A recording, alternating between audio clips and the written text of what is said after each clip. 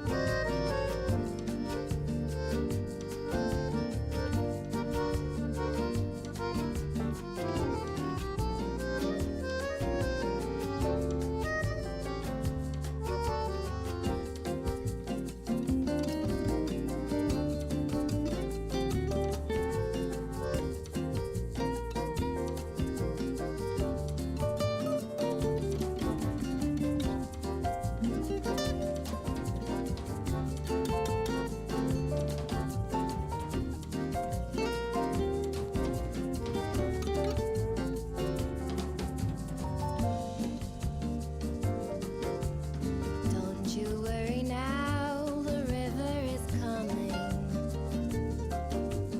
I can see the toes in your face. There's no turning back, make your move count. Maybe you'll get lucky today. La la la la la la la la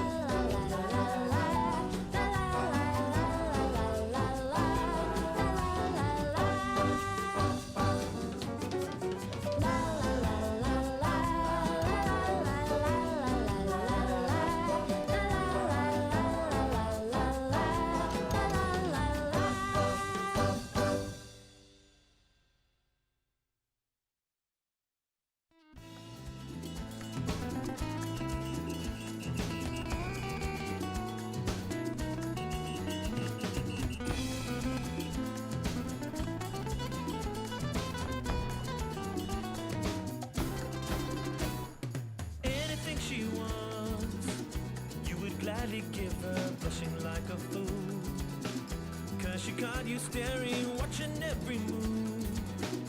Is she taunting you? Is this a sign? You need to stay cool. You feel like that you can't deny. No, you're not in control. Once you connected, you feel the fire. And she's pulling you close. You close. The dance of love. Aye, aye, aye. The dance of love. Aye, aye, aye. The dance of love. Aye, aye, aye, aye, aye, aye. The dance of love. Body language. Fumbling for words. You feel so naked. You wanna tell her, but you don't wanna blow it. She can't hear the words that you're saying. The music's so loud, so let your body say it. You can't deny it. Yeah, it's taking control. Oh, it's so intense and she feels the fire. And she's stealing your soul, your soul. The dance of love. Aye, aye, aye. The dance of love. Aye, aye, aye. The dance of love. Aye, aye, aye, aye, aye, aye. The dance of love. Body language.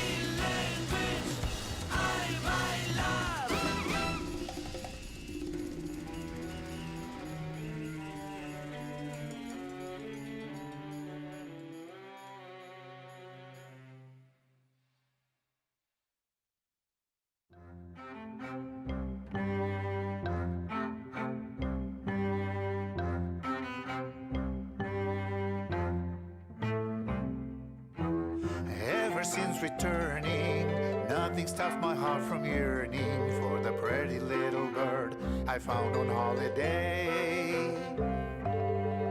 Every moment now I'm dreaming, every thought of mine is leaning back to see her, my pretty little bird.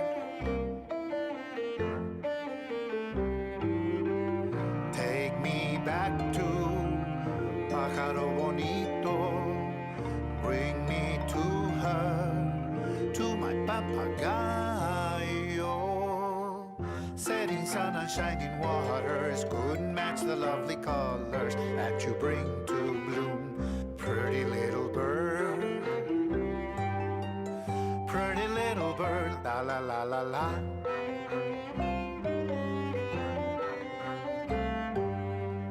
Home among familiar faces, but my thoughts are other places, far across the sea with my little bird.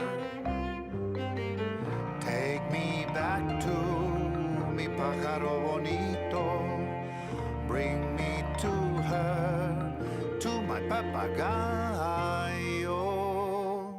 Empty days and endless hours, bending down like wilting flowers, till I kiss you again, my pretty little bird.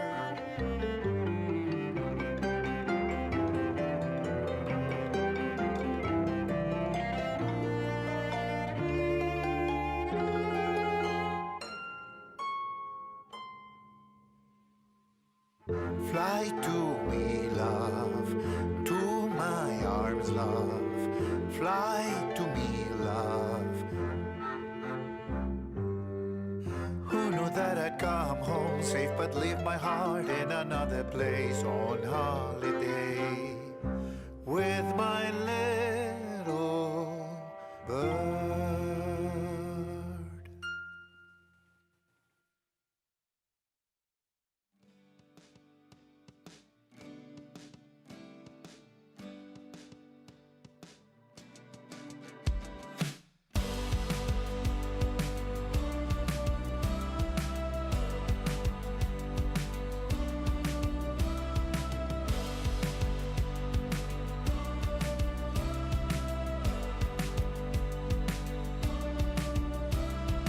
Hey, come fly away with me. Think how we could be free. Stay up all night. We can last forever. We'll dance together. Stay up all night.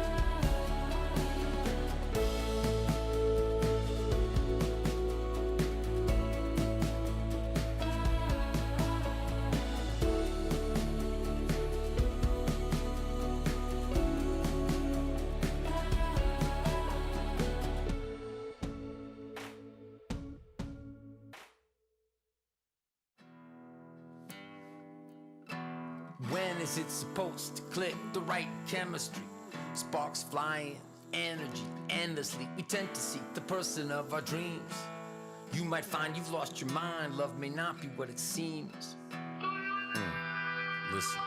One afternoon on a walk, he met this woman, their eyes locked. His world was rocked, he gave her his number. That evening she called him and they talked. They had so much to chat about. There was no doubt that they were perfectly matched and that he had to ask her out. She said alright, he could tell she liked him, but knew she could hurt him even more. He bought some flowers. In an hour he arrived at her door. She let him in, she seemed uneasy. They got ready to leave. He began to wonder if he and she were meant to be. He thought, when is it supposed to click? The right chemistry, sparks flying, energy endlessly. We tend to seek the person of our dreams. You might find you've lost your mind. Love may not be what it seems.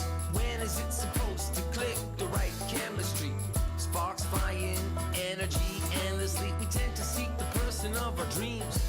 You might decide that love is blind, but it may not be what it seems.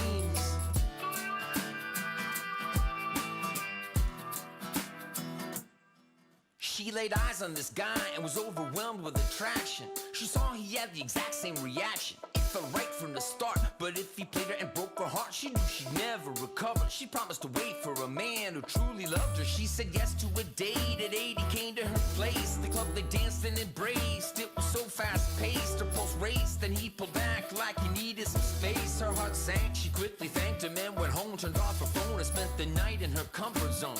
She might have known he wasn't the one. She did the right thing by deciding to run. Or was she a jerk and it could have worked? A cruel fate, she found her soulmate. She wanted to believe she'd been naive, not deceived. She thought, when is it supposed to click? The right chemistry, sparks flying, energy endlessly. We tend to seek the person of our dreams. You might find you've lost your mind. Love may not be what it seems.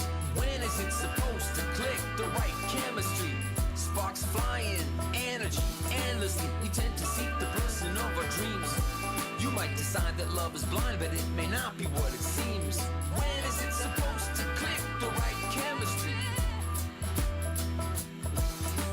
When is it supposed to click? The right chemistry. When is it supposed to click? The right chemistry. When is it supposed to click? The right chemistry.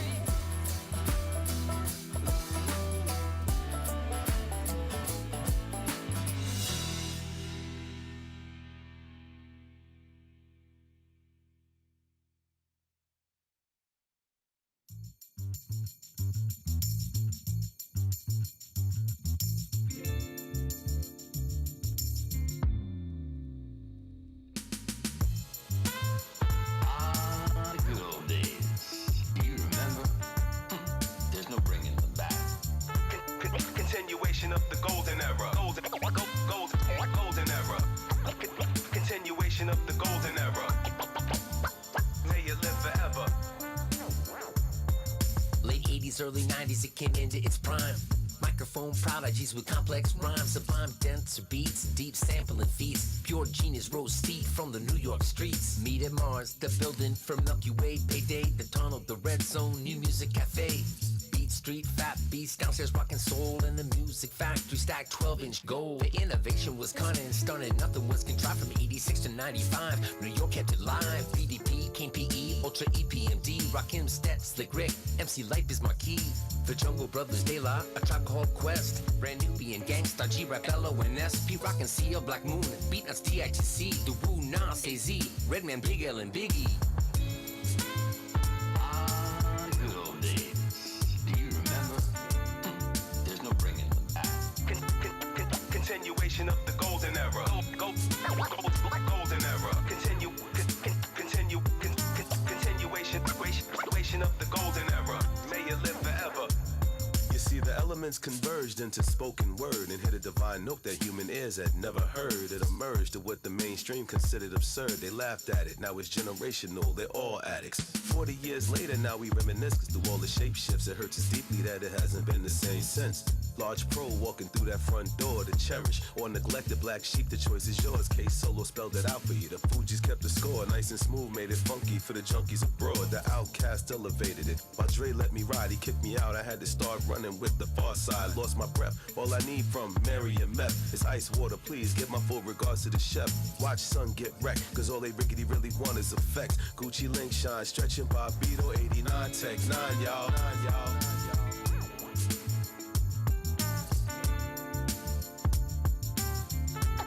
Continuation of the golden era.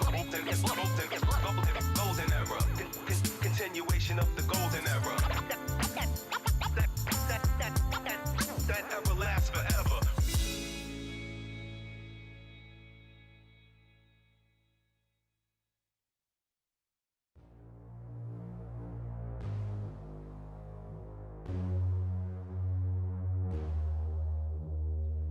I just want to tell you it's alright while I'm smiling through the tears in my eyes. Cause when I'm broken, I still want you to be fine. I think we're both just attached to the friction. If you need me, I'll be pacing through my mind, and I can be the one to get you through the night. I lose the battle every time you pick a fight. Too afraid to combat this addiction. You're so bad for me, I can't stand to be without you for another moment. This is agony. It's like gravity, you're pushing down on me when I'm around you, but without you don't know where I'd be. Out of sight, lost in time. One more night, you and I.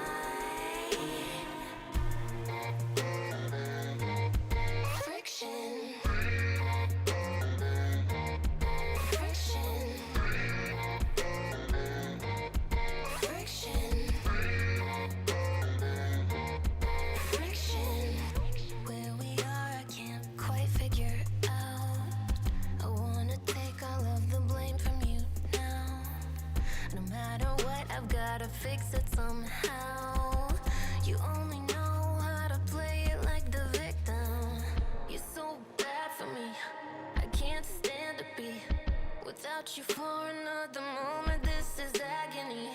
It's like gravity, you're pushing down on me when I'm around you, but without you don't know where I'd be. Out of sight, lost in time. One more night, you and I.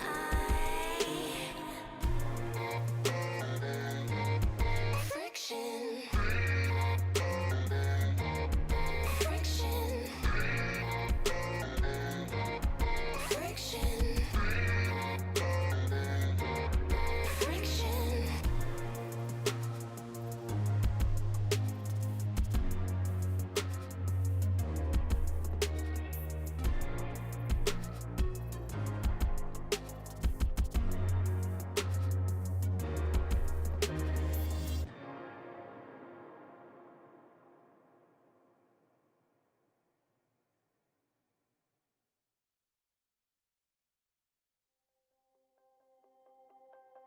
We're free, I don't look back. With me, we'll stay on track. Are you ready to go? So I'm waiting for you. Ready, let's go. There's so much for you to do.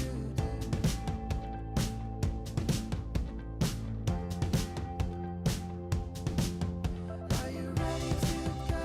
So I'm waiting for you. Ready, let's go. There's so much that we can do.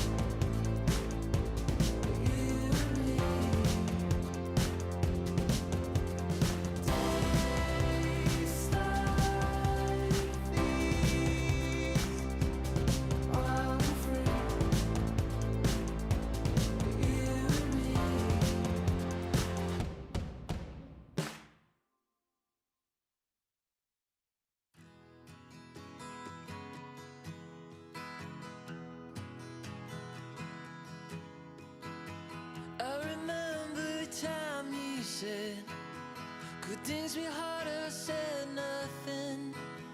Heard from a friend that I hadn't spoken to in a couple of years or so.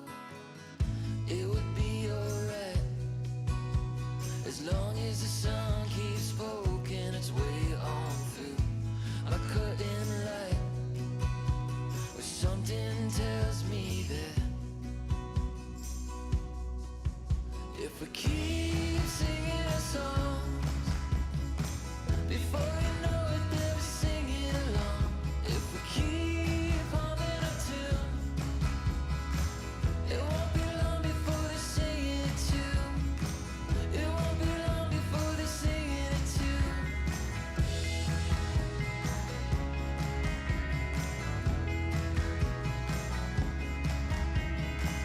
Look out my window and all I see are flowers blooming on empty streets.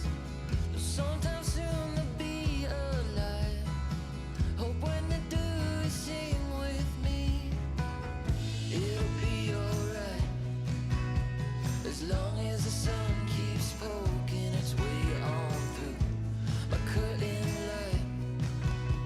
Or something tells me that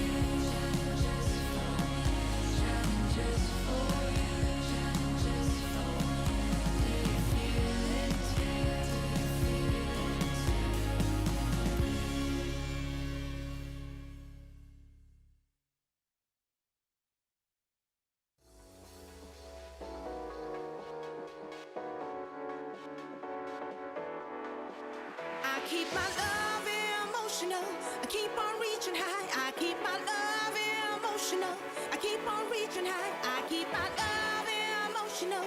Keep on reaching high. I keep my love, I keep my love emotional. I keep on reaching high. I keep my love emotional. I keep on reaching high. I keep my love emotional. I keep on reaching high. I keep my love emotional. I keep on reaching high.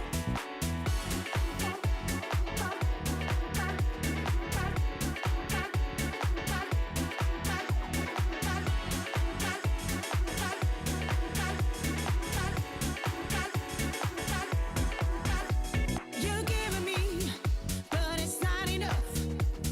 I want you to open up your heart some more. You're giving me, but it's not enough. I want you to open up your heart some more. I'm a big-hearted woman with a big appetite. A double dose of love is what will get me right. I'm a big-hearted woman with a big appetite. A double dose of love is what will get me through the night. Look at me in my eyes. I wanna see my own reflection, knowing I'm all you see. When I'm speaking to you, I want your body and your soul and mind to pay attention. I keep my love emotional. I keep on reaching high. I keep my love emotional. I keep on reaching high. I keep my love emotional. I keep on reaching high. I keep my love emotional. I keep on reaching high. I keep my love emotional. Keep on reaching high.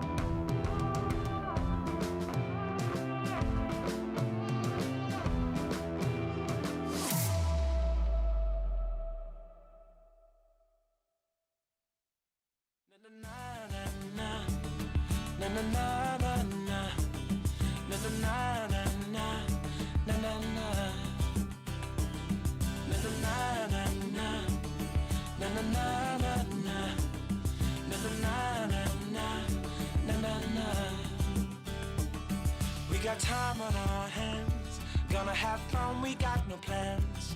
We could party on the beach like we just don't care.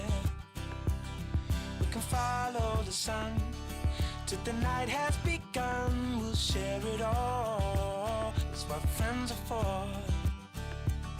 Na na na na na, na na na na na, na na na na na, na na na, na na na na na, na na na na na, na na na na, na na. There's a rock and roll band playing acoustic in the sand. We are flying, we are free, what a precious moment. We will always be young, we'll be dancing in the sunshine. We'll share it all, that's what friends are for. We'll look back one day and see smiling pictures and faces of you and me. That's what friends are for. That's what friends are for. That's what friends are for. That's what friends are for.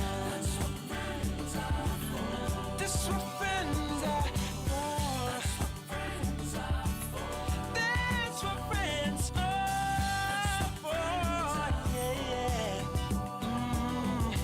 That's what friends are for.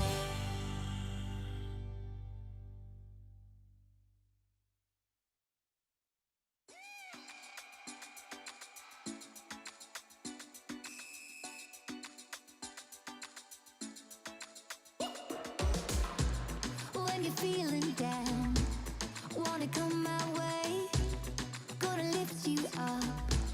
Let me hear you say, yeah, we're living on love. Yeah, we're living on love.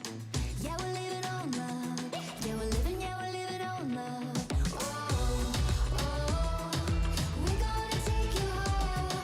Oh, oh, we're gonna lift you up. Oh, oh, we're gonna take you higher. Oh, oh, we're gonna lift you up. When you hit the ground, don't you lose your way. Gotta get back up. Let me hear you say, yeah, we're living on love. Yeah, we're living on love. Oh, oh, yeah, we're living on love. Yeah, we're living on love. Oh, oh, we're gonna take you higher. Oh, oh, we're gonna lift you up. Oh, oh, we're gonna take you higher. Oh, oh, we're gonna lift you up. Oh, yeah, yeah.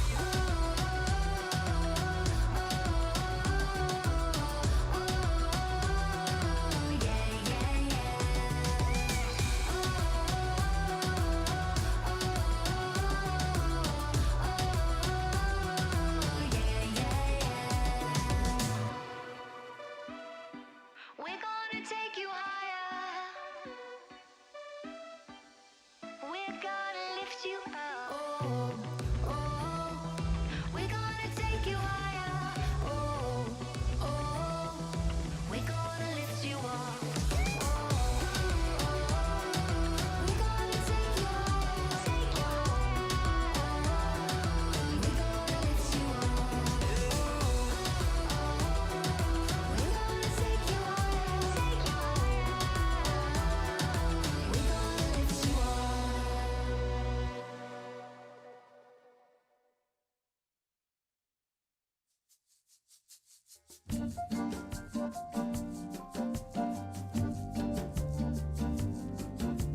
When I feel the darkness descending upon me, then I close my eyes to seek escape.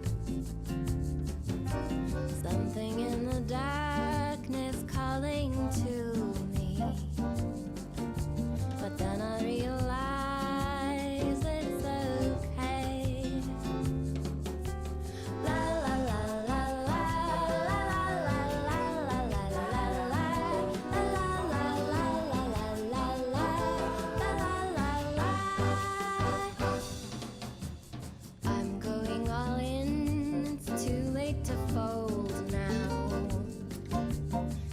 you wish you could start brand new. Still running in place on this hamster wheel. But when I close my eyes,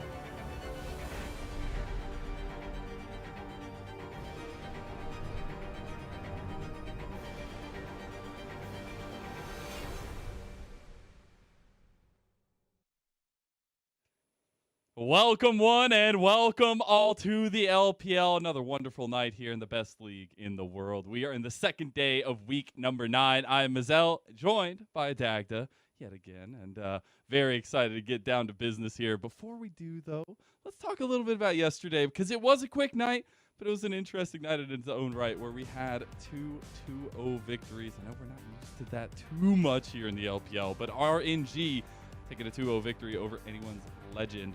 And then FPX taking a 2-0 victory over Ultra Prime. I mean, RNG just coming out going, yeah, I'm a top 4 team, anyone's legend. You have a tough split ahead of you. Just get used to it. Essentially, just absolutely destroying anyone's legends. And then FPX as well, managing to take down Ultra Prime, means that our standings are in turmoil. They're all over the place. Except for the top 6, at least. Well, I guess they're still in turmoil, but we at least have 6 teams locked in right now for the playoffs. Still fighting for those last 4, though, Dagda. Yeah, those last 4 spots are still up for grabs. And I'm not going to lie, pretty much everyone can still get a piece of the cake. So it is super exciting to see what our last week and a half here in the LPL has to offer, because my God, are things going to get spicy. Yeah, I just keep looking at that streak column, and there's some spicy ones up there, not going to lie. That 12-win streak for Top Esports, the Rising Star and RNG 7-win streak, the 2-loss streak for V5. I love the final weeks of the LPL. It's just great to be here. Speaking of the final weeks, as we said, we're in day 2 of week number 9. Just a little bit left here in the regular season. RA taking on IG in what will be an extremely, hopefully, bloody fist fight. And then we'll get BLG versus V5. Can V5 stop the slump? Well, it's also a case of, can BLG beat the slump? True. Coming back after beating FPX, looking real damn clean in that 2-0. So that series, low-key, I think it's going to be a bit of a banger. So I'm very excited for it. But we are going to kick things off with Rare Adam versus Invictus Gaming, which people may think does not matter, but it does matter. It matters in the hearts. That's what matters, all right? That's what I love about the end of the season, is you still get these very chaotic games, especially against RA and the likes of IG. But I think these 2 teams obviously setting sights a little bit more so on next season to some extent, but it's all about what you can do with the remainder of the games, and especially maybe some potential playoff problems. Maybe not for RA, because obviously they're already knocked out, barring some crazy coincidence. But it's the playoff is interesting, Dagda. Yeah, and this is why we wanted to look at the teams that are playing today and actually kind of give you a bit of a precursor to what to expect coming into this. So, as he talked about our potential playoff problems, well, they already started yesterday for Rare Adam, where because FPX beat their counterparts 2-0 in Ultra Prime, it means that Rare Adam are no longer going to be able to make the playoffs. They're going to be sitting at, with the max that they can hit is 6-10, but they cannot catch FPX on game difference. So, Rare Adam are going to be out of the equation. The next one that we got to look at is IG, who are also highlighted there. Invictus Gaming basically need to win as many games, if not every single game, if if they want to try and get back in towards a playoff spot. And as you can see, like, there's a couple teams there, 5 and 7 for TT, FPX 6 and 8, but they have to essentially win every single series that they have to even get a chance at looking at that playoff spot. So definitely still a little bit of a tough one ahead of themselves. And then we got to look at BLG as well, trying to see if they can hit that 8 and 8 spot. And after coming off the back of that win against FPX, definitely looking a little bit easier for them to try and hit that top spot, but they still have a relatively tough time ahead of themselves with OMG still to play after their series today against Victory 5. But if they can land those two, they then have a game against WE. They could hit 8 and 8 and be in very close contention for that top spot into playoffs. And that's where like all these potential problems can exist, and it's always something really crucial to keep an eye out, especially when you have these kinds of matchups tonight. But speaking of the matchups tonight, I got to get on my soapbox a little bit here, Dag. I don't do it often, all right? Usually it's off on the side. It's off in the corner. I don't use it. But this time I have to, because there was once a genius ADC named iBoy. I guess he still is iBoy. But I don't know if I would necessarily put the genius there with him. He was once one of 3 lauded wise men in the LPL, Abel, Jackie Love, and iBoy, but I feel like we are a far cry from what that genius once was. And I think looking back at his games, looking at the highs, right, I'm immediately going back to thinking of the summer finals in 2017 against RNG, clutch moments against the Uzi squad. You see some of these brain mechanics working out for this guy, but it's incredible to watch that moment for iBoy, those moments for iBoy, the crazy, the chaotic that we saw him for, even in 2021, seeing some of those crazy plays in team fights where he's just going ham. Sometimes it didn't work, sometimes it did, but it harkens back to so many positive memories I had of this guy's mechanics, this guy's gameplay knowledge, the way he was able to step up against so many of the top level ADCs in the LPL.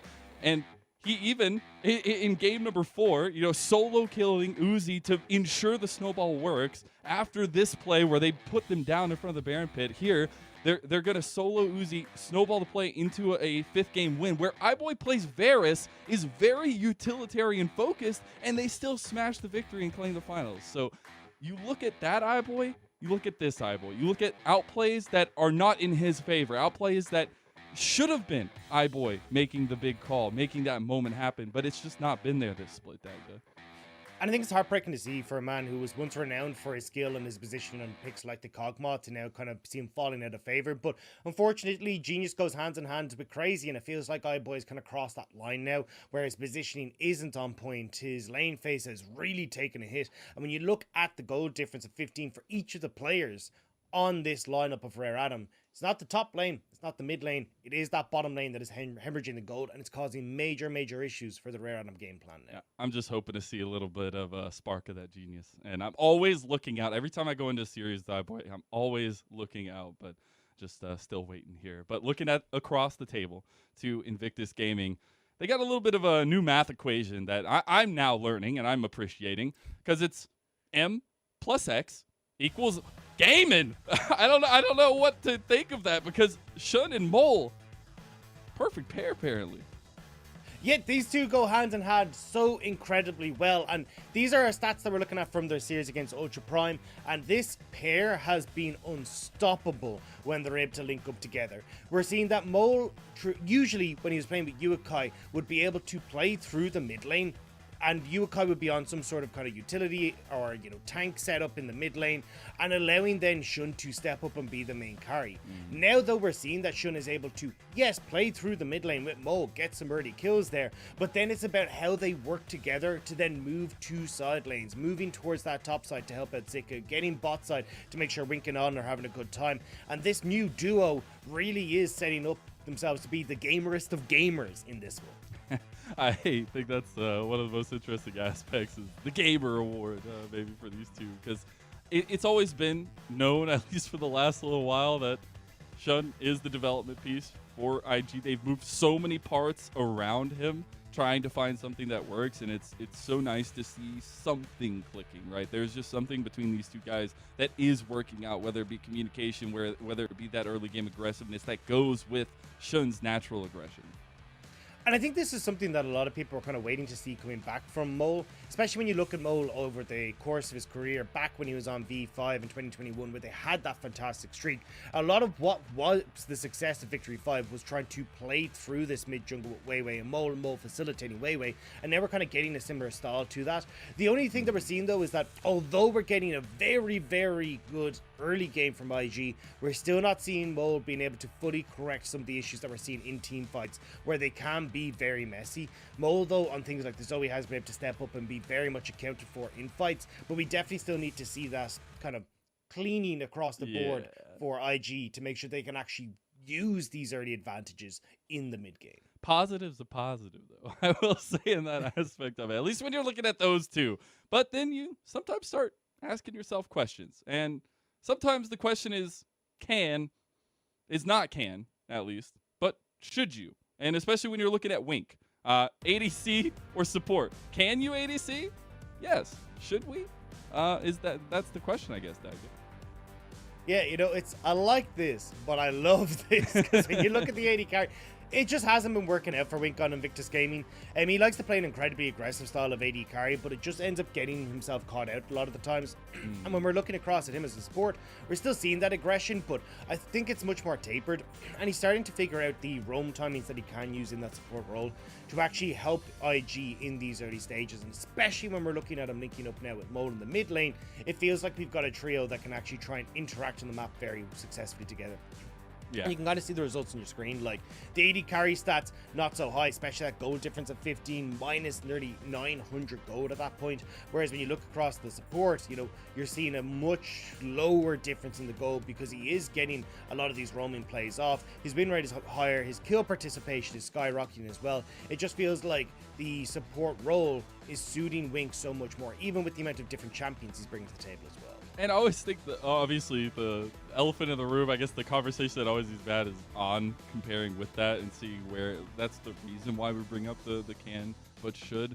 I think you do get to see a lot more of Wink unlocking the rest of IG in terms of setup, in terms of that kind of thing through the bottom lane when he is on that support lane. Yeah, and I understand the decision to move him. It's definitely, Wink was talked about as the big voice on the team, the shot caller on the squad, so moving him into that support role to try and help out obviously makes a lot of sense to try and keep that aspect there. But I think it actually has been great to see him kind of take like a duck to water here in the support role. And as you said, like bringing out things like the Pike, his Renata looks great. I think the Blitz cranked was really strong as well, and the ability for Shun to try and play around that bottom side, it all kind of seems to be coming out well for IG in that, well, at least better, I will say, for IG in that bottom lane. I still think there are moments where, especially in things like the Mumu, Wink can go that bit aggressive, but I certainly think he started to figure out a lot better how he can interact on the map. Yeah, well, hey, it's going to be a lot of interaction needed here, as we do have another game live in person at the stadium here. RA taking to the stage. The interesting question when you're talking about, the bottom lane for IG, we were even putting together Mole and Shun.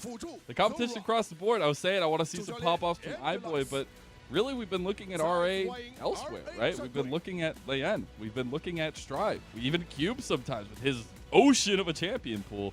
And I'm really just waiting for a step up here for RA. Yeah, and that's the problem, is that they haven't really found that person that can really step up. Looking back at Strive, who was kind of their main focus point for a lot of spring 2021, and even back, the start of spring 2021, haven't seen him kind of come fully to fruition again. He hasn't been able to support Leon in the same manner. I think he has been having a decent lane phase, which maybe that will help out a little bit more when we move over towards like tomorrow when we move to patch 12.14. But just the moment, it feels like we're still kind of waiting to see someone on IG really step up and take that carry role. They just haven't been able to find the success in the early game, and it's why we're seeing them now knocked out of playoff contention. Yeah, and now we get to see IG on the stage there as they take through, and get to see these faces, because again, the conversation revolving holistically, I feel like every time we're talking about this team, it always revolves some way hand in hand with Shun.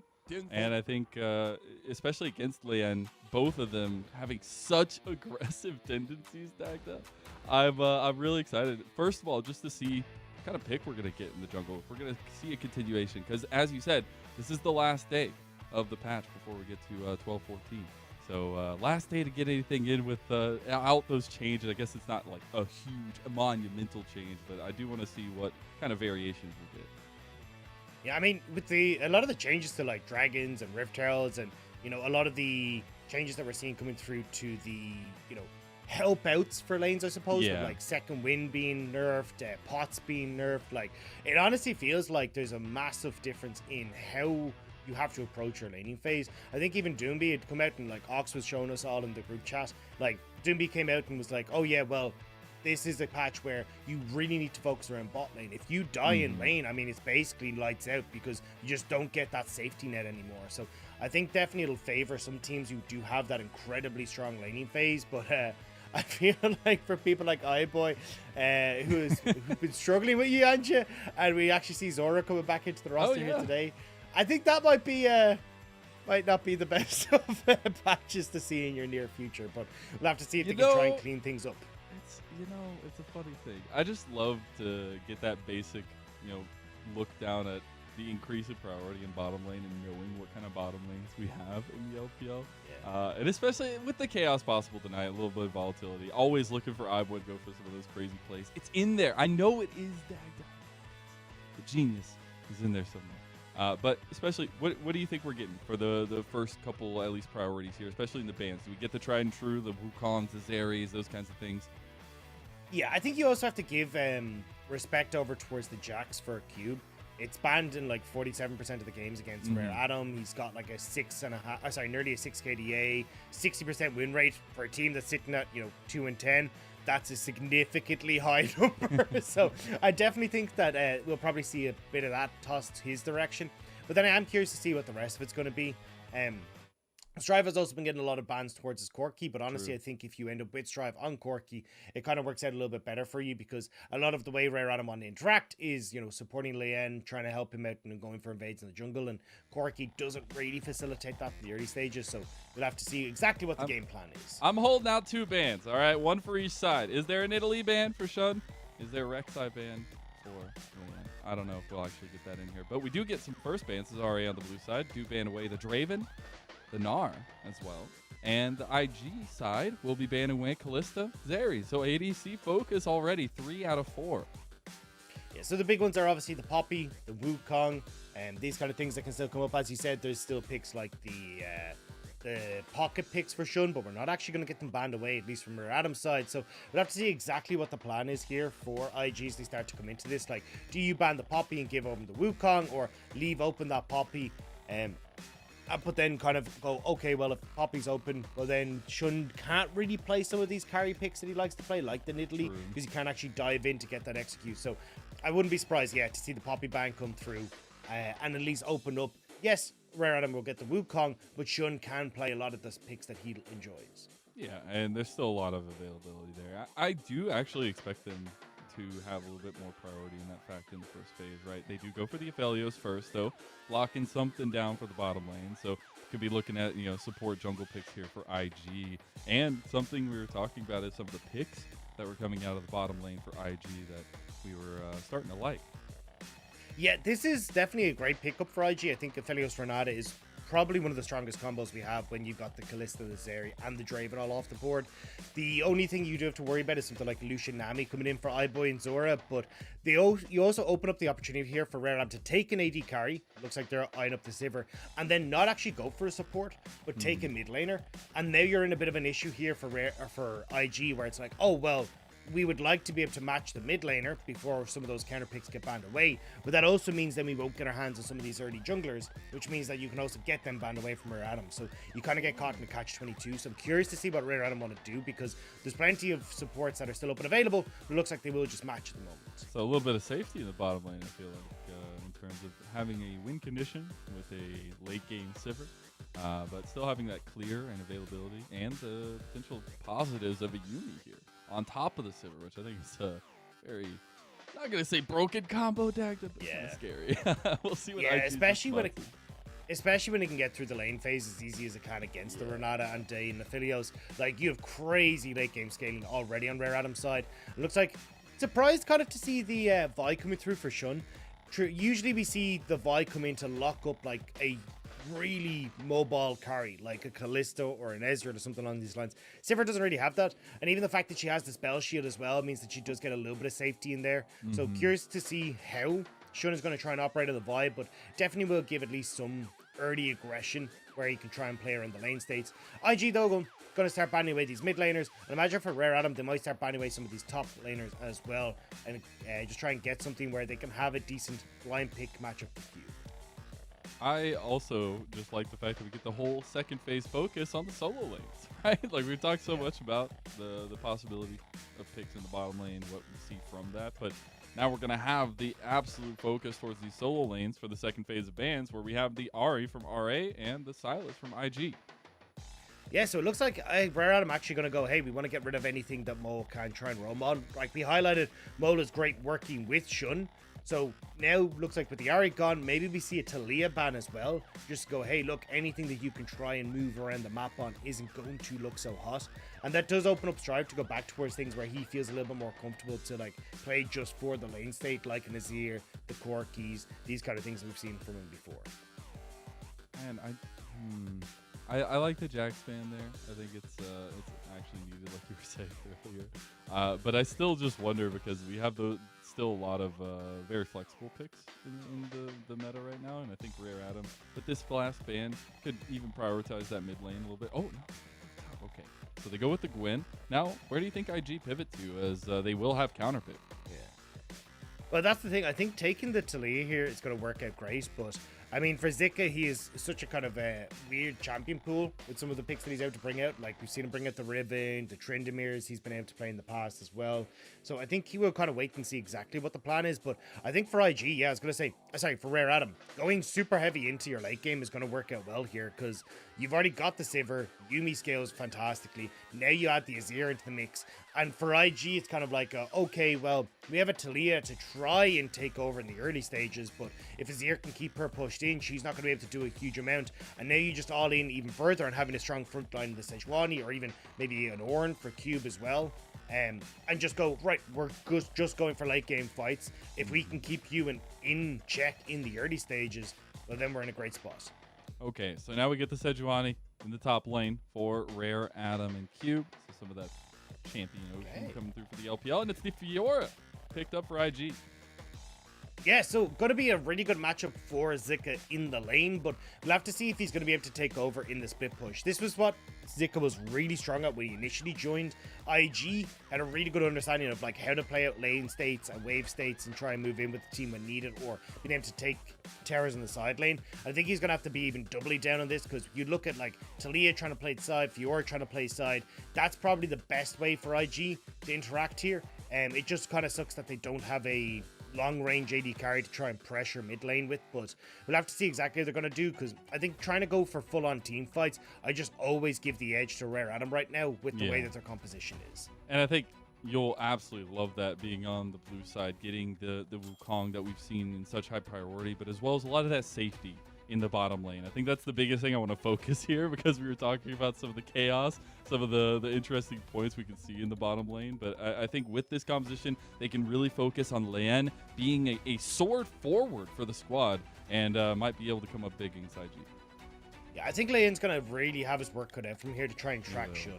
The biggest problem that I'm seeing is like, okay, if Shun and Mo can link up together, get a pick out of Strive, or, you know, force Strive to play on the defensive footing, you open up Mo to start to roam. They play towards Zik in the early stages.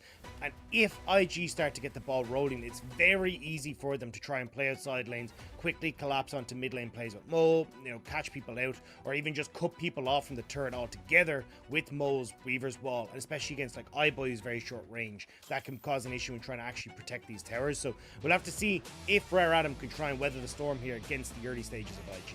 I'm ready to be a part of the storm, Dagda, because we're getting into game number 1 of the night. It is the last night of 12-13 on the patch, and it is Rare Adam versus Invictus Gaming. And as we get into it, we were talking a little bit more about those win conditions, about that chaos that could be possible, the fist fight between these two teams. And I could not be more ready to have a wonderful night of League of Legends here in the LPL, Dagda. And again, spotlights heavily on these junglers to kick off the game. Yeah, it definitely feels like Shun going to be trying to make as much bedlam as possible in the early stages. And we talked about how Shun and Mole have been working incredibly well together. Well, it feels like this is another test. Strive does have 4 members of IG around him, but I don't think he's going to push up too far. They're just having a welcome party, all right? They're rolling out the red welcome mat.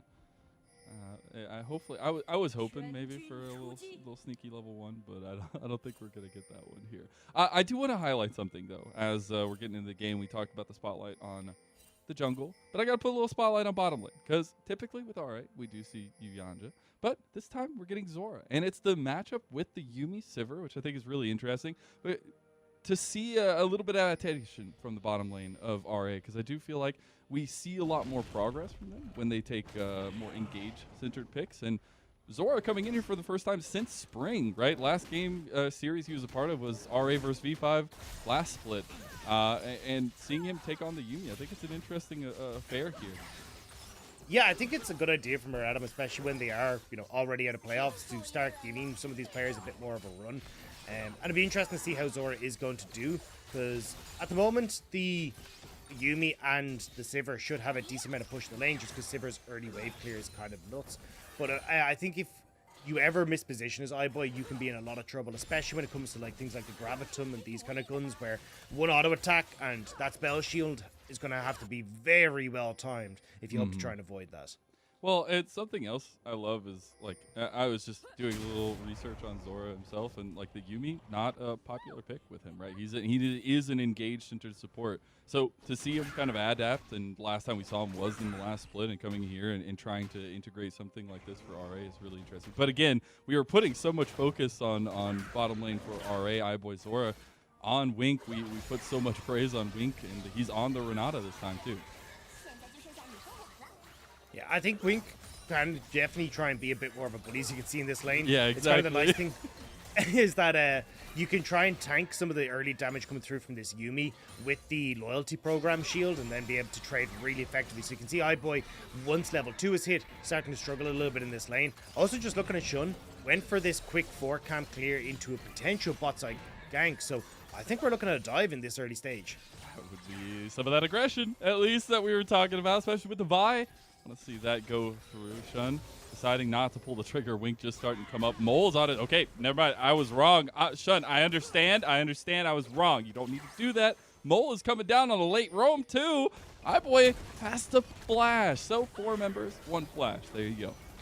Yeah, nice timing from IG, because Shun will be totally fine. He'll be able to take the Krugs on his bottom side, as his own is going to be taken by Leanne on the opposite. The reset from Mole was going to be timed here anyway, because he got that push in, probably going to pick up an early tier, and then TP back into lane. So all in all, you don't actually lose out as IG for making this play. It all kind of wraps up neatly with what you want to do regardless, but you end up burning the flash from iBoy. You got a 10 CS lead for On, a massive wave loss for iBoy as well. So great stuff so far for IG. Gotta love the early proactivity there. Put a lot of focus on Shun, and especially with that kind of, I guess the word is awkward pick of the Vi after we were seeing the composition come through from RA and some of the things that Vi might not work well into. But I love to see, at least getting summoner spells early on. I'm not saying this is an incredible lead. I want to see more from Shun for sure, but it's at least getting some of that proactivity.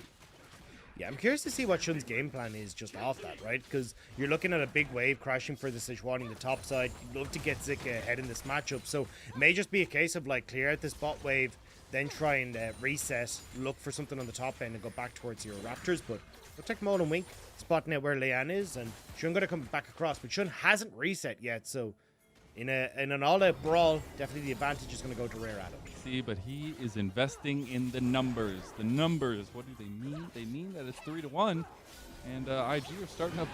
Oh, actually, I thought they were starting to drag it, but it looks like Shun went across the wall. We're just going to keep looking at bottom lane right now. But I saw a little bit of aggression there, and the thing is, we've seen constant mobility from IG. Wink is on the move, Mole is on the move, and that's incredible to pair up with Shun. Yeah, I'm kind of surprised that Shun is going for such a solo early dragon when he hasn't gone for the reset. Usually you get the reset first because of how long it takes to clear out these dragons, but I'm assuming he'll have On and Wink come over here in just a second as they get this wave crash with the Infernum, but still just have to be careful here because you are opening up Leanne if he wants to power clear and get a very nice lead for himself. getting some aggression on bot lane as On does have red and white. Dragon goes down to IG, furthering that proactivity we've been seeing from them so far. He's just not going to take the back yet. He's just going to go for the crop. I like it. He's just clearing full side. We'll see Leyen, though, on the other side of the map, is responding. Yeah, that's the thing. He's going to lose probably his entire top side here. Then could go back in to take the Krugs, but actually with the reset from Cube, may not want to go for that. But, I mean, losing your Raptors is a bit of a pain here for Shun. And you can already see, like, level 5 to Lien versus the level 4 from Shun. Lien going to get his second reset here. He's got 10 CS more than his counterpart as well. Like, this is where you have to be careful as a jungler about, like, taking these very late resets, because you do give a fairly large advantage just with tempo over to the enemy jungle. And right now, Lien has been doing a pretty good job of using that space. Even not clearing out the Raptors means that it's just more time wasted for Shun. Yeah, he actually adapted his pathing a little bit. He'll be going back towards top lane right now. What I find interesting, though, is Lien. They have a bit of push on bottom lane for RA. He is heading down towards his bottom side of the map. This provides a little bit of support, while we're seeing IG shift focus potentially to this top side of the map as Mole is threatening a roam as well as Shun taking the Scuttle Crab. I think the moment Shun just needs to play catch up, like get his red buff, try and get his Krugs, and then maybe off the bounce back in top side you could look for something. And Mo still hasn't got mid shoved in either, so it all becomes a little bit difficult to try and orchestrate any sort of plays on the side lanes. But I'm curious to see, because Lien should hit level 6 relatively soon. You can see there just on his experience bar, if he does like Raptors into maybe a bot side play with the overextension that we have, or what exactly the game plan is here. Want to figure that game plan out at least some point soon, but it is a quiet early game here. Yeah. 7.5 minutes in, so I guess we won't get to find those master plans just yet. We're still looking. It will be level 6 secured though for Lien. He has Zora on him to go on a roam. They did get spotted out quickly by that ward though, and they will eventually spot out that ward as well, but like to see a little bit of that movement from the support of RA. Yeah, at least Wink is trying to match here, so going to be both bot laners left on their lonesomes as Rift Herald will spawn.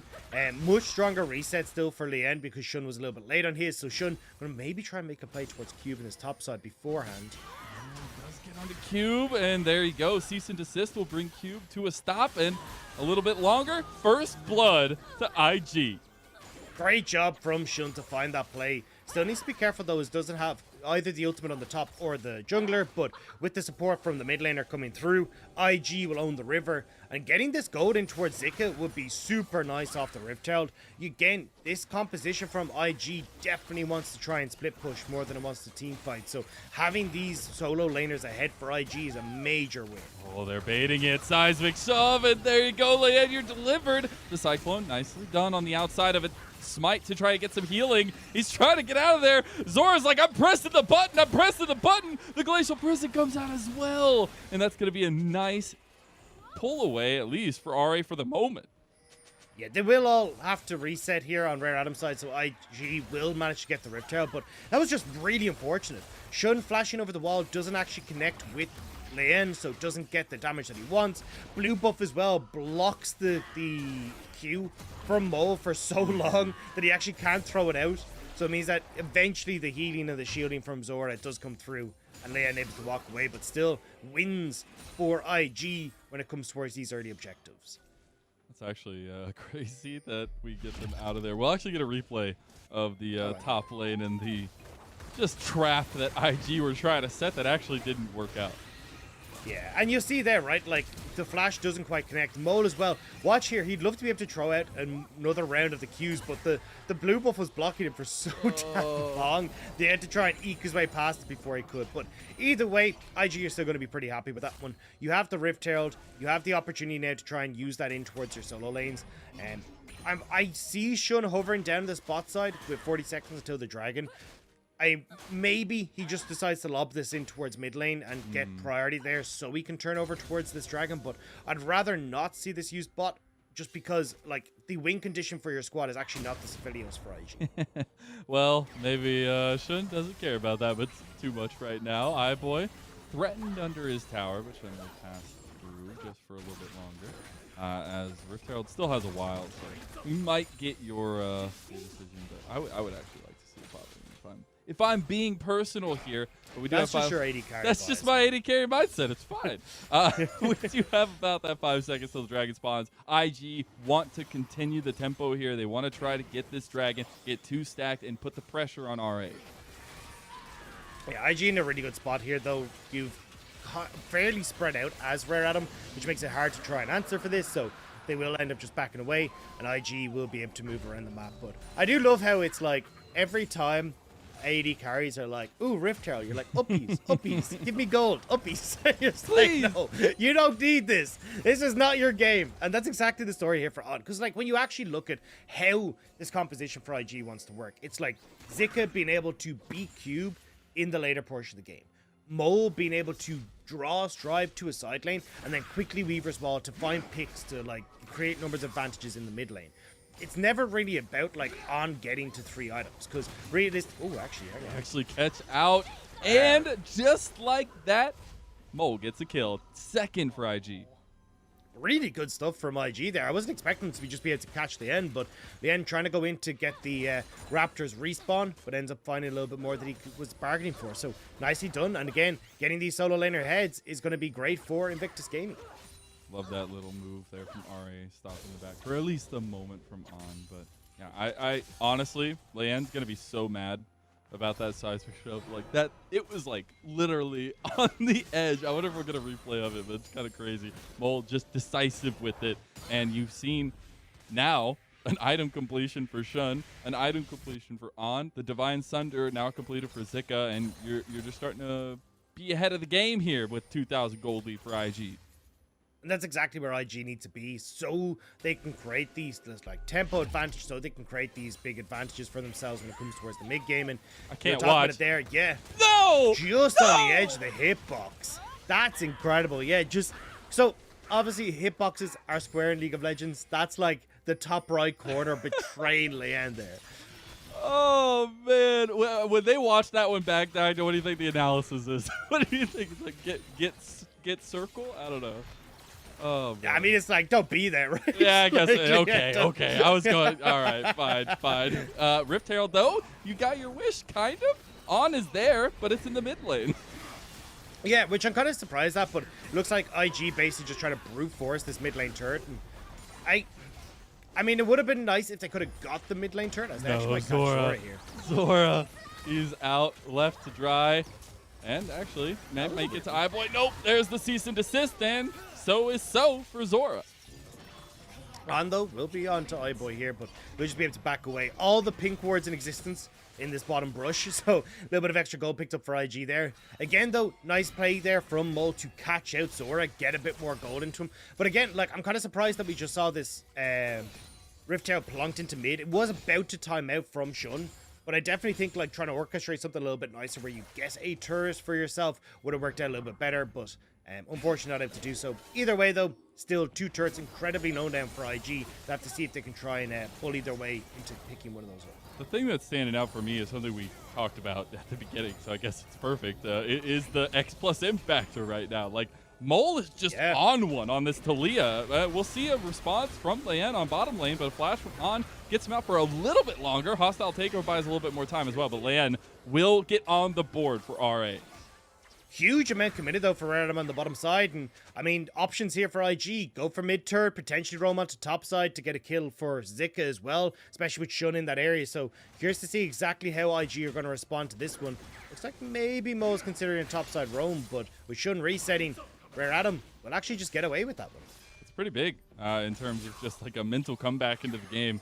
We do have about 1 minute and 10 till the next dragon, but 30 for the Rift Herald here. So a little bit of priority is going to be needed for decision making of RA as IG will come back onto the map and sending Shun top side, at least for now. I do wonder if we get that push from IG to go up to Soul Point for Dragon, or if they kind of take that moment to take the Rift Herald and continue the pressure on towers. That was my really question that was kind of bugging me a bit, was like, okay, so do IG send On and Wink bot side? Oh, On! He's going to be able to survive, and the bailout comes through. Cease and desist. It doesn't come out in time. They get the kill, but On is already down. Shun tries to get out. He does as well. Wink with a nice little shielding cube coming in, but Zika is right behind him as well. it'll be 4 members of RA to defend mid. Yeah, and they should be able to clear this out, but jungler very low on IG's side, and no AD carry means that Rare Adam should be able to get He has this. but Glacial Prison, still Cube does hovering. at least, so he could go for the engage. Oh, whiffs it!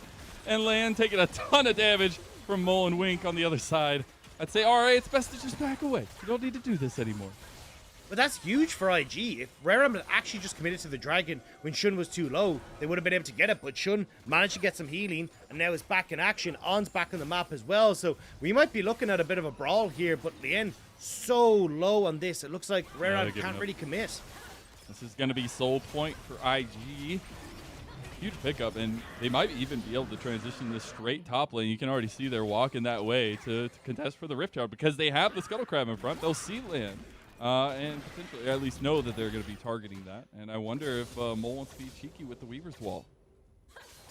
Yeah, I can see him kind of considering it, but it looks like instead they're just going to go, right, if you're committing resources to the Rift Tower, we're just going to look for your towers instead. The bot lane here for Shun and Zika with the potential dive onto Strive, who's very lonely underneath this tower. No cease and desist yet, but Strive will respect the potential play.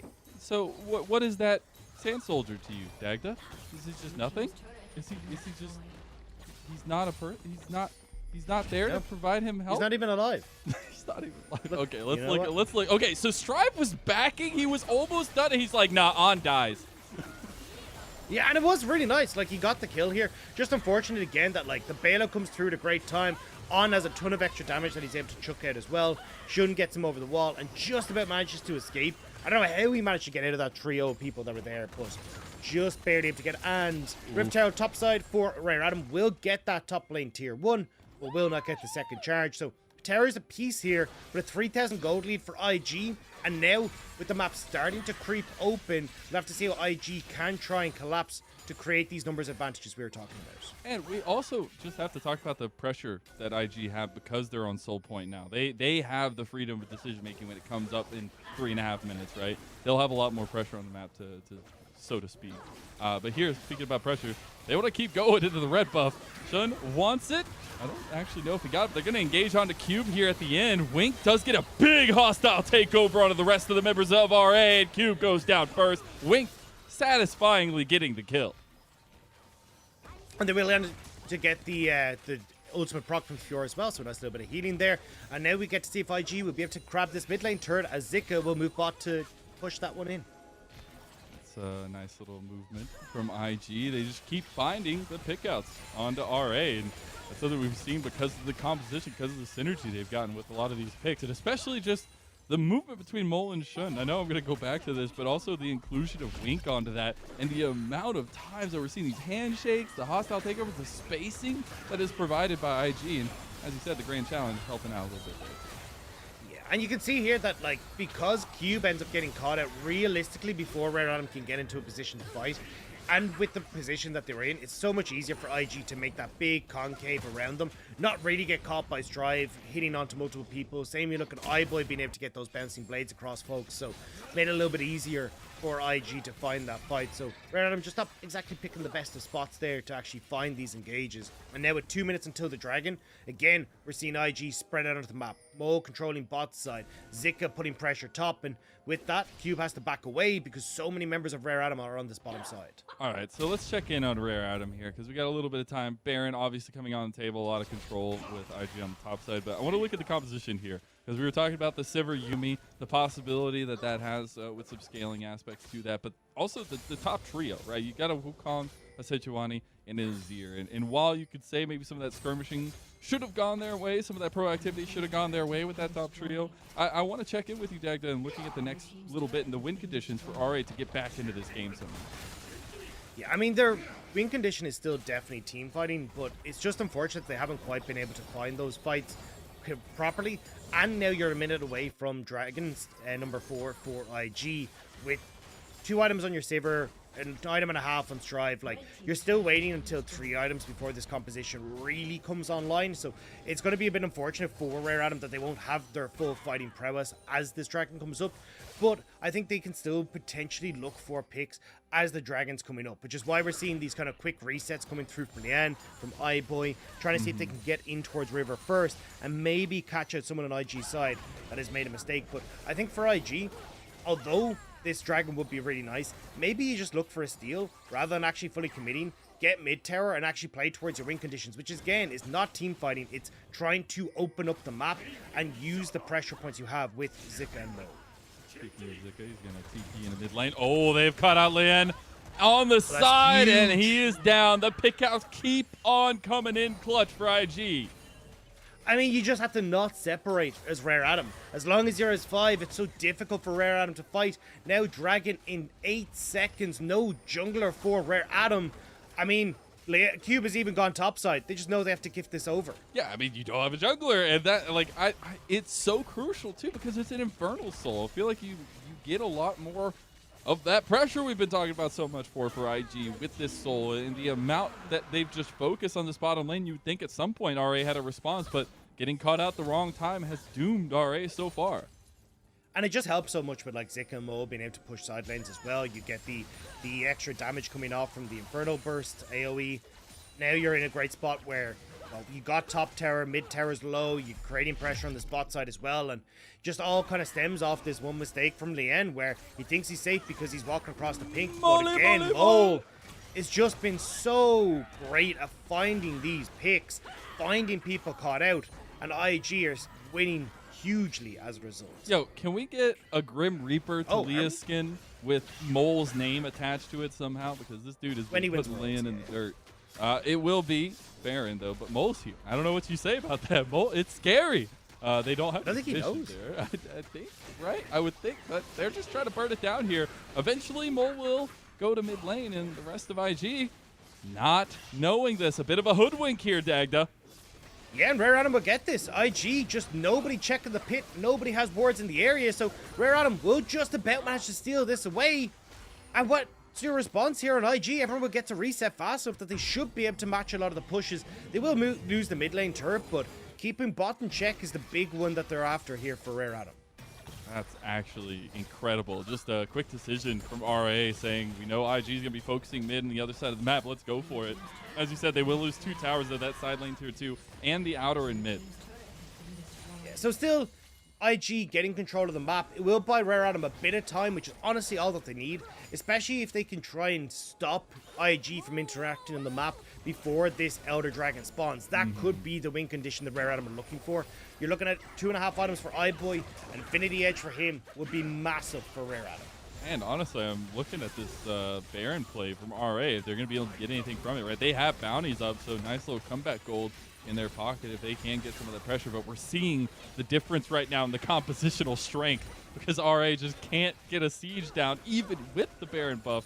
And iBoy caught out by the handshake. Seismic toss, and iBoy is dead. Another catch out. That has literally been the story of this game.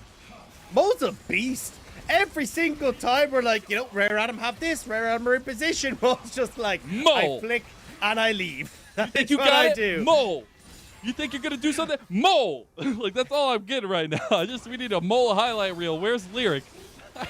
I need him to just be saying Mole in my ear all night long because at this point, he is controlling this game on the Talia. Look, as Lyric would say, if there was only one Mole fan on this earth, it is Lyric. If there are no Mole fans on this earth, then Lyric is no longer of this earth. But today, the Mole is definitely getting a few more fans with the way that he's been playing. Absolutely spectacular on the Talia right now. And it is causing major issues for Rare Adam, and especially when IG, we said, have to not win only just every series. It nearly feels like they have to win every single game to make sure they can catch up on game difference. To have Mole, when the chips are down and Rare Adam are trying to find these leads, picking these up. Same with Wink here. Great handshake as well to set up for Mole there. Didn't catch him at the start, but this is just great play from the 2 members we highlighted on Invictus Gaming. And it's just been constant questionable positioning from multiple members of RA at this point. It's not even just one. It's actually been incredible. You got to go both ways a little bit, right? Like, Mole has been incredible in the catchouts, but it's also like the commitments from RA have been a little bit interesting. IG now transitioning that pressure they've gained so wholeheartedly into the top side of the map, but maybe looking to get this mid lane flank. Actually, Zika goes, nah, I need the blue buff. All right, guys. Well, IG still keeping control here. Mole starting to move across. Maybe they're not going to try and pick people off with Weaver's Wall, but they have a sticky situation here. Zika, Weaver's Wall from Mole across, cuts the team in half, and Zika is just on the advance here, trying to get the hostile takeover on the exit, but Cube is already dead. Lan forced the flash over the wall, and it is a rout. yeah, really strong picks here coming through again from IG. Lan didn't fall for it that time. Yeah, keeping Rare at bay, but this one Nope. he did. I guess, you know, at this point, it's not just Mole. But maybe it is, because iBoy gets he's solo killed in the middle of a team fight, it seems, by the legendary Mole. He is on a rampage, and IG just aren't stopping. Rare Adam didn't pay the Mole toll, and Mole is angry on this one because it has been his goal from the start of this to catch out Rare Adam every single time they move into his vicinity. IG crack open the base. Zika is pushing topside. You got 10 seconds until Leanne is back, 20 until iBoy is back, and you've now got the Elder Dragon on the cards as well. My biggest worry, though, for IG is that if they fumble this Elder Dragon, it could bring the game swinging straight back into Rare Adam's favor. But when they've been doing such a good job of finding places like this to use the Weaver's Wall, cut off Rare Adam, completely separate them. Even as you see Wink here, like coming up to use the ultimate to stop anyone from Rare Adam being able to follow up. It's just been really well orchestrated here from IG.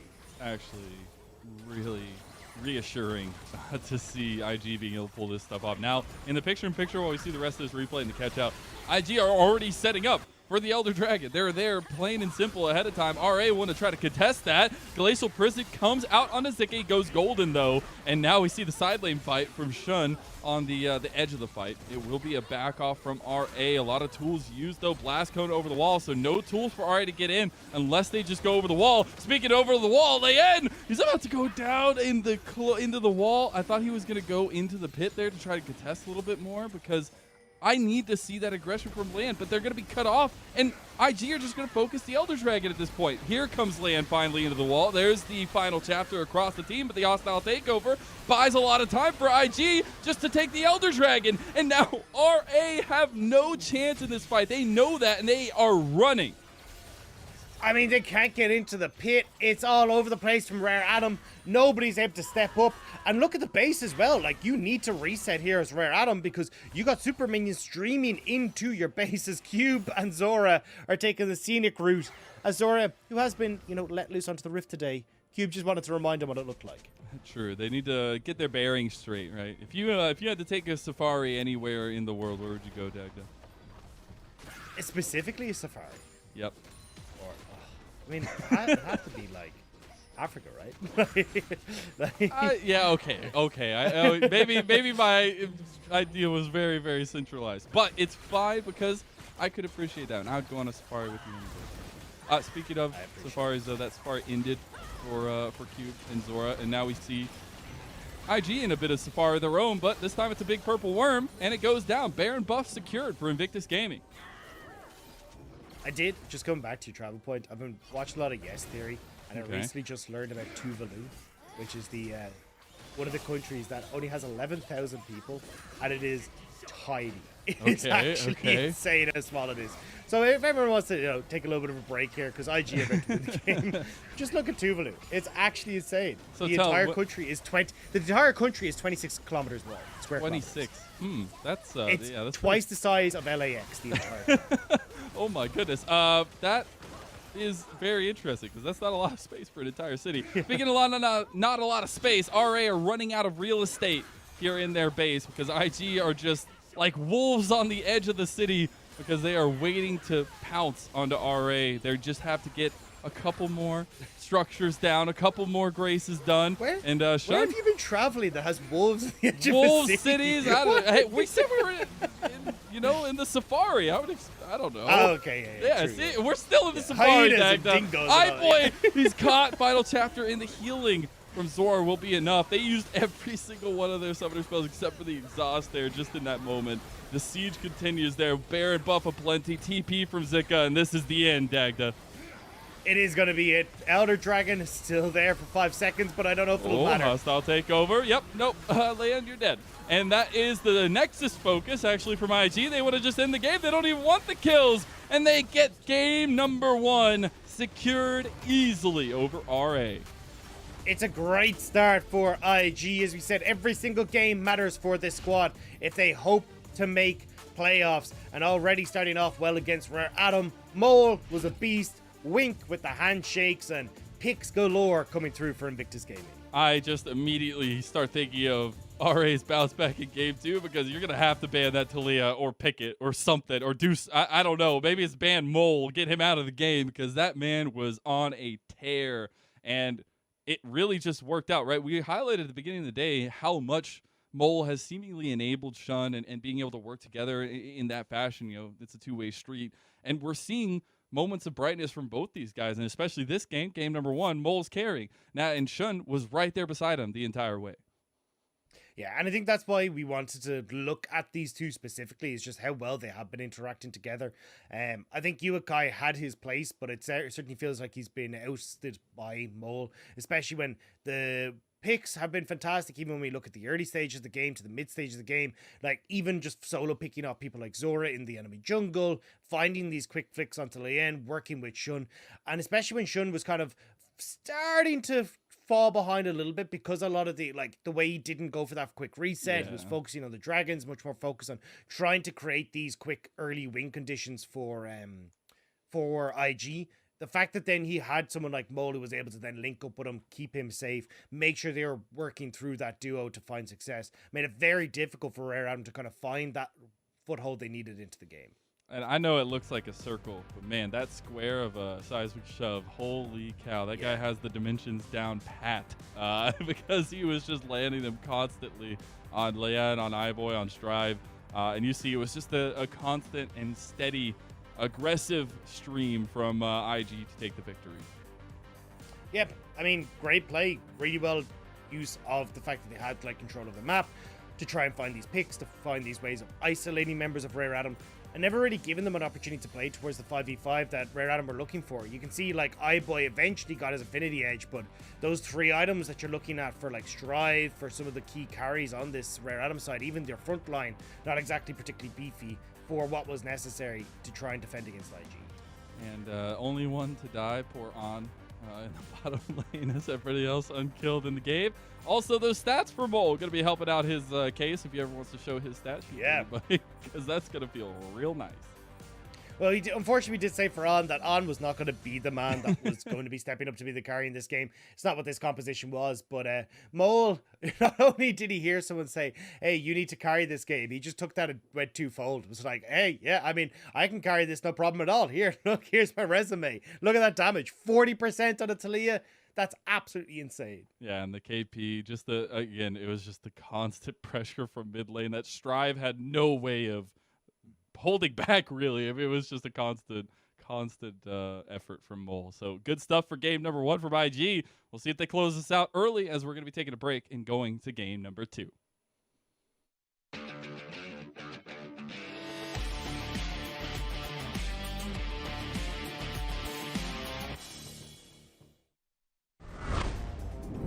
Yeah, thought they've been in a good position. And pass the quad out. Safeguard though, as Rich gets the barrel train, he's buying time. Barrels are gone as he's eaten up. Oh no. Unfortunately, inside of missing is Rookie! Rookie! Every time! He's exhausted, but as he goes golden, JDG waiting for him with a hostile takeover, saves his life. A good ulti though from Yakao. Mid lane is coming up clutch. Rookie's bailed out, but can't get a kill. Yakao versus Rookie is stepping up huge. What a response to come in here.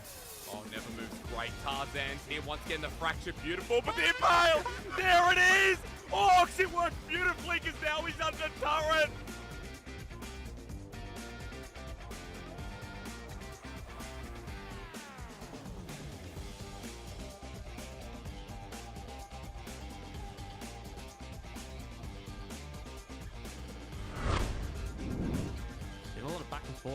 early matchup. Oh, That's popped all. by Hang on. Bin. Someone about to go to Mega now. Remember that Bin has flash though, so waiting as he walks in, he out flashes it. The ulti's not against the wall. Bin now has the leap onto Summit. You standard orcs in the reverse matchup. Bin is gone. Trouble here. Kanavi flash forward from 369 though. Breathe, nice little sidestep there. Won't dodge this yet, but Kanavi comes in and seals the deal. A lot of damage though when Wei is in the area, so can he find the monkey? Oh, he's spited. He's got a lot of healing there, but the Cyclone not going to be enough just yet. Wait a second. doesn't Kanavi get wins them this. back into it. Kanavi, can he find it? Kanavi! Solo for the king of the jungle! Oh, it's too late. It's too late. TT into the pit, but BH1 left alone. There goes the jungler, and TT in full retreat on the wrong side of the map. Yao Yao gets onto Jackie but Mark's there to save the day. Nothing TT does matters anymore, as Jackie will clean up. Look at it go, as Jackie takes the team and grabs a pentakill against TT.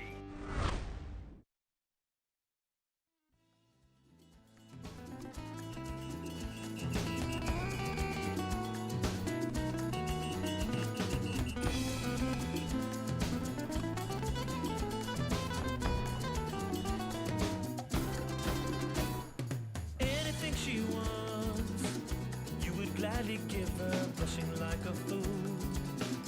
Cause she caught you staring, watching every move. Is she taunting you? Is this a sign? You need to stay cool. You feel like you can't deny. No, you're not in control. Once you connected, you feel the fight. And she's pulling you close. You close. The dance of love. Aye, aye, aye. The dance of love. Aye, aye, aye. The dance of love. Aye, aye, aye, aye, aye, aye. The dance of love. Body language. Fumbling for words. You feel so naked.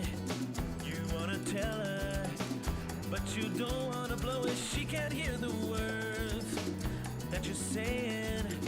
The music's so loud, so let your body say it. The fact that you can't deny it. Yeah, it's taking control. Oh, it's so intense and she feels the fight.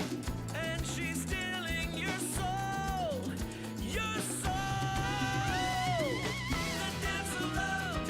Aye, aye, aye. The dance of love. Aye, aye, aye. The dance of love. Aye, aye, aye, aye, aye, aye. The dance of love.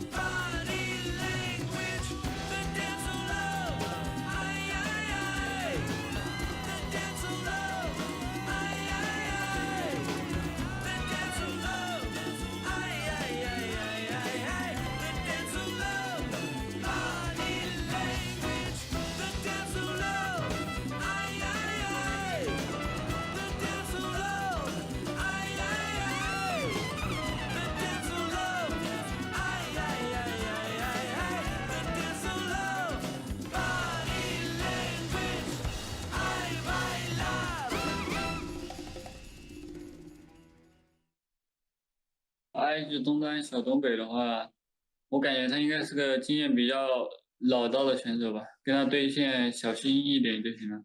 夏季赛马上迎来尾声了，然后希望后面的比赛跟队友多沟通、多交流，好好的赢下，然后结束这个夏天吧。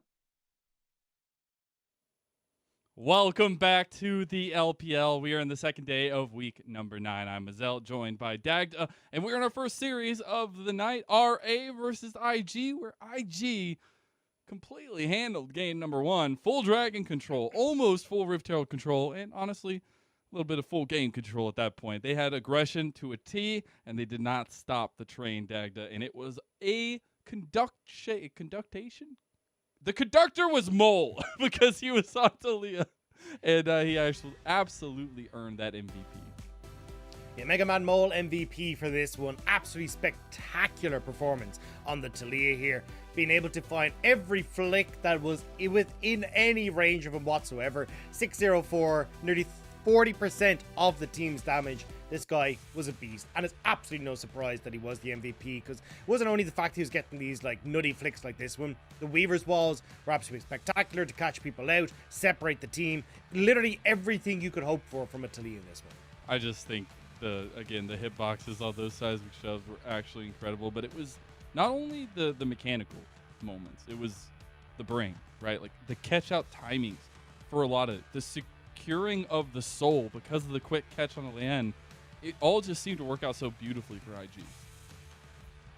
Yeah, and I mean, look, as you say, there was a huge amount of it coming through from the fact you got the Weaver's Wall, but the follow-up from IG was spectacular, especially when we look at Wink. I think he was kind of the SMVP, like second in command there when it came towards the MVPs, because I think his handshakes were great. His position on where he was going to take the hostile takeover was very good to follow up on how Wink had separated the team. So just a really nice combination there with the two ultimates was spectacularly orchestrated.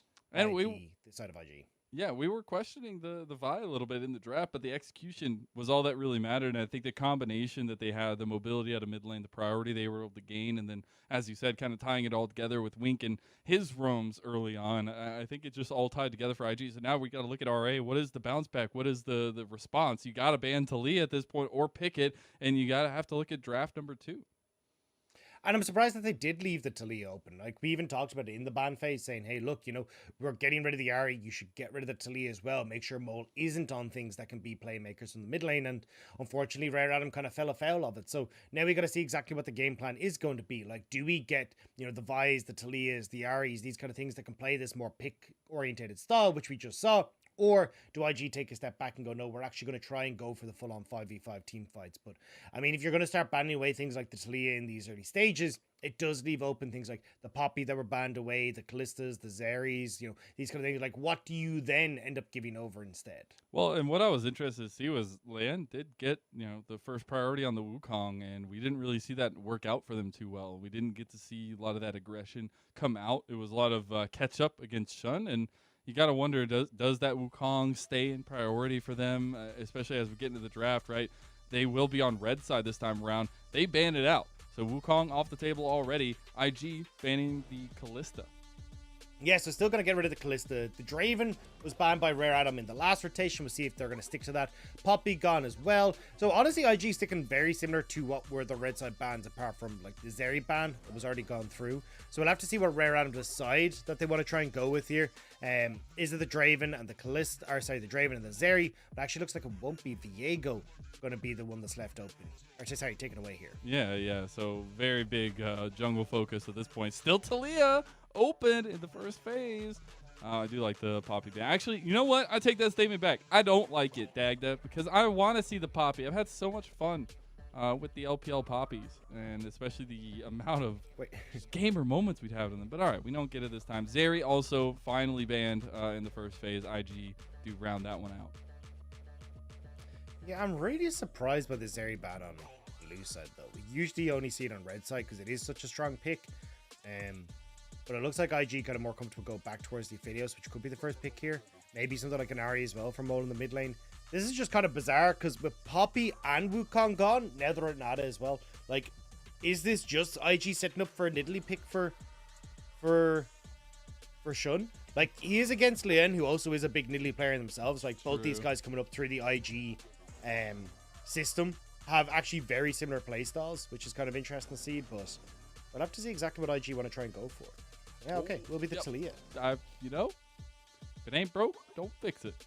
Nice little saying there. But I do appreciate the Wink focus of the Renata as well. I don't think that would have come out first pick. I definitely think we should have seen the Talia, but I appreciate that RA are willing to go with a bit of, it was execution. It was a little bit of misplay there, and we'll see if we can adapt and kind of change going into game 2 and see if we do get that RE priority I was asking for and looking for coming into game 1. We finally get it in game 2. It'll be on Strive.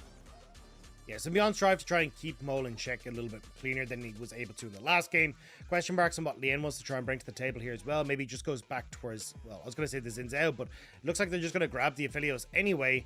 And it looks like IG are going to go back towards this more pick-orientated style once more if this Vi is going to come through, but we'll have to see exactly what the plan is, because honestly, there's so many of these power picks got away. It's not like you're trying to match back and forth into like trading power picks right now. It's very much more about like what style of game do you want to play here on both sides.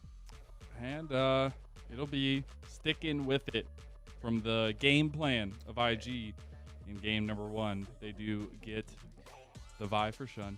And something that was banned by RA in game number 1 on blue side, the Draven comes through for IG. Yeah, and I think this will give a good amount of control here for On and Wink in that bottom side. Also give a deliberate lane that IG can try and facilitate with these Weaver's Wall, with the ultimate on the Vi as well, to guarantee kills for On and Wink. So we'll have to see what I'm want to try and respond with, because at the moment, I don't know if I want to go for something like a Nocturne here. You're not playing a very heavy dive composition, so yeah, they're just going to end up taking the support, but that also means that you're going to have a lot of jungle bans coming through on IG side here, which means Lien might be made uncomfortable. And that is opposite exactly of what you would want for RA at this point, because you need Lien to feel confident and comfortable, but not just yet. Yeah, you need something that's going to be able to play around this bottom side, and right now, I just don't really see a jungler that can try and respond to it. Maybe the Xin Zhao is the option, but I think for IG, ban Xin Zhao, maybe ban something like the Lee Sin, and then you should be in a pretty good spot to kind of do what you want here, because you've already got so many bans that were coming through from the jungle in the draft, or in the first rotation. Now more junglers are only just going to make things harder for Lien. Rare Adam though, banning the Blitzcrank, definitely I like this. We've seen it from Wink before, making sure that he's going to be uncomfortable, well, at least not have these point and click CCs as well, and probably the Nautilus ban I imagine coming through here. But we'll have to see exactly what they want to, because you want an aggressive support here alongside this Draven. Just yeah, I look at like what is still left on the table with only the 2 bans left, and I would expect IG know exactly where they want to go. We do see the Nautilus though banned away, so IG's bottom lane gonna lose a little bit of that forwardness, but I think we still have a lot of options for that on the board. So I'm really interested in what IG do ban away here, if they do want to continue to focus that land champion pool, which I think would be very, very important. Yeah, I mean the Lee Sin, probably the other one that we kind of talked about. I just don't really see what else you could try and go in the jungle. Trundle, maybe another option if you're that worried about it, but there you go. Yeah, okay, so we'll be the Trundle. So I think the Lee Sin is probably what we'll see Lien go for. It is a little bit tough because you can get interrupted by the Vi Q, but Cube is going to end up getting his Jax finally in one of these games, so looks like he'll be comfortable in that top side. I think it'll be just fine at that point. That's the confidence pick we needed to see. Was a couple picks that banned away in the first game that we're actually getting to see in the second game, which I absolutely love, because we actually get to see some of that adaptation, some of that change. And Cube on the Jax, terrifying sight to behold, but it is the Gwen response that comes through. This was banned away by RA in game number 1, and we get the Pike, baby. Oh, and the Nidalee for Lien. So things definitely getting spicy in this one. So Wink has brought out the Pike already. Looked pretty good on us in their series against Ultra Prime. So happy to see what he's going to be able to do on this pick once more. Especially when you're paired alongside something like the Draven. And a lot of accompanying power coming through from that mid jungle that can move down towards this bottom side. So pick definitely the name of the game here for IG. we'll have to see if they're going to be able to find it, because Rare Adam, Lian, going to be clearing through this jungle mega quick. And again, kind of looking to see if he can set up for like a charm into a spear, maybe some sort of CC in that top side as well, coming through from Cube onto Zika to follow up with these spears, although a little bit more difficult to try and play around that top side just because the hollowed mist. I just feel like both teams at this point are kind of driving a very fast car with very rickety wheels, and they're both just trying to make it to the finish line, because both teams do have a little bit of that early game aggression available to them. You were talking about picks for IG, and what did they get last game so many times? What did they set up so many times? It was picks, and now this time RA saying, well, we got to give a little bit of that aggression back. We got to get Lan something that he can drive forward on, Cube something that he can actually impact the fights on, and Strive, the Ari. We were talking a little bit more about this pick in the A block, but it is integral to see Strive actually have the priority that we saw Mole have last game.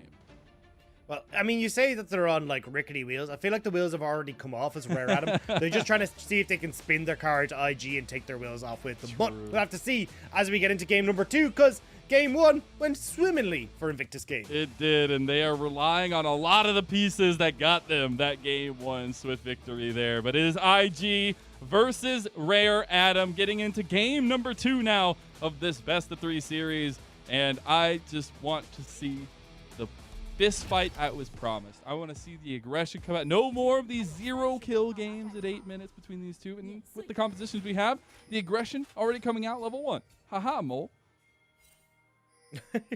Well, gonna be all right. Gonna back away. I think the big question here is gonna be a case of like, how effective can IG be in snowballing this? Because like last time, it was like last game, it was very much a case of IG needed to get the ball rolling. Yeah. This is even more so now in this game. Like Zika gets outscaled. On, if he doesn't get going, is going to be basically useless compared to iBoy. Same with Wink. Like Pike, always a pick that needs to get aggressive in the early stages. So we'll have to see exactly as they do. It looks like we're going for a bit of a late invade here. This is what I would love to see, especially on the Italy. Didn't actually think those two rhyme, but On is in some trouble here. He is on the Draven, and he will be spotted out. Flash immediately comes away, and red buff secured by RA. Yeah, so RA going to already cause issues with trying to get Shun to play around the bottom side. So nice job by Rare Adam to get in, steal away a ton of these camps, and just make sure that for Shun, he has to play up towards top side, as Wink will find iBoy. Might try and look for the hook onto someone here as they walk back past the Terror, but we'll just back away. iBoy just getting a lot of damage down there. Obviously, Tyson a little bit of that back. So Mole and Strive back at the aggression in mid lane, and we're seeing some of the movement. Lan going into mid lane himself just for a level 2 gank will not connect the spear. Yeah, if he connected the spear, that could have been dangerous, especially since it's electrocute in Italy, so a lot of burst damage up front is available for Lien. We sometimes see the Conqueror in Italy just trying to, like, lane itself into those auto attacks and have more damage over time, but certainly upfront burst is the name of the game here for Lien, so we'll have to see if he ever gets to land that. And at the moment, good start for Rare Adam, right? Control for iBoy and Zora, which is great.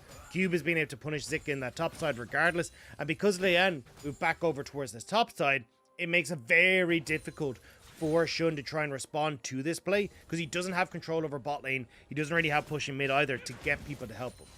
And I just think this bot lane is going to be so interesting, because I just look at the Braum and the Pike and the back and forth that can be had, but I just feel like Wink has a very tall task and a very tall wall in front of him down there. Maybe a little bit of help from Shun will be able to dissuade that aggression in the bottom lane, but we see both junglers heading down this way. They know where the prize could be at.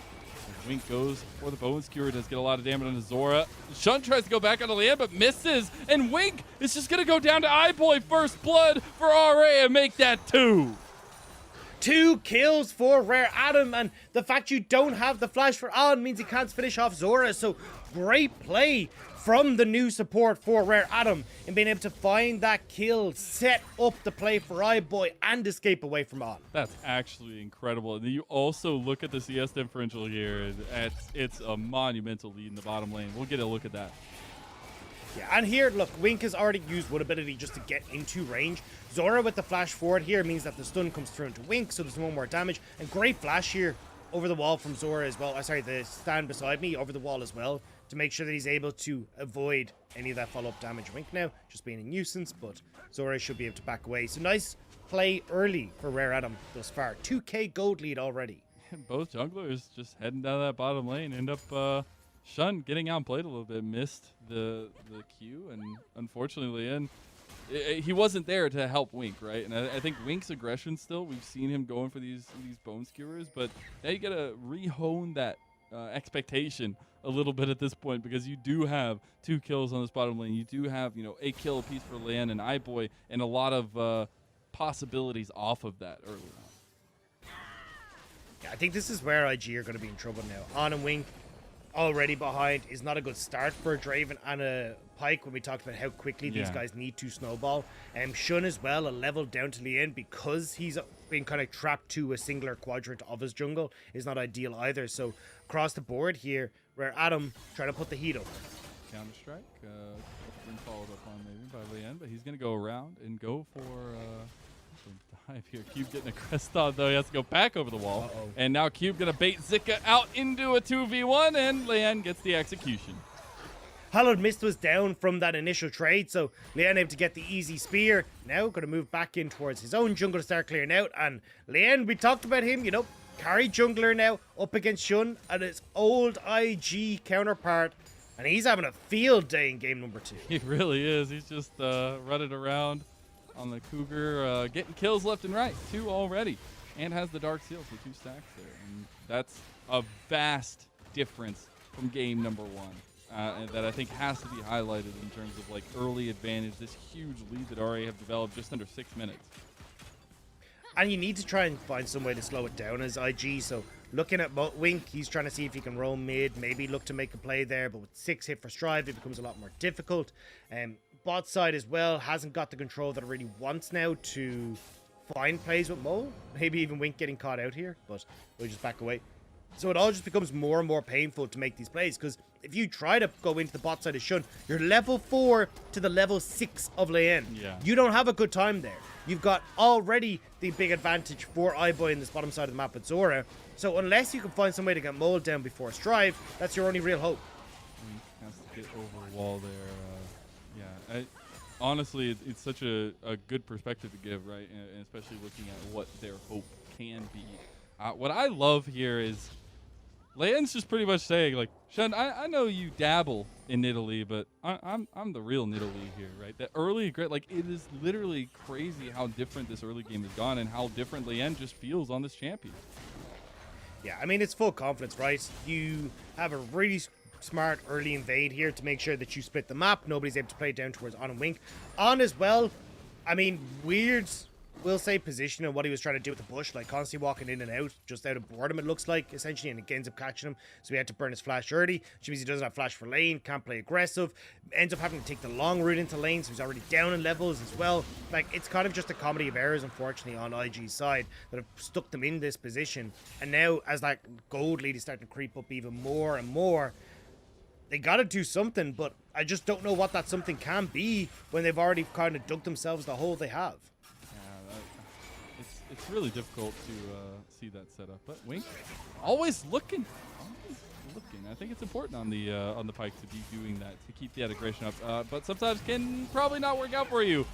If that actually would have connected, Wink is dead. Wink dies anyways, and On has to flash now. Concussive blows at 3 stacks, not gonna get that 4th. Shun with the response in top lane. Zika is not. Oh, he doesn't die. Shun gets the kill at the last second. Yeah, Mole had to use the Weaver's Wall to get up there, though. Means that he won't have that available and didn't get the assist. So now On is being bullied off this bottom side, and big difference here is that iBoy, I mean, if he gets ahead on this Felios, he's going to be able to do work in these fights as well. Lian still hovering, still trying to see if he can spot out where the enemy jungle is, but won't catch it this time. He was still looking, though, and I think that's still very, very important, as now the Rift Herald play from RA will come through. He's back from Zika, goes out. That'll be a nice next objective at least taken by RA, and they just have the flow of the map at this point. Wink and On trying to stop iBoy and Zora, but it might not be a fight you want to take necessarily. Mole is here, doesn't have the Weaver's Wall. Wink in some trouble. Moonlight Vigil comes out, and iBoy gets caught again by the seismic shove, giving memories of game number 1. Mole has to keep doing this work, because don't forget what we're talking about, right? For IG, they essentially need to win every single game. Because the people that they're battling against are teams like FPX, who have a series still in hand against WE. If they win that series 2-0, well, then you can only match the game difference as IG if you win every single game, and they still have a series against RNG as well. So for IG, if Mole can try and claw his way back into this with these roams, maybe IG can take the 2-0, but an upset here for Rare Adam with this game number 2 could prove fatal for IG. Yeah, and speaking of momentum and all that stuff that goes with it, off that game 1, we thought IG would have the momentum, but the swapping of sides has really affected them, and the pickup of RA has been huge in terms of the draft for game number 2. But Strive still gets cut. The seismic shoves, they still land, but Strive doesn't go down this time around. Just not enough damage again. Oh, hang on. Here we go. Oh! On the pullback. So No. close. But, I mean, this is the problem, right? Shun set massively far behind, has only got the Caulfield's Warhammer and change there in his inventory, so not actually able to have enough damage to help take down the mid laner for Rare Adam. And again, this whole time, iBoy, he's just happily farming up. CS lead, nearly all the plates on that bottom side going his way as well, and we're only at the 10-minute mark. And Leyen's going for yet another gank. And this time back to top lane. Zika trying to take 2v1 yet again, went the wrong way, or trying to just outplay at least with this huge minion wave, and Cube has the flash. Now Zika has no cooldowns left, and it'll be an easy chase down here if Cube wants to try to finish it off. And one last smack, and Leyen gets the swipe. Oh, the heal from Leyen and that triumph saving Cube in that instance. So a little bit close now. IG going to respond on this bottom side. Has pushed for Mo once more, so should get the blue buff. Maybe get some of this turret plating as well for On, who desperately needs it at this stage. Working up towards that Eclipse, but a long, long way from being in comparison with being in comparison with iBoy. The question is, like, I understand the willingness to give Draven resources, but with the way that Mole carried last game, do you not think that it should just go to Mole? Just give all the resources to Mole and see if he can just clutch it out again? I mean, Talia isn't, like, generally, now, I will say not. Mole did great, right? But, like, generally, it's much harder for Talia to carry. And, I mean, the Draven has to get resources. He builds lethality. He's just not going to be functional late game. So no matter how many resources he gives to Talia, she can only really pick one person. But we'll see it here. The pro view. Nearly a nice turnaround here from the Gwen as well. Just not quite able to get that damage down with the flash. But just nice job here from Lian, using the multiple different abilities that he has. And just here, one quick heal on that triumph, making sure to keep his top laner alive. Yeah, that's huge. Special shout out to the LPL with the return pro view. Glad we get to see some of those little moments, even if it wasn't the most expressive moment and the moment. But now Mole going top lane. Weaver's Wall used. Cube wants to take the 1v3. He gets cease and desisted, and now Zika will make it out while Cube trying to chase him down. Wink is also here for a little hello. Does not get the death from below.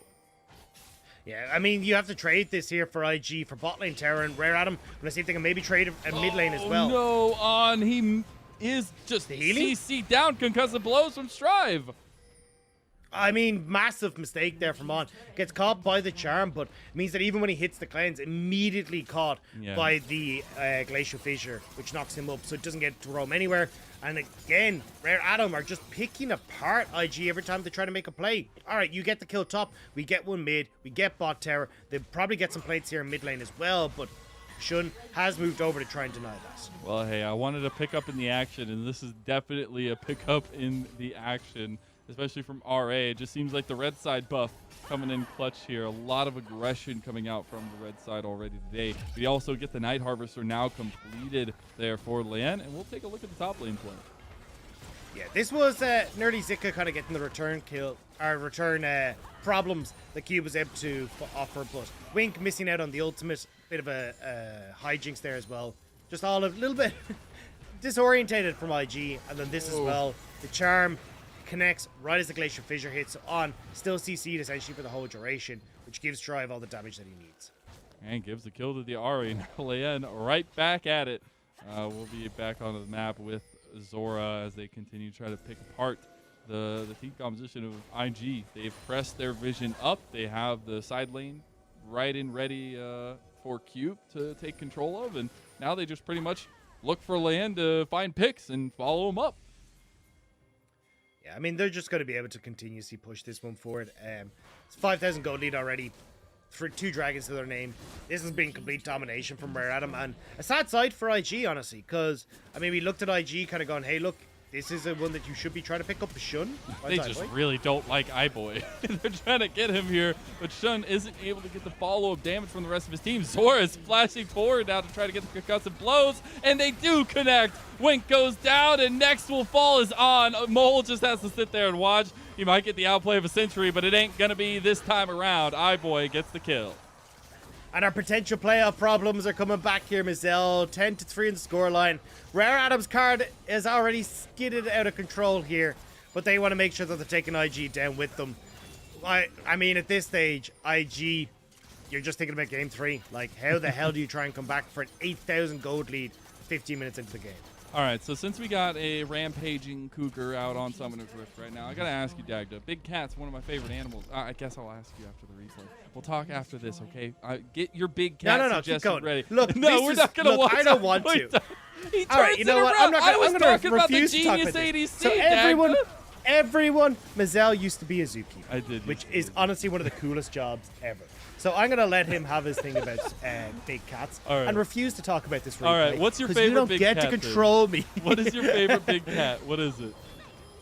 A liger. A liger. Really cool. Interesting. I think they're sick. Yeah. Yo, a mixture between a lion and a tiger. I think they're just really cool. Yeah.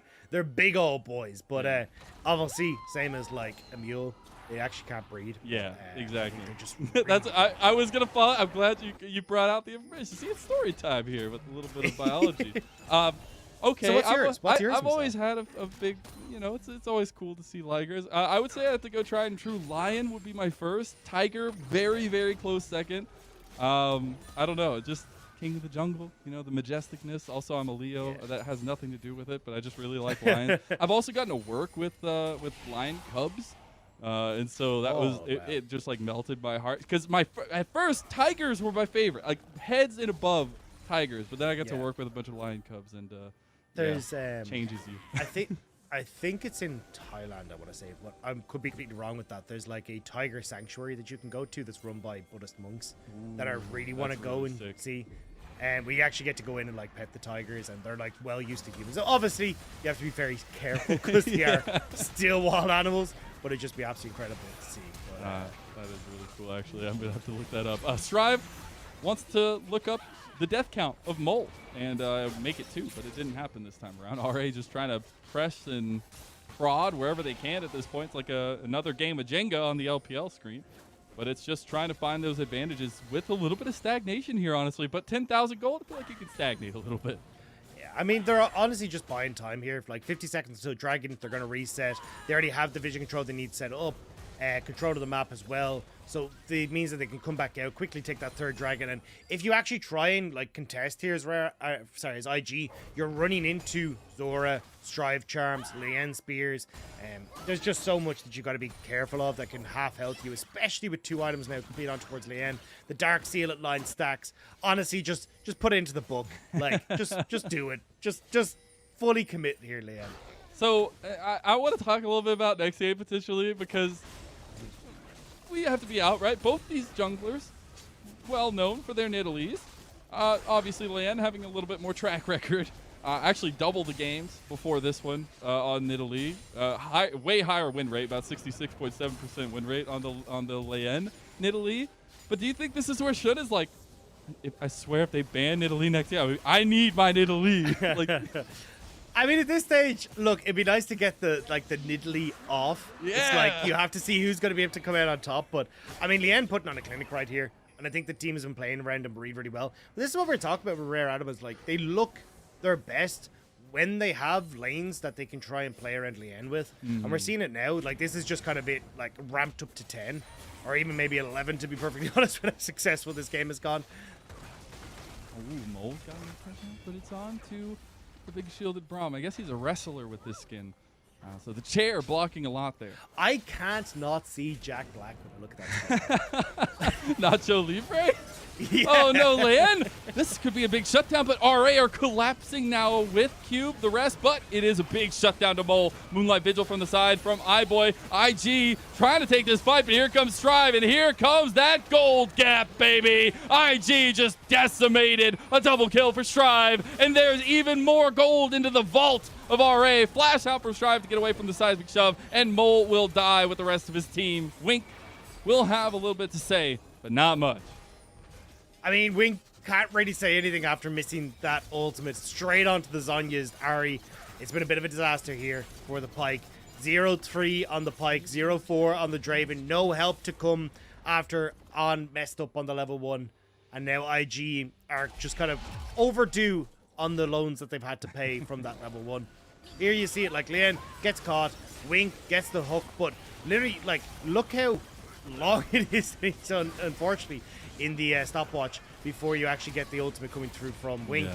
And just that damage isn't there to finish off the Nidalee, and from that, IG don't get the resets to take out, like, Zora, who's low, and try and follow up on these damages. What's so sad there is, and in the grand scheme of things, probably doesn't mean too much, but like the auto attack from On was like literally on top of Leanne, and that was a huge shutdown. I think obviously Mo can do a lot with it. We've seen him be like really the only person that's able to show up in the second game, but you got to feel a little bit bad for On, where like you really are just so desperate for that goal that you can't even get it.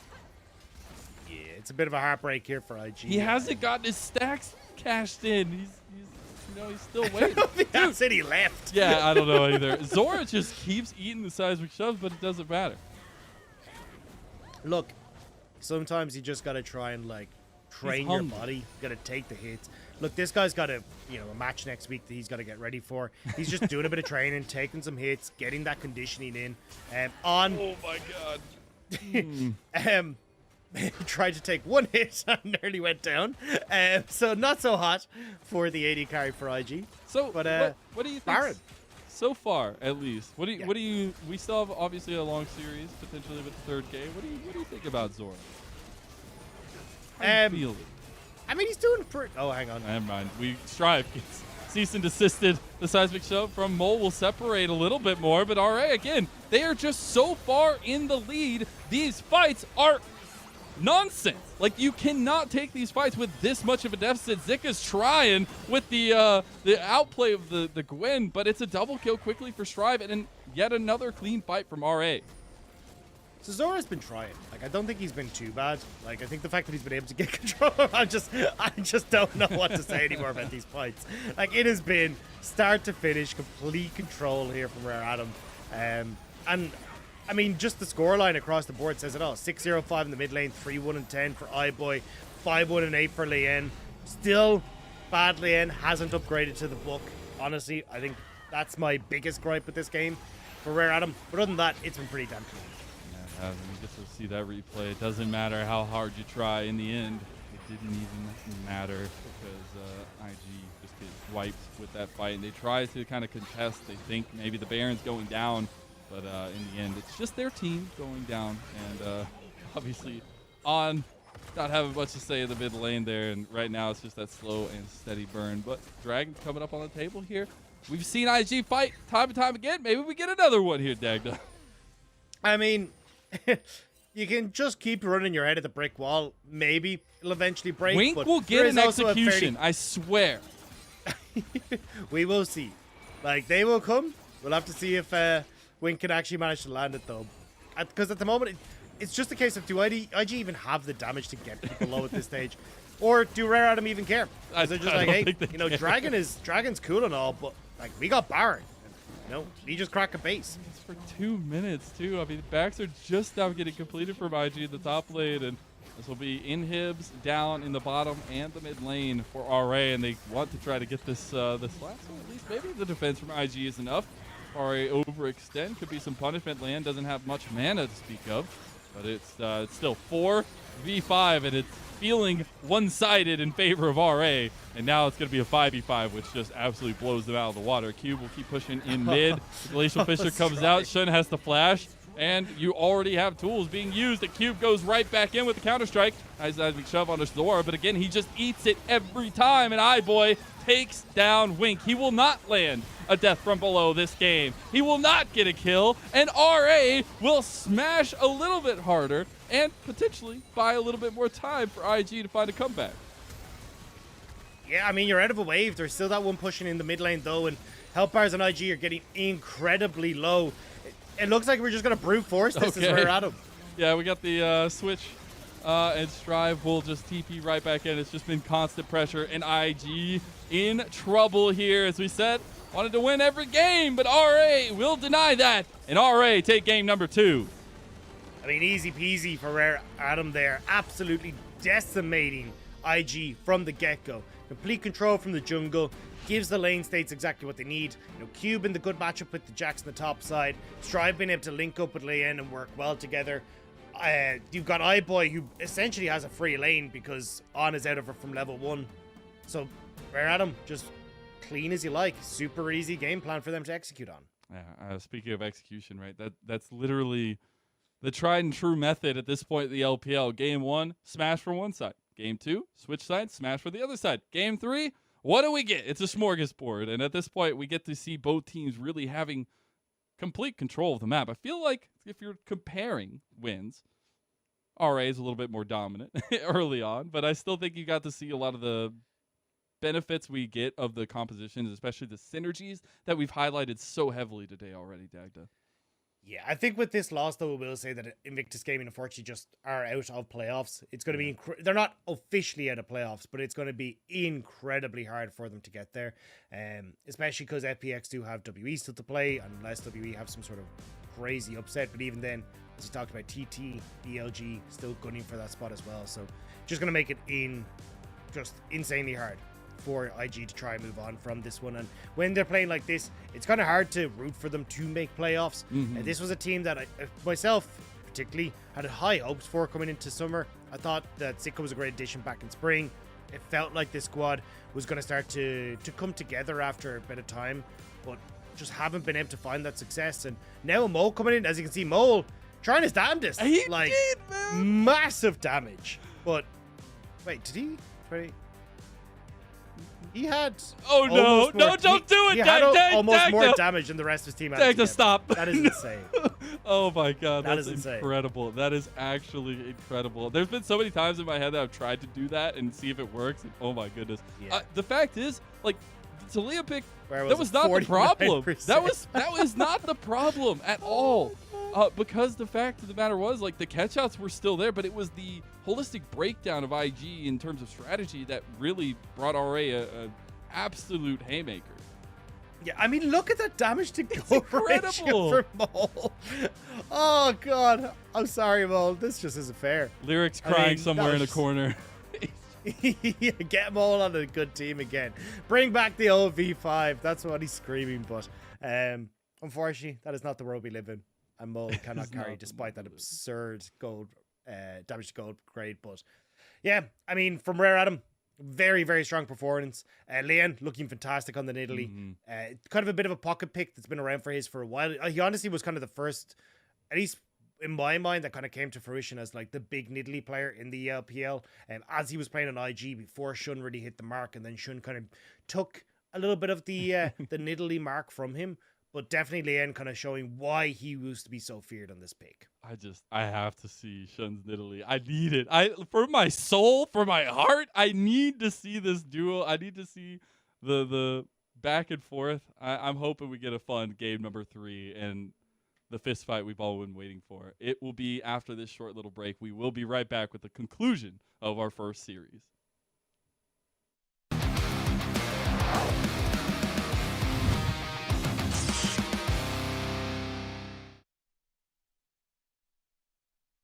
Beautiful. Well, I'm not until November, and I feel old because I'm turning 30. So let's just move on. My brother and sister would not let me forget that. But I want to bring us into, because there's been some, as Munchables likes to put it, some shenaniganery going on in the LPL right now when it comes to roster changes. So I think we're going to have to start kind of running our way down the list to see what the hell is going on. And I feel like we have to start with the EO'd faithful in BLG, because what the hell is going on in BLG? We've seen can Fofo rise, can Icon rise. Now it's can Fofo Doggo, can Icon Doggo. I don't really know what's going on anymore. Like, it feels like every time we seem to be looking at these teams, they're changing up who's in there. All I'm saying is Doggo time, baby. He's taking his licks, all right? He's taking his licks. He's ready. He's ready to go.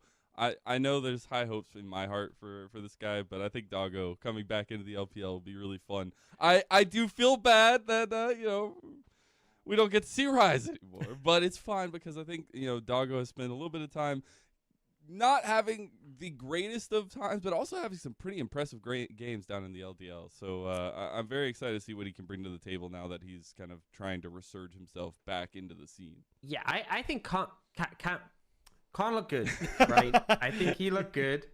And I think the second team in the LDL struggled without him. If anyone didn't know, they were undefeated until he got moved up to the main roster, and they've lost like 5 games in a row, I think, or something now. Oh my god.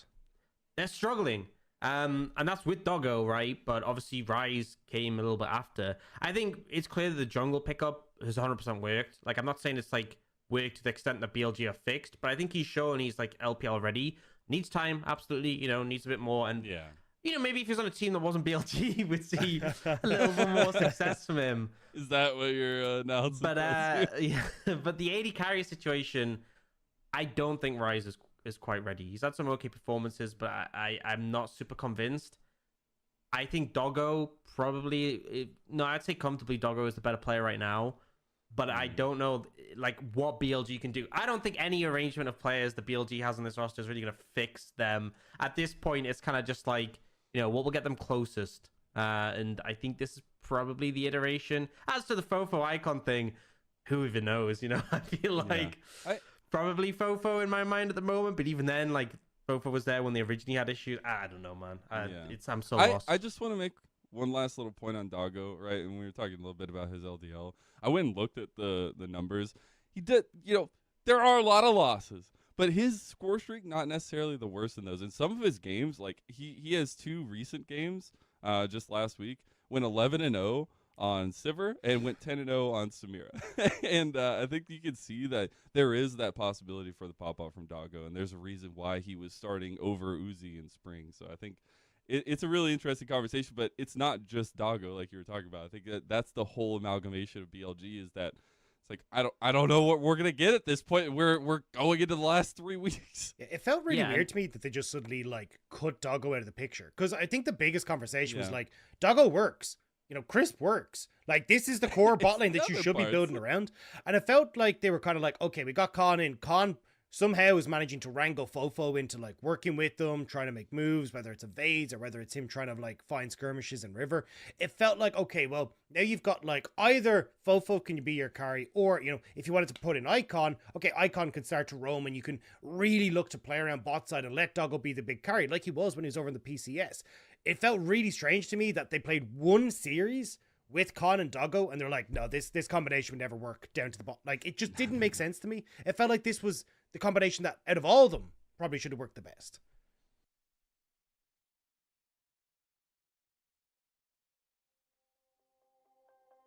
We're free.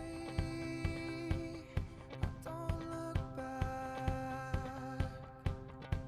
With me, we stay on track. Are you ready to go? So I'm waiting for you. Ready, let's go. There's so much for you to do.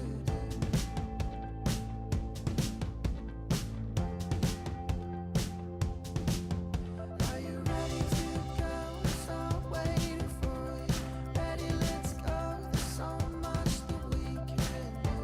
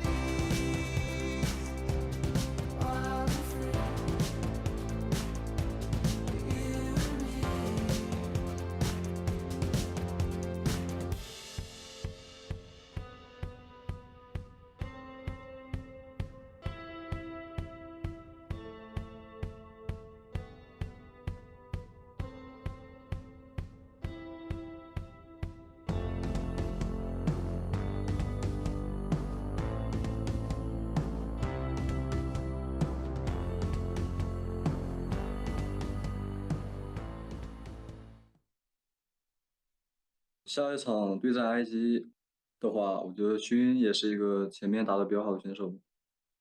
如果和他碰撞的话，就小心他的拉后 gank 吧，然后还有多变化的抓人。Welcome back to the LPL. We are into the final game of our first series, RA versus IG. And I am Mazel, joined by Dagda, who we got to see together witnessing destruction for both sides, honestly. Game 1, Game 2, absolutely one-handed for both teams. I will say in that Game 2, Leyen, special mention, does get the MVP on his Nidalee, showing Shun the ropes a little bit. Yeah, he was absolutely dastardly on his Nidalee, finding every single moment that he could to disrupt Invictus Gaming, looking fantastic. 5-1-10, nearly a 5,000 gold lead at the end of that game. He was immense. And it wasn't even just the fact, as you can see here, like getting some of these ganks off or whatever. It was the way he controlled how IG could interact on the map, like disrupting Shun from actually being able to clear properly. Then playing towards the lanes where Shun would have liked to try and find a gank. Like, it was just really well orchestrated by Leyen in making sure you could never let IG get back into the game. And for me, it was the very big distinction that Leyen was the carry in game number 2, where Mole was the majority carry in game number 1, and Shun was really there to support him. So we have gotten different win styles from both teams at this point. And I said it at the end of game number 2. I'm really, really crossing my fingers for a Shun Nidalee, but it's something that we have to expect aggression out of this third game. We have to expect teams fighting for control, and we have seen the control over the dragons be important, but especially the early pathing for both junglers. Exactly. And I think that's going to be where a lot of this focus starts to come down to is, again, how these junglers are going to interact, how they can try and link up with the mid lane, and trying to find, honestly, just easier angles of attack here for both sides. Like, we saw the Draven come out, but messy start from On means that he's not able to get in position. That bot lane goes completely awry. It didn't really look like there was any sort of answer for Cube's Jax in the top lane either. I think they definitely need to try and mix things up there a little bit to make sure he's going to have a bit of a safer time if you're looking over towards trying to find safety there for Zika. Darn it!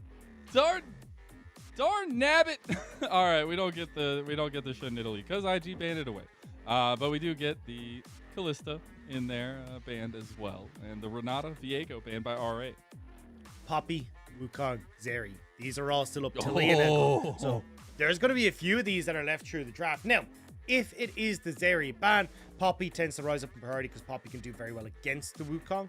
But we'll have to see if that's the way that things want to go here, because I still think Poppy an incredibly strong jungler on this patch. Oh, absolutely.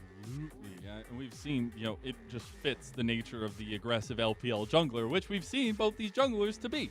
So I would love to see this come through. It's the Aphelios final ban from IG, so some differing in opinions here. So I think it's basically a call out saying, hey, Rare Adam, what do you want, Zeri or Poppy? For Rare Adam, though, I think you take the Poppy, because Poppy can actually do pretty well against Zeri because she can stop a lot of her dashes, which is kind of where a lot of Zeri's strength comes from. So it looks like Rare Adam agree, which means it will be On being able to pick up the Zeri, and especially since IG have been the ones that have banded away every single game in this series, it may not be the case that On is particularly comfortable picking up the Zeri, or maybe Wink isn't comfortable playing with it. So you could end up with Rare Adam basically having a call out saying, look, we don't actually think that you play this. Rare Adam are going to get maybe both the Poppy and the Zeri here. They could, which would be actually terrifying. But for me, the biggest thing is that we get two of the biggest, in my eyes, priority junglers in the meta for some of the most aggressive junglers. And we get the Poppy versus the Wukong. And honestly, a battle to see which jungler comes out on top. IG will go ahead and grab the Jax from Rare Adam's game 2. Yeah, so I feel like you can either go towards Ahri, Zeri, and looks like Rare Adam going to try and match the top lane pick here though, but I still think nabbing the Zeri for yourself is so strong, especially in these team fights, and Poppy going to do well against the Wukong, like keeping Zeri safe, opening her up to try and have these really quick movements in team fights. And if you've got the Kennen here as well, which is looking likely, that's a lot of team fight prowess to set up for a Zeri.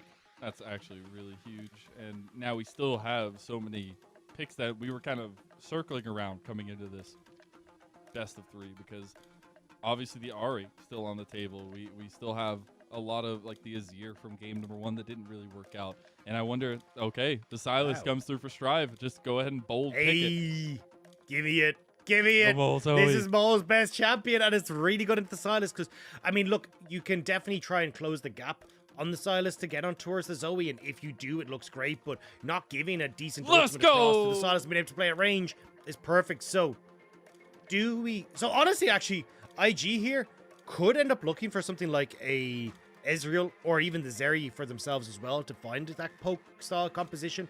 Zeri's W definitely got nerfed and hit pretty hard over the last few patches, so we may not kind of see her go fully into this like poke composition, but I still think for IG something like the Ezreal could work fantastically here, especially when you're looking at how short range Rare Atom are. I would expect more bans to be focused down towards that bottom lane. That's the only thing we have left. I do wonder if we do get the more ADC bans going into this one. Obviously, Zeri, if she makes it through the second phase of bans, I just wonder how that even happens. The Draven actually banned from RA, so they don't want to go with a second iteration of that from On. Yeah, this is where it gets a bit funky. So if On is going to go towards the Ezreal, well then I think it opens up a Kai'Sa for iBoy, so maybe you don't want to do that for Rare Atom. Maybe it's IG just trying to set up for a Jinx pickup here. I mean, Draven gone, Lucian gone, the Aphelios is gone, and there's not a huge amount of carries that can really answer that. Sivir now taken off the board as well. Feels like it could be a Jinx angle here for On, or maybe they're even looking at something like Isaiah saying, hey, self-peel is going to be fantastic, and with that Zeri ban finally coming through for Rare Atom. We'll see. We're down in the depths right now of the ADC pool, but still some very strong ones, right? Those depths, they're not very deep because there's a lot of really good ADC choices, and as you were saying, it's really a toss-up between the Xayah and the Jinx, and which one IG will be willing to go with. You get a little bit more setup for the composition that you have, you get a little bit more CC if you go with the Xayah, and there you go.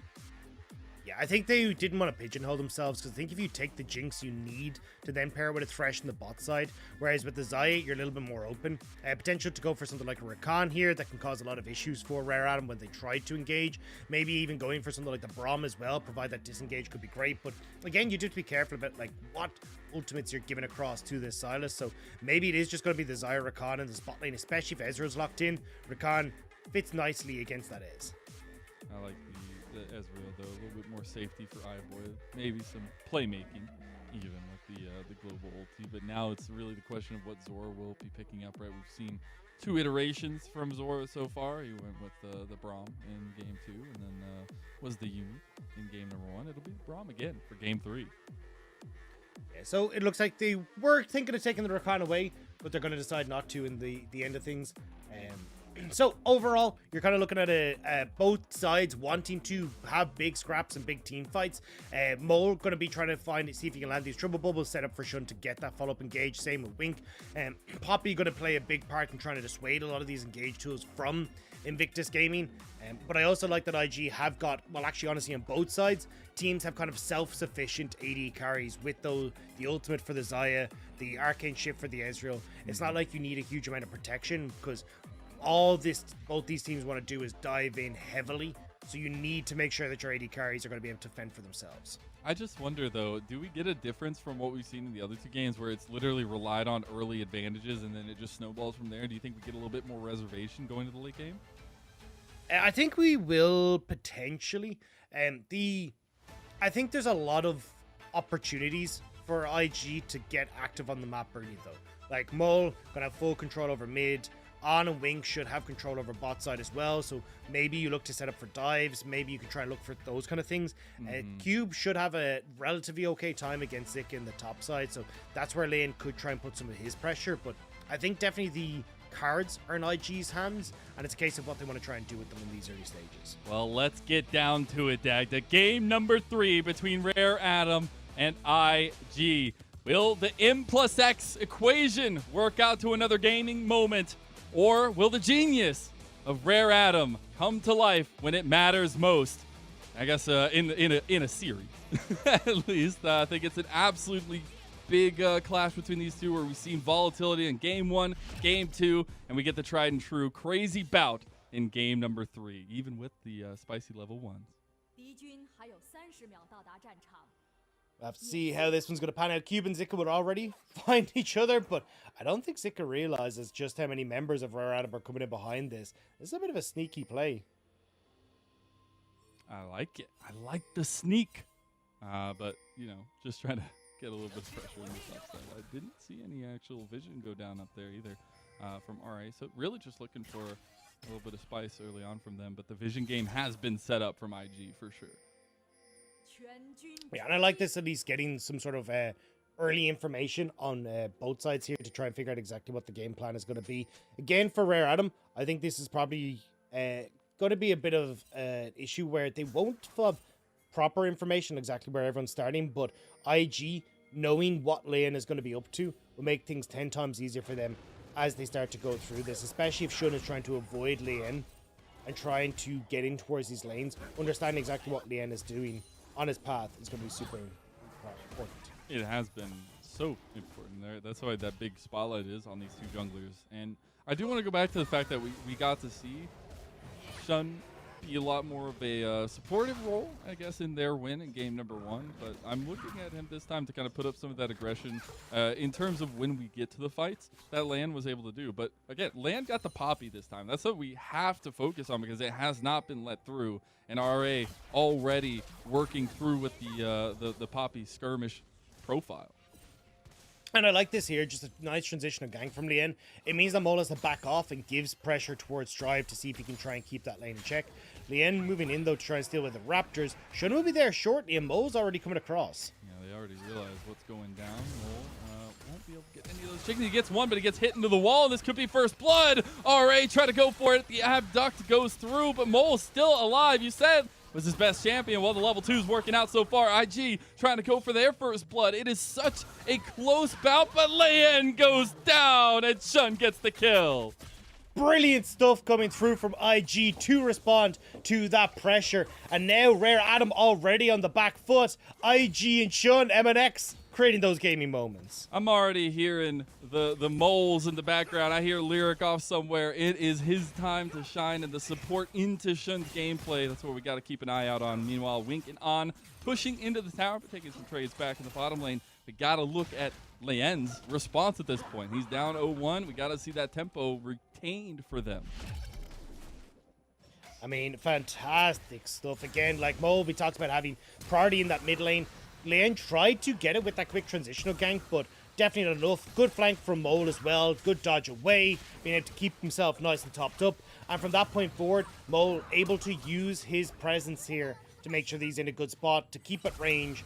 Even picks up the flash there and finishes it off.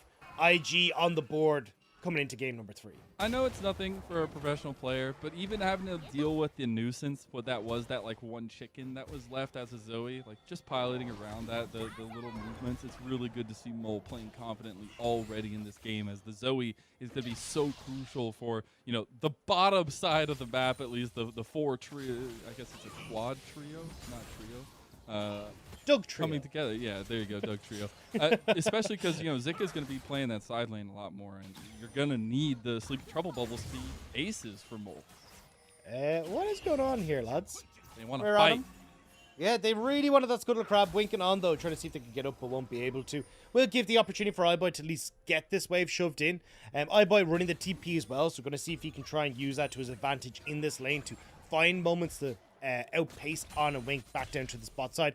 I think it's going to be crucial, specifically at the Rift Heralds, where if iBoy is able to try and play both sides of the map with the teleport like that, it's going to make things a hell of a lot easier. So we're on the reset, though. They move mid as Mole is under trouble.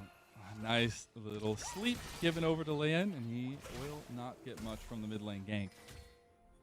Izora is here, though, so it looks like with the reset that came through, Rare Adam are trying to bait IG into overcommitting for a play here.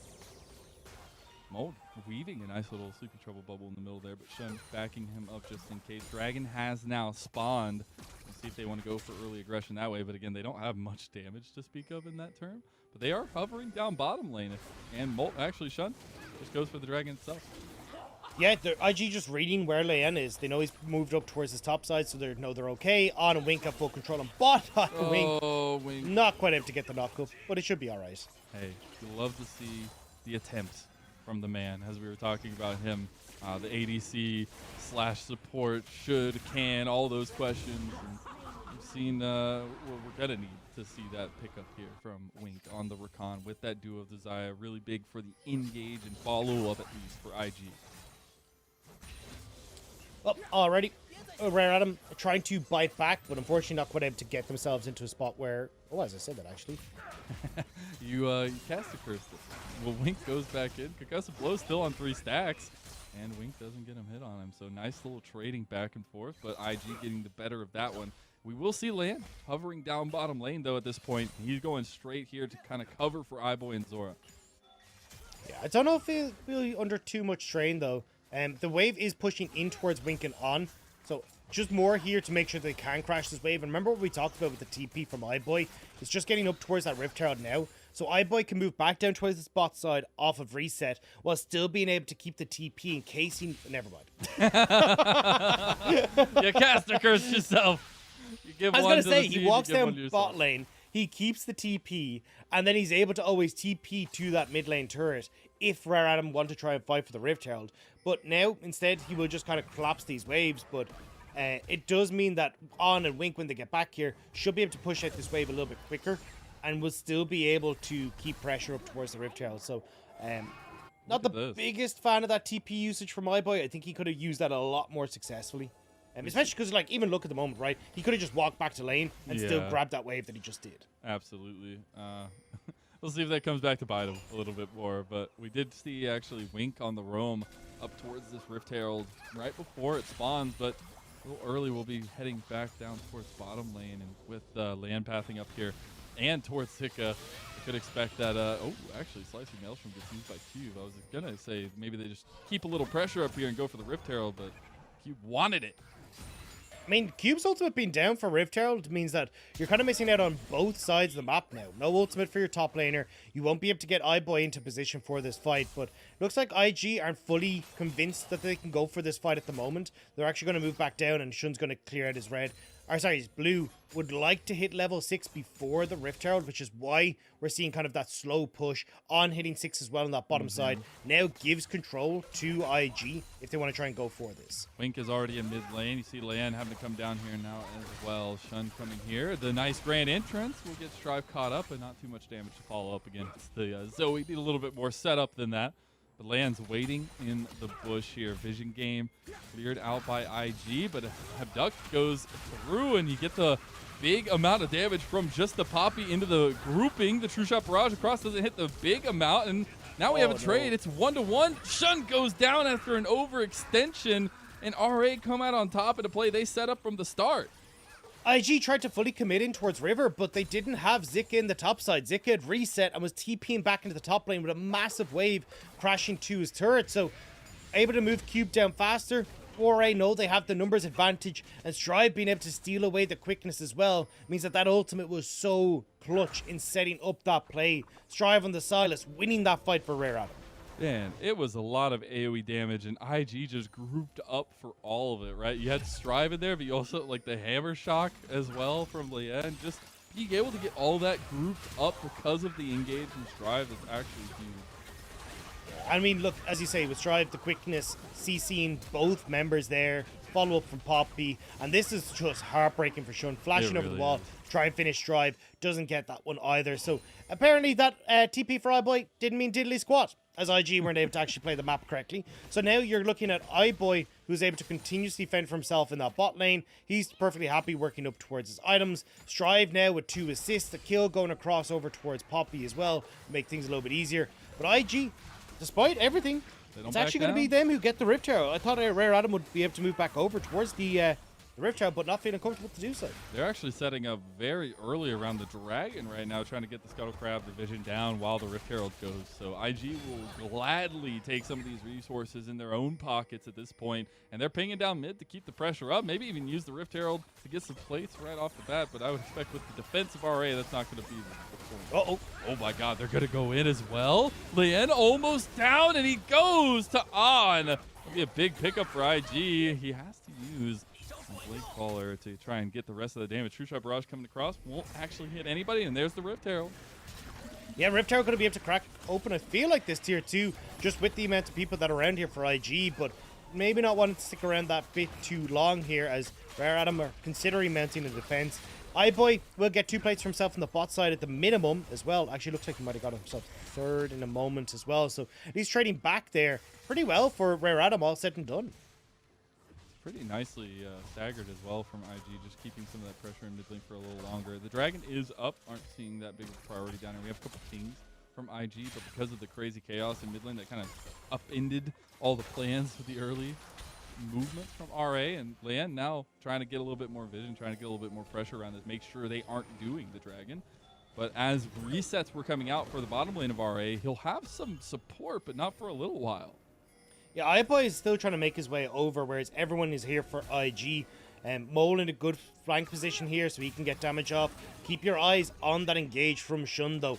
If he can bypass the Poppy Steadfast Presence, that could be the difference maker. Strive has the Featherstorm here, so very interesting choice in that one. But he'll just go back to mid lane and push, and IG look like they have won the pressure game, at least at this point. They won't transition into Dragon as they want to try to get back into the push in mid. And RA just don't want to let this one go. They want to move back in, but look at that vision game. It's going to take a lot to clear all of this.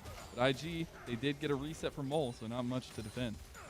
Yeah, and the Ignite and the heal there, so don't have the teleport to get back in. Featherstorm was used by Stripe that was about to time out. Mole nerdy there, but I think Rare Adam just burst this and move out. Maybe IG can make a play into mid-turret afterwards, though. His verdict not going to be full. And Lan will get this Dragon. Okay, very closely. But Sun goes for the Cyclone on the rest of them, and there's the quickness as well from Wink. They have caught out Zora, and he goes down to the one, the only, the Mole. I mean, that was just a bit of a upsie from Leanne there, not stepping up with the team, so the steadfast presence wasn't there. Shun jumps in immediately. Now Mole, trying to see if he can find a few more problems here, but it will give him the opportunity for IG to at least back away. Nobody went towards the mid lane, though. So nobody actually gets the tower in the mid lane, despite all the pressure that IG created. It looks like a bit of a map movements shenanigans not really coming together there for IG. Sicko might go actually. Oh my god. Sicko might want to back away from that one, I would say. But we'll see the top lane aggression pay off for Cube. Just nobody there to watch. It's like if a tree falls in the woods, it doesn't make a noise. We will get a replay of that dragon fight to kind of catch out onto Zora. Yeah, and there you can see, like, where Lien was positioned in the pit, he was positioned to flash over the wall. But because of that, it means that Wink and Shun have free reign in fights, no steadfast presence to keep them out, so they're able to chase down a whole bunch of folks. iBoy loses flash, Lien loses the flash, and Zora loses life. And now Cube also losing his flash off the back of this, but Wink is still in the area. I don't know how heavily they want to try and commit for this, though. Mo will say, I gladly take your flash. Thank you very much. Zika now in a 2v1 in the bottom lane trying to defend this tower. They really want to get this last plate, but I don't think they can overextend too much because Zika will just kill iBoy straight up. True Shot Barrage comes out just a little bit wide there, but we're seeing a little bit more movement and setup around mid lane. Though Mole, not a lot of mana, really wanted that plate and actually makes it out like a bandit. Yeah, having the flash stolen away there makes things a little bit easier for the spell thief as well. So Mole able to escape away. IG now starting to establish themselves on this bottom side of the map, trying to make it uncomfortable for Leon to try and move into his own jungle. Drive wants to go back in. He has stolen the quickness. Leon will try to get his red buff here, but not going to have much support. Strive is backing on the vision there, so Wait. IG know they can move right in. On even getting that one as well. Going to give that a nice little bit of a boon to the AD carry. The biggest problem that you're seeing, though, is resets coming through for Rare Adam for both solo laners. You got Zika already on that bot lane turret. Mid lane under pressure, but they're able to mount at least enough defense with iBoy and Zora, so not going to be too much. But Zika getting some alone time with this bot lane turret is going to maybe give this one a cross. Now, if I was in On's place, I would have, maybe come help his bottom lane to take the tower. It's Cube using another Maelstrom onto Zika, and the rest of IG moving top lane onto Strive at this point with Shunt coming up here. Get a little gank. The Sleepy Trouble Bubble didn't go wide, or did go wide at least, so he won't be able to find it here. We'll back off, but Zora's going to be right around the corner. And actually, in the end, it's RA setting up for a play on top side. Yeah, it's a bit of back and forth here. Strive and Zora trying to move up towards top side gives On and Wink the opportunity to push in the spot side. Ooh, that was interesting. I think he used it onto the minion there, but the quickness there goes through as well. On has to use the Feather Storm, so ultis are utilized. You do get some cooldowns out as well as the flash. Mistake on position there from On, though, means that you've now got Zika, who's called up to mid. Cube should get bot tower, and we do have Rift Herald about to spawn, with Rare Adam having control of the area. So IG, few errors there, with now leaving On vulnerable, could give a good amount of space here for Rare Adam if they try and take a fight. We'll be able to take this tier 2 tower. Sleepy Trouble Bubble will connect onto Zora as well, but he's just there for the looks, I guess, and IG move on to the Rift Herald, so at least getting some more neutral objective focus for themselves. But Strive is coming down to try to contest, and so is Leyen. Yeah, bot tower under pressure from Cube. Do Rare Adam commit? Oh, he steals it! The Sleepy Trouble Bubble did connect. They're not going to get the eye. Leyen, you should just flash. Okay, gets out. Now Strive, he wants to get in there and go for the eye, but it's a Cube is bait. coming. They are TPing. Eye Boy's coming up, but he's mispositioned a little bit. Needs to be very careful. That's the Keeper's verdict. Out, Mole. Cube, go get the eye. There he goes. He got it. There, at least they get the objective. Cube uses the Slicing Maelstrom. They're going to get more. Zika's flash is burned. Shun gets a lot of aggression onto him, but that's 2 ultis used now from RA. And big engage from Wink, but he's about to die too. This is mayhem. They're all so low on both sides, but they will manage to stagger away everything invested when it comes towards the ultimates on both sides, apart from Wink having the quickness now up and available, and 3 seconds until that dragon. I don't know if we're going to get another fight, but On should have his ultimate up alongside iBoys in just a moment's time. Strive will have access to some of these key ultimates a bit faster, so maybe Rare Adam feel like with those ultis available, they can maybe look for a fight. Man, for 5 kills total in 17.5 minutes, it feels like we've had a lot more fights than that. And we have, because it's just been skirmish heavy, but everybody kind of relenting at the last moment, kind of backing off, not the exact overextensions we see, besides Shun the one time. But the biggest thing for me is this map pressure we've seen, the movement. We've seen teams try to set up for plays and have to call off, and now we're looking at objectives being used, right? Cube did end up sneaking through, taking that stolen eye, and they will get more pressure on top side as well. And the thing is, the solo laners of Rare Adam have been the ones that are benefiting from it. Strive at a level advantage. Cube momentarily, as we took that fight, at a 2-level advantage over Zika as well, because they've just been situated in lanes 4 longer, and a 50 CS advantage for Cube as well, helping out that they want to abuse. Like a very, very precarious positioning there. Dragons essentially started up by IG at this point. We got a couple pings from RA, but it'll be a cross-map objective for IG, so that'll be a nice second dragon stack. Not going to mean much in the grand scheme of things here, but we got to look back at the mid pressure, back at where Leyen and the rest of RA are going to strike next, because I do want to go back to the conversation we're having in terms of, like, will we see a little bit of more reserved early game going into a very skirmish heavy, team fight oriented late game, and I think we're right on track for that. Yeah, and I think the mid game is about to hit hard for Rare Adam as well for those team fights. I mean, you've got an item and a half now for Cube. Strive having the Everfrost completed, working up towards the Zonya Hourglass. iBoy as well, nearly up towards the Muramana. Like, these are pretty big item breakpoints coming across for Rare Adam.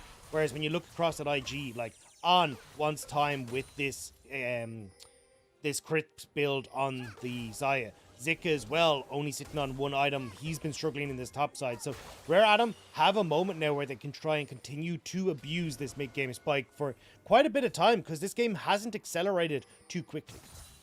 Yeah, just looking at Shrim's items, and obviously still trying to build up to that extent, but I feel like the power is in RA's hands, and we will have the scanner pop, but they don't get seen until the last second. He'll break there and catch a little bit there for you. Shun escaping narrowly. Sleepy Trouble Bubble does connect onto Leyen. They go with the Cyclone, and here comes the Keeper's Verdict. Only gets one out of there. The Slicing Maelstrom, big Cyclone reactivation from Shun, though, stops the re-engage of Leyen. TP from Strive in towards the mid lane as well. Looks like Rare Adam want to try and use the fact that so much was committed by IG towards that, but Mole still doing damage here. He gets 2. Oh, man, the double Battlestar damage there just to poke down RA a little bit. Oh, okay. Oh, okay. Still need to be careful. He does get a nice little true shot, bro. Yeah. I mean, that's a good amount of damage here for Rare Adam. They can try and push forward here. Lien going to move in as well, especially with two members low health. Mo trying to play at range here, knowing that he has an advantage over Rare Adam. But still, wave is gone. IG clear that one out. Everyone from Rare Adam here. Boy's poke is actually pretty incredible right now with the 2 item spike, the Essence Reaver, plus the Manamune completed. So we're seeing those Mystic shots do tons of work. Mo will land yet another Sleepy Trouble Bubble. Won't follow this one up. I think that would be a death sentence, even though there's no thresh in the game. Shun is hovering around here, and another Sleepy Trouble Bubble connects. Again, not much they can do about it. The thing is, though, IG are farming up this whole time that all 5 members of Rare Adam are positioned mid. Zika pushing in bot side, getting some much needed gold back in his favor. Shun was able to collect all of his topside camps as well. So not exactly the best use of time here for Rare Adam, and giving it a little bit of time for IG now to get their gold back in their favor, even getting lanes back in their favor as well. Buying time for On to potentially get up towards his 3rd item. Like, not exactly Rare Adam pushing the game forward as they could potentially. And there's little bits that you have to keep in mind going into the later parts of the game, right? Because you will have to always keep an eye out on where Zika is. He will be constantly pushing in that side lane, where Cube, he's looking for those big flanks, right? He's looking for those big moments in the team fights to get all the lockdown with the slicing Maelstrom and have everybody follow up with him. So it's going to be a duality of when does Cube decide to leave Zika? How do we see Zika involved in the extra aggression in the side lane as well? Yeah, I think for Rare Adam, trying to play through the sides a bit more is actually the answer here. Strive should have good control over that side against Mole, just with the ability to continuously push waves. You can always try and dive Mole as well if given the opportunity. So you do have to be very careful here as Mole, and at least that'll give Strive the opportunity to then, even if he doesn't want to dive, just move in towards mid lane, create numbers advantages, steal away some of these big ultimates like we're seeing at the moment. They're heavily positioned around mid lane, and again, those Mystic shots are really doing some work. Even just the auto attacks off the Essence Flux are doing some serious work. But Mole's right back at it with the Sleepy Trouble Bubbles and trying to connect some engage for IG, because one big catch out from Mole, like we've seen in previous games, would make the difference in a lot of these fights. The catches with this composition are deadly. And that's why they need to listen to step 1 for Rare Adam. Like, push sides first, then move mid, because Mole is just free firing this entire time, and he's fine. Like, he doesn't really need to worry about any of these problems, because he's got a ton of walls he can work with. He's got a bunch of safety here. They've got vision galore, and maybe Zora might be in trouble. I'm stopping Zora here. Zika is actually on his way first to try to collapse potentially, but the rest of IG just moving in. The vision game pushing in mid lane as well. And it's just been a constant push from IG. Mole try to get the Sleepy Trouble Bubble now again onto Leanne. A lot of damage from that Paddle Star. We got an engaged bottom lane, though, as the quickness had been used from Wink. Wink gets almost all of his health bar taken out, and the True Shot Barrage will barely miss. Zika gets out as well. Shun maybe caught in the transition here. We'll be able to use his flow to get out as well. Dragon in 5 seconds, though, and that's all that IG really wanted. And with Leanne, oh, it's good to say low, nearly dead. And also Cube now flashless and ultless. IG will get the 3rd dragon of the game, so stacking these up nice and quick and just using the fact that they have control over the side lanes to look for these picks you're seeing in the bottom right corner of your screen and make things uncomfortable for Rare Adam. They're not getting the chance to abuse this item spike like they were hoping for. Yeah, it would have been I was gonna start talking about the bottom lane, but iBoy and On, they're going out. Oh my god, On, okay, I see you. He wants to be a genius. Yeah, maybe we want to cool the jets here a little bit on, because Flash gone, ult gone, and iBoy will still get the reset off, even has TP to get back, so not going to be too far behind the play. But a lot of those safety tools now gone for On. Baron was up, which is the idea here for the AD carry from IG. If you get to pick an iBoy, maybe you can turn that into a Baron, but it looks like Rare Adam, knowing that those safety tools are down for On, want to start up this Baron. You have the ultimate nerdy up for Cube, but not quite yet. Not quite yet, and that's where I would expect maybe some capitalization from IG, but the Baron slowly and surely going down. He'll definitely have it up, and Strive also has the quickness.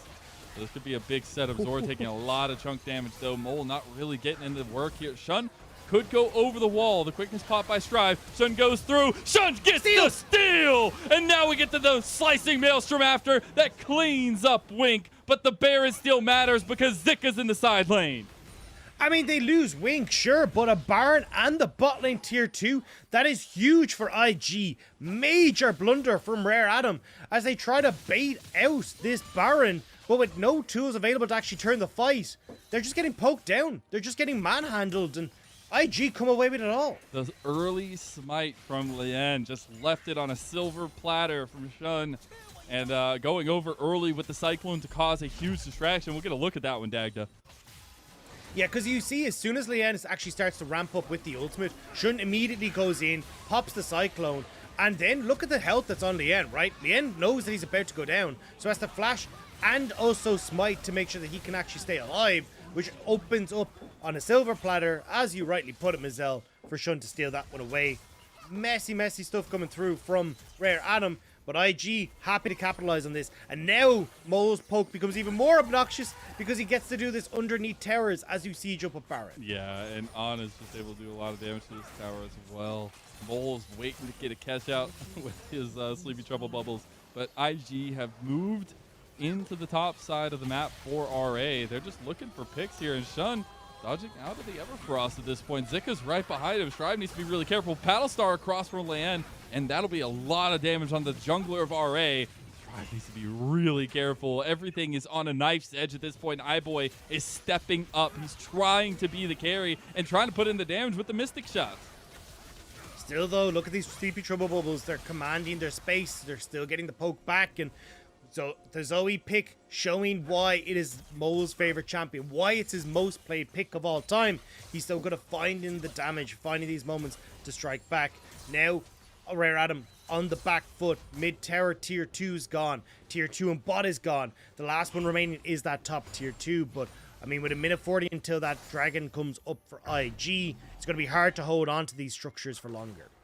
It's going to be really difficult. You're just going to be like putting everything you can, duct tape, whatever it is, to try to stick the buildings together. But IG are coming knocking hard. They are pushing the top lane now. The Baron buff's still up for about another 30 seconds here, and Mole continuously looking for it. Cube, having used the Slicing Maelstrom, won't have it here for the dive that IG is trying to pull off, but the nice stun onto Shun, and the tower damage forces IG away from this one. They do get the tier 2 tower, and Zika flashes forward for the kill. He's getting CC'd up, but it doesn't matter because Cube goes down. RA trying to find a play on the backside of it, but Mole getting over with all of the mobility, and IG coming on top again. Zika's still going. He's still pushing in the spot side. Managed to get that tower to, or the wave to crash underneath the tower. And IG will back away just in time for this dragon. You're seeing the player go on the left-hand side of your screen. On and Zika, very large at this stage. And with no ultimate, no flash, and no TP for Cube as well, he will be a factor as high as he would like in this next fight. Can you do this right now for RA? Or do you, I feel like you just give the Cloud Soul, but they're positioning here, and Zika going to take the onus to move in and clear some of this vision. iBoy, here with the paddles, or the Sleepy Trouble bubble. Waiting for the paddle start. There goes half his health. Zika goes right back in as well. Glacial Fissure used late by Zora. Another Sleepy Trouble bubble lands, and IG want to move forward here. Back still being completed from Zora. He stops at the last second. But they are fully pushed off of this dragon. Zika will find Cube. Well, Cube is just going in there. He forces Lien and Zora to stop their backs, and now Lien, he doesn't get caught by the Sleepy Trouble bubble, but that will be Dragon Soul to IG. I mean, you're just running in solo over and over again here as Rare Adam, so getting that soul for IG. Mid tower as well. Top tower very vulnerable, but no wave. Mole. Did they just end the game here off this? I mean, he might be able to get a lot of damage down. Okay, that's a lot from the Paddle Star. They haven't even finished that back yet. Lien wants to go in to try to stop that, but the resets are on their way for IG. I mean, IG are just dominating this game. It's only a 4K gold lead, but it feels like so much more with the presence they have on the map. The late game scaling coming through from Ari Mole, not letting Rare Adam breathe, it feels like, in this game. It has been unstoppable from the mid laner, and a fantastic addition to the Invictus Gaming lineup. Just unfortunate one that it came so late in the split. Yeah, that's the most unfortunate thing about the whole situation, because again, it's just felt like an unlocking of the composition here, and Mole being able to pull out the confidence pick, being able to just keep the oppression up constantly on this team, and especially in these kind of like jungle siege type scenarios around objectives. It's the catchouts are absolutely monstrous. I mean, demonstration right there as Cube completely caught out. Now IG starting to push forward once more. Baron in 45 seconds. Sticking Zika onto this bot side will create a lot of pressure there. TP is up for the Jax as well. We've already seen how much of a threat he is on these dives with the hull breaker in tow as well. But IG just feeling happy to start walking these super creeps down the line. It's a pretty easy walk too. But they will back off of that, move toward the top side to get some more pressure that way. You have Baron spawning in another 20 seconds. They could try to force something, but really all they're trying to force is RA's attention, because they can just keep poking with Mole. They can keep landing these Sleepy Trouble bubbles, and then RA won't feel fit to go into a fight. I was very confused to see the TP for a second, then looked at Sora's Unsealed Spellbook. Made a lot more sense, but Rare Adam all set up here. There is no objective on the bottom side, so IG just going to continue to land this poke from Mole, look to push Rare Adam back, and keep their eyes on this Baron. Strive has the quickness once more. We'll have to see what he can do with this. Trying to get some pressure. It's elongated, though. Strive all by himself over here. Mole not able to help too much after going into the portal jump, but the rest of IG moving through. You got Wing Pop and the quickness, and Shun goes in with the Cyclone. Keeper's Verdict does knock one out, but RA, they are done. The Sleepy Trouble Bubble actually will not connect, so a little bit of separation here, but Shun goes in, gets the kill onto Strive, and the rest of RA are decimated. iBoy might be a genius, but in this one, IG are the geniuses, and this will be a slow but steady and methodical win from IG. It's a bit unfortunate. iBoy seems like he's found himself in the advanced class and can't keep up now with the way the LPL is progressing. Oh? Does get one, the though. Genius? He's getting the last second play. It doesn't matter in the end, though, because IG are just ending the game. iBoy might be able to survive, but the rest of his team's down, and RA as well will drop yet another series on the season, and IG claim victory. Maul bending down to put on his shoes. I thought he was going to take off his carry pants, because after that performance, they were firmly on after that series. IG's mid laner stepping up massively in this game and across the whole course of this series. And unfortunately for Rare Adam, they just couldn't quite keep IG at bay. The glow up, man. The glow up of Mole in this series, not only this series. It has been so interesting to watch the bonds be built on this team, it feels like, and a lot of the gameplay, decision making seems to be in the same direction. I think that's, yes, it's the end of the season, but it's so promising. I'm a man of positivity, Dagda, and to see the likes of this composition for Invictus Gaming, to see the likes of this team actually being cohesive, like Shun is not something that you have to kind of turn a side eye on when you're talking about. You can actually be proud of performances that we're seeing from this guy and the rest of the team because of the addition of Mole. I'm so happy. I think as well, because you've got Mole coming into the squad, it means that you don't necessarily have to go for fights, which I think has been the biggest issue for IG. Like, when you look at how they actually want to try and play the game, a huge amount of it is being like, hey, like this series in particular, like, we're going to look for picks with the Talia, we're going to separate people out, we're not actually going to go for full 5v5. You're then looking at the same kind of story when you're going over towards what was happening in this one. Mole finding moments to get poked down, finding picks, not really like all out brawls, because that's where IG have really struggled when it came towards the cohesiveness, the communication, all being on the same page for these fights. So it's good to see that, with Mole adding in a new addition, a new style to IG, that they're able to find some success with this. And we did get what we were thinking, right? It was a very skirmish heavy, very bloody in terms of just fighting a game in game number 3, and we got to see some of the bright points from RA. I think they were trying something a little bit different, especially with the Ezreal in the bottom lane because of all those ADC bans we saw in the last game. But the bright spot for me for RA was that second game, was seeing Lian perform on a champion that we know and love from him, but as well as to kind of show Shun the ropes and have a little moment of something to look back on for RA in this series.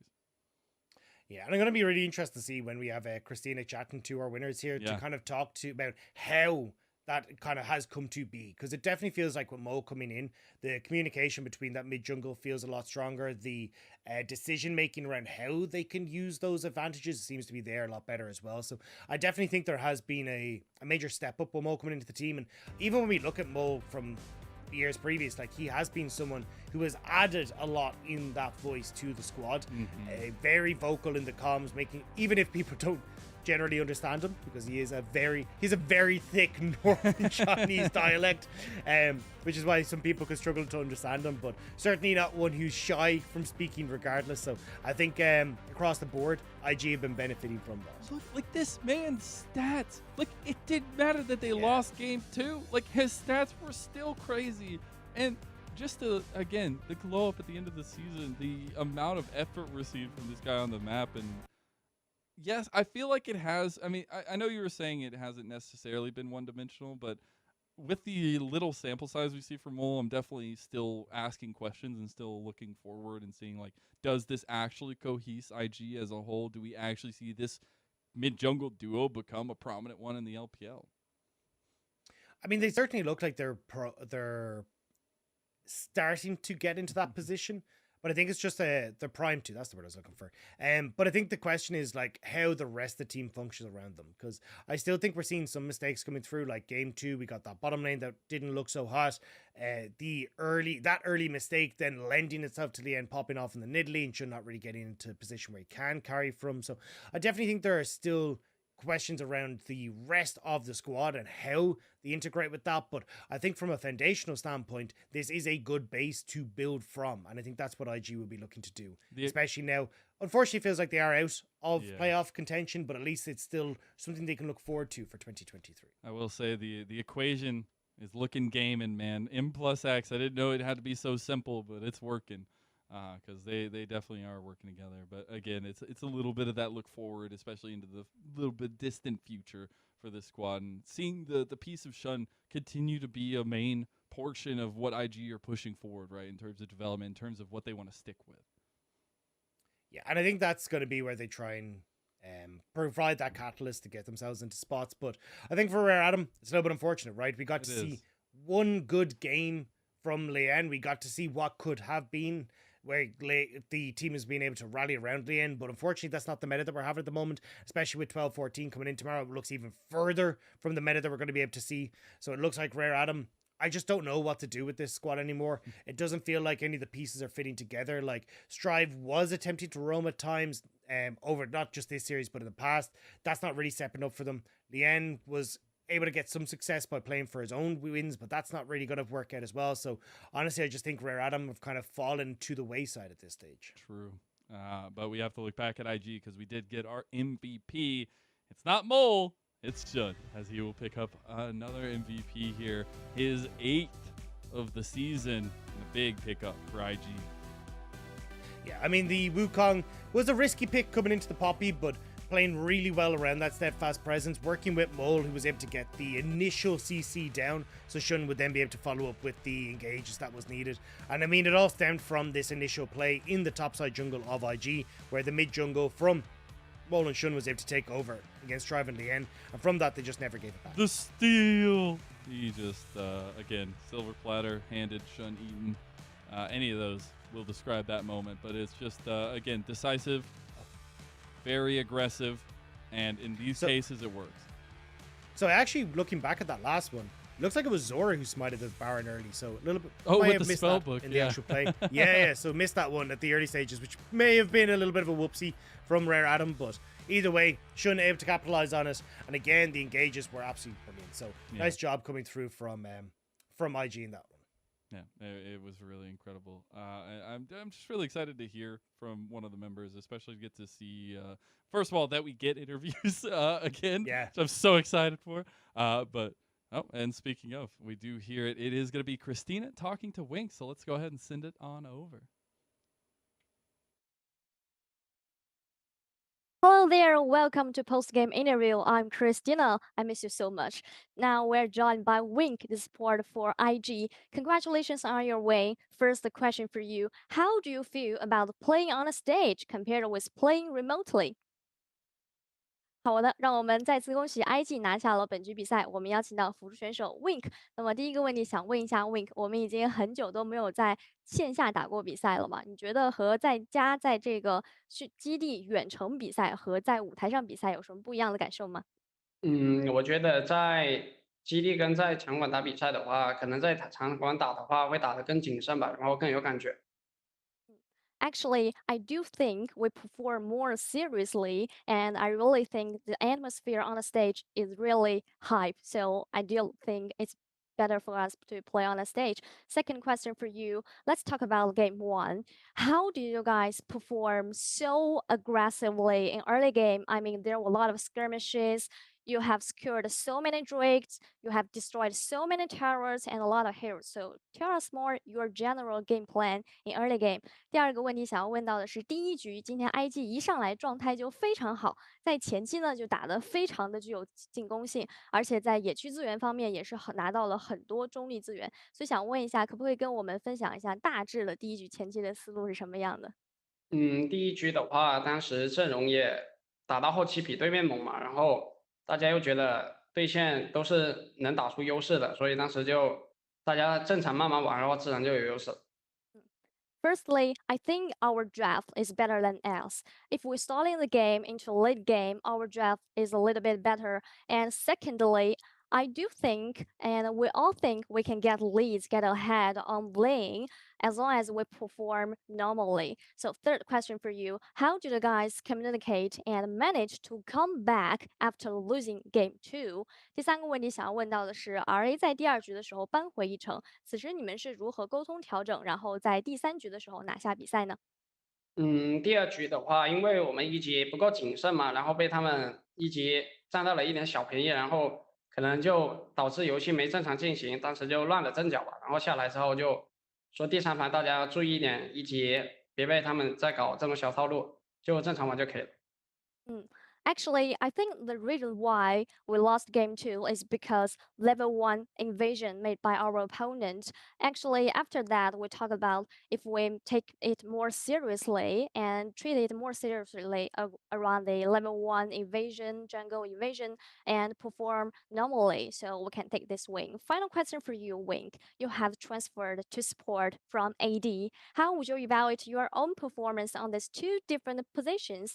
And how would you evaluate your team performance overall? And obviously, you have got 3 wins in a row. 最后一个问题想要问到 Wink 选手，在这个赛季也是从AD 转到了辅助位置嘛？你觉得在这两个位置上表现都有哪些不一样的想法呢？你觉得自己表现怎么样？然后想要问一下 IG 现在拿下了一波3连胜，觉得整个队伍的发挥如何呢？我觉得这赛季从 AD 转到辅助的话，就感觉辅助会比 AD 好玩一点，就辅助可以做的事情很多。然后 AD 的话，前面就只有对线跟补兵。然后我觉得我们3连胜的话，可能是因为我们最近配合越来越好了吧。然后大家最近打的也比较严谨。Actually, I do think it's really interesting to play on a sport than play on the AD carry because from my perspective, I think AD needs to get in CS and just focus on the laning phase, but sport can do more things. And in terms of our 3 wins in a row, it's because we have been coordinated better with our teammates than before, and we performed more seriously than before. Thank you so much for joining me. 再次感谢 Wink 来到我们的赛后采访，也再次恭喜 IG 拿下本局比赛。拜拜。Back to you guys. 谢谢 Christina. Thank you so much. Appreciate. I'm so happy to have interviews back. We got to hear from Wink. It's so good. We missed you, Christina. Happy. We missed you so much, Christina. We missed Wendy. We missed all the interviews, and we got to hear a little bit of players after the adaptation to now playing on stage. Getting to hear a little bit of that from Wink. Apparently, they're a stage team, Dagda. Yeah, and also interesting to hear him say support is just easier. Like, just, basically the old Afro move quote, support's so easy. But it is actually interesting to see how he's kind of adapted to it because, as you say, he's a lot more wiggle room to work with in on stage and being able to move around the map. And having that earlier impact definitely seems to suit him more. It absolutely does. And IG take a nice 2-1 victory over Rare Adam. But now we got to get to the final series of the day. We got BLG taking on V5. Can BLG continue to put down V5 in the late game season? We'll see after this break.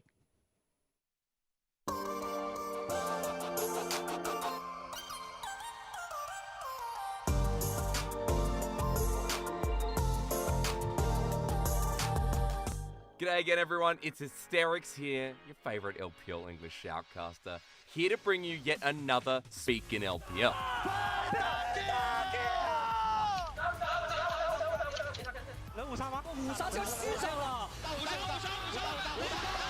Maybe you guys know the meaning of this word already. That's pentakill. When the enemy finally gets that fifth and final kill, the casters shout, "Woo-sha!" The emotion that comes from it is the build-up of the anticipation. Woo-sha! In addition, words like first blood, 一血, double kill, 双杀, triple kill, 三杀, quadra kill, 四杀, pentakill, 五杀. 拿下了1血，再拿到一个双杀，拿到一个3杀，收获了一个4杀，一比哥拿到5杀。 If you see a play that is absolutely bonkers, then you can type a series of sixes in the chat, the comments, or even the barrage. Can you remember all that? If so, I want you to go 6 6 6 6 6 6 6 6 6 6 6 6 6 6 6 6 6 6 6 6 for this episode of Speak in LPL.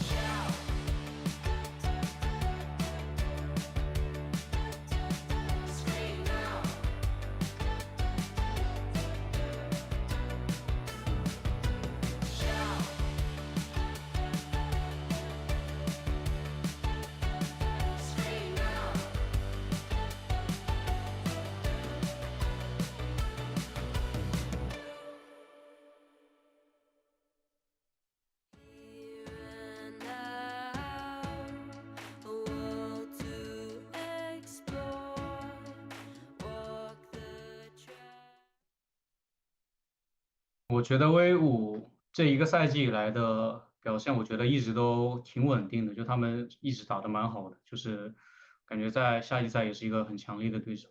打到现在的话，可能就证明就真的就打职业打了很久吧。然后想说的可能就是我会一直打下去的，就我会争取就可能越打越多，打到什么1000或者2000这种。Welcome back to the LPL here on the second day of week number 9. I'm Mazel, joined by Dagda. We just got done with RA versus IG, 2-1 victory to IG. But now we got to get to the second series of the night, Dagda. Some more fun on our plate because it's BLG versus V5. And when you start the conversation about this series, about these teams, my first focus is BLG and the reinforcements, the super bench coming through clutch against FPX. Yeah, the BLG bench apparently makes a hench. That's what we learned here at the LPL. Because these guys came off with Doggo playing in the LDL, Weiwei taking a bit of a breather, and now with Icon coming into the mix as well. This iteration was unbelievable in their last series against FPX. Game 1 was complete domination from start to finish. Game 2, we saw Bin stepping up huge to win out of the counter matchup. And this here in Game 2, you get to see Weiwei basically going back to being Super Saiyan. He ends up killing Clid in the solo kill. And then that kind of leads on to them being able to put a ton of pressure down towards this bottom side. But it's a very similar story when you look at Game 1 as well, where we end up seeing Weiwei, Chris playing around this mid lane, getting Weiwei a ton of these early kills, and from this position they continue to lean into bot side, lean into dragons, and the team is working so incredibly well together.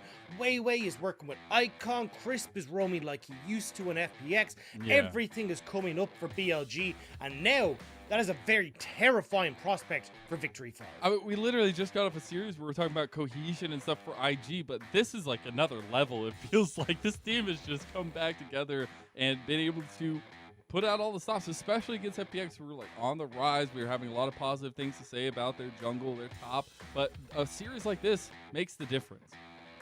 Yeah, and I think that the incredible thing is that every single person on this team looked invigorated. We saw Bin getting a solo kill on the Gnar into the matchup, and then on the flip side, being able to get a solo kill on the reverse side of that matchup as well. So actually having kills across the board, regardless of what they wanted to take into him. You see the bot lane stepping up, the mid jungle looking spectacular, and that is where I think there's now going to be a serious issue for Victory 5. There is. And speaking of Victory 5 and speaking of issues, Dad, say it ain't so, man. Say it ain't so. Late season struggles and V5. Let's see what happens. Because their loss against OMG was astounding, to say the least. It was out of nowhere, felt like, and V5 looked like a completely different team. It just looked so incredibly messy coming through from V5, where in the first game, Aki absolutely demolished Xiaolong Bao in the jungle. Xiaolong Bao kind of falling back into his old habits that we saw when he played on RNG, which was over-committing to resources, trying to shadow his lanes too much, and Aki was like, cool, I'm going to steal away your entire top side, I'm going to get this massive advantage, and then when we get to skirmishes, they were winning out, because honestly, Xiaolong Bao was taking fights he really shouldn't have.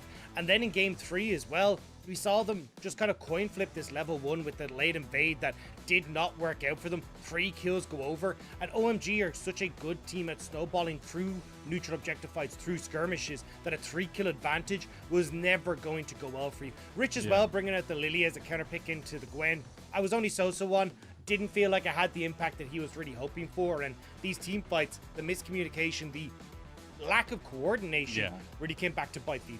That was, for me, the biggest point, right? Because you saw in game 2, right, they get a really clean ace in an early, very scrappy skirmish between both teams, and you see, like, why we hold V5 to a higher standard typically. But when you look at the series, you look at, like, those game 1s, even fumbling in game 2 and then that game 3, it's really difficult to assess, especially with a little bit of the down slump. But when you're looking at both these two teams, especially with what we've talked about, the resurgence, the reinforcements for BLG, and then the kind of slumping state for V5, the spotlight has to be in the one place I think everybody knows it will be. It'll be the iconic rookies in mid lane. No, it's not the iconic rookie. I just wanted to use both their names in a sentence. It's Icon, it's Rookie. It is a battle of the mid laners that will absolutely decide a lot of the pace of the game.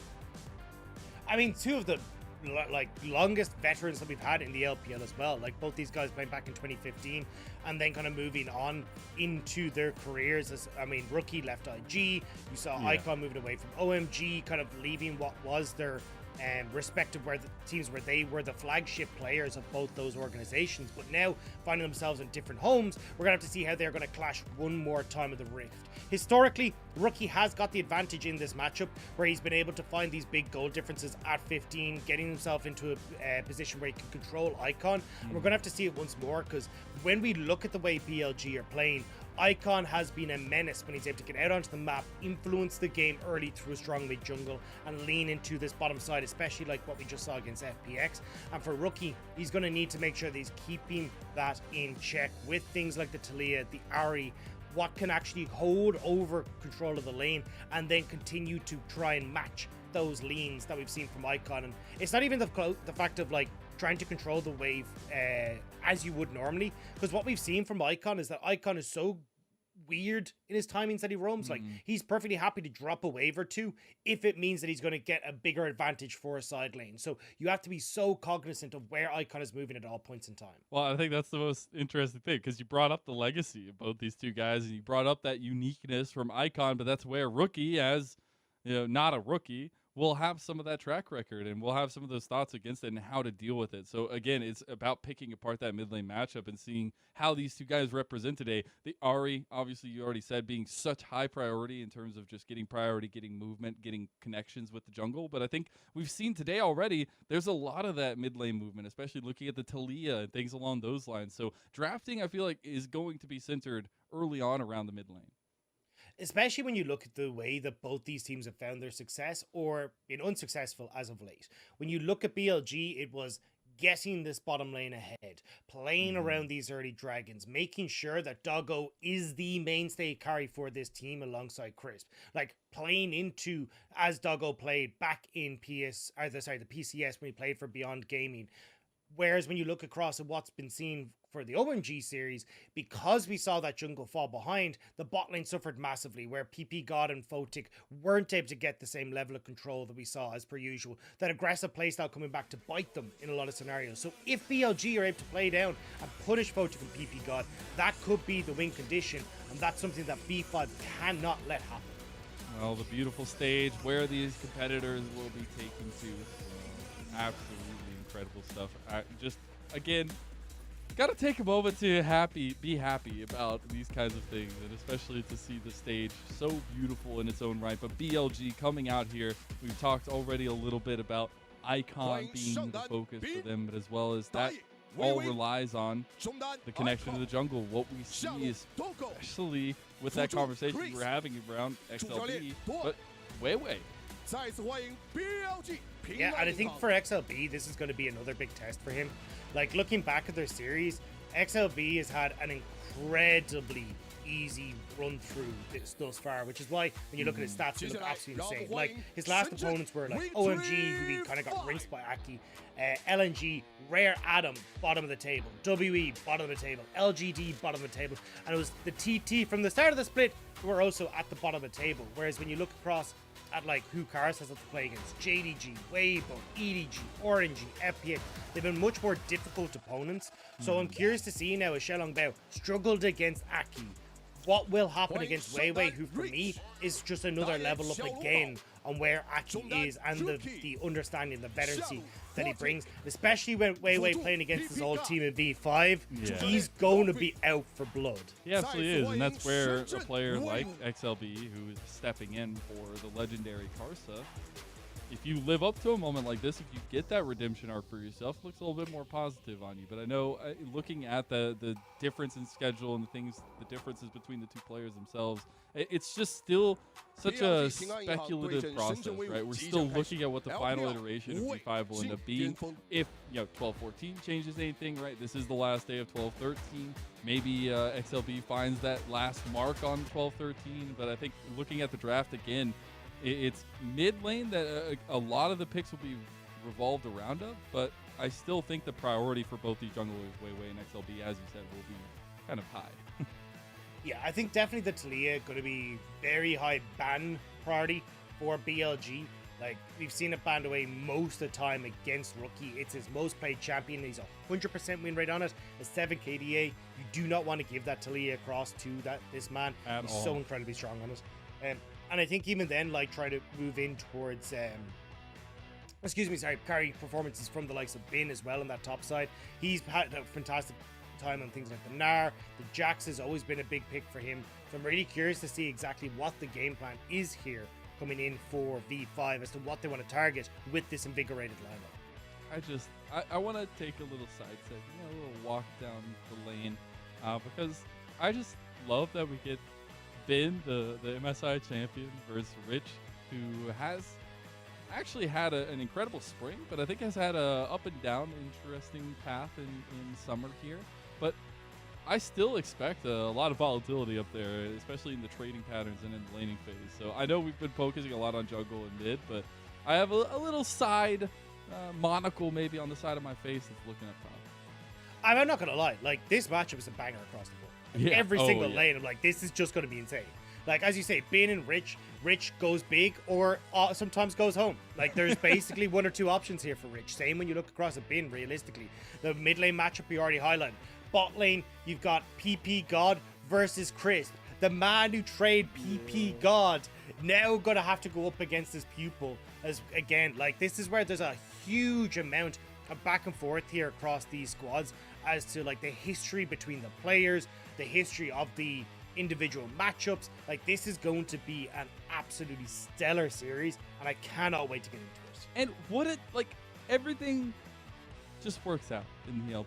Yeah. Because you're getting this resurgence of BLG right as the downturn of V5. And, like, again, we go back to the fact that LPL is a single round robin. Like, these matchups happen once a split, and you have to make your market. Even if BLG take down a late season series against V5, even when they've been having some rough, tumultuous times, that's huge for BLG's confidence. That's who's moving forward when we've seen such tumultuous times on BLG themselves.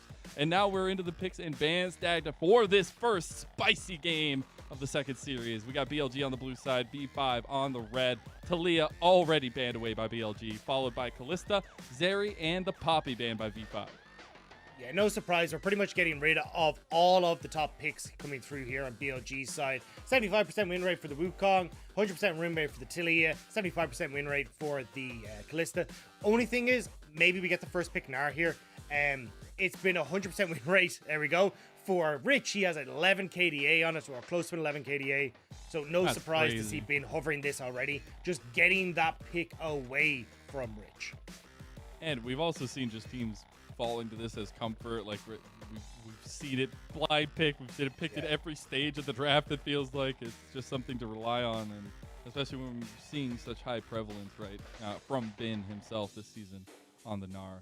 We will get the insta locket of the Silas, it feels, to V5, so some flexibility in the mid lane, and we get that mid lane focus we wanted early in the draft, and they lock in Lucian. Really? Okay, so just bear in mind that Silas could be going top lane.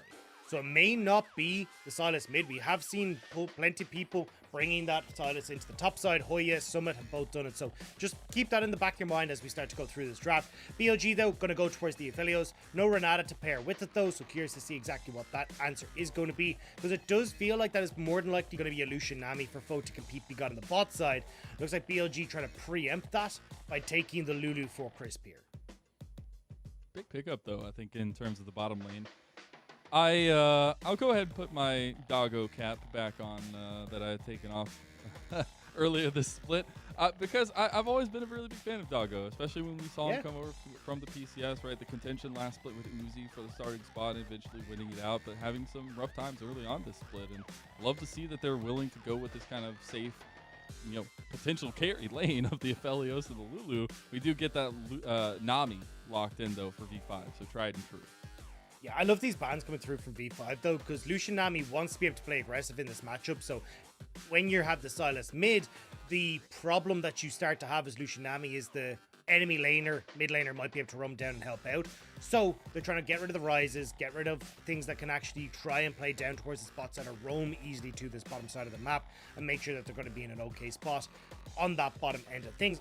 BLG going to respond in kind though by getting rid of those top lane problems for Bin and making sure that he's going to be okay, but I'm still not certain that is not a Silas top side. I mean, we won't find out until that last pick, because more than likely we see Shelong Bao taking the jungler in the next rotation. Yeah, absolutely. And we see the Vi actually is the last ban, so the Trundle and Vi snuck in there from both teams, and it's Xin Zhao that's locked in for V5. So I will say V5 have been very decisive in their picks so far, very quickly locking things in. Yeah, the only thing for V5 is you're missing a good engage tool. So if it is the Silas top lane, maybe we're looking at something like Lissandra for Rookie in the mid lane, just so then he can actually provide and step up as that big engage tool. But I am kind of curious to see exactly what the plan is, because even on Icon's side, right, Icon has one of the deepest champion pools for any mid laner that we have in the LPL. We've seen his pocket pick Xerath, we've seen things like the Renekton's, we've seen all sorts of things from him, but looks like he will just go back towards the Ahri. So honestly, if this was ever a time to flex that Silas top, take the Lissandra, it feels like this is the perfect time for BLG if they are ever going to do it. And because it feels like BLG are getting a lot of what they're looking for, right? You get that mobility out of mid lane, you get way on the Viego, most played in the split by far, and just trying to get them comfort going for BLG, something rocking early. And just like you said, Dagda, the pick comes through, it is Rookie's moment to shine. Yeah, I think this is such a good addition. It gives you a ton of engage tools in the mid lane, great matchup into the Ahri. Now the mid jungle for V5 is way stronger, and which was kind of one of the big focal points and big issues that we saw in the series against OMG for V5. You get a good matchup in the top lane. In the early stages, Rich will be pushed in, but when you hit that level 6 and get access to the Mega Gnar, you can use that so effectively. And because Rookie now is a good matchup in the mid lane, Botic and PP God can play far more aggressive on this bottom side. It all just slots super nicely into place for V5.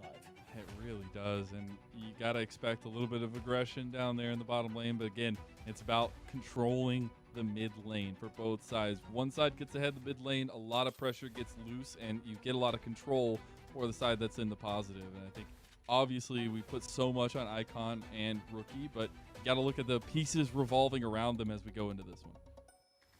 Yeah, I think this is still going to be a huge focus on the mid lane.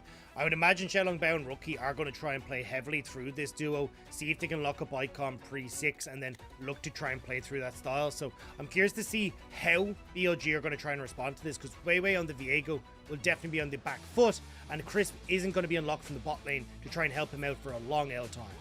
Well, the spotlight is on and the time is nigh. We are into the game 1 of our second series of the night, and it's a banger, so get those seatbelts ready. I don't know if you got seatbelts on gaming chairs, but you might as well, because this one is going to be a fun one. We got the BLG versus V5 matchup. It is a potential of an upset and a potential of a resurgence for BLG as we hit the rift.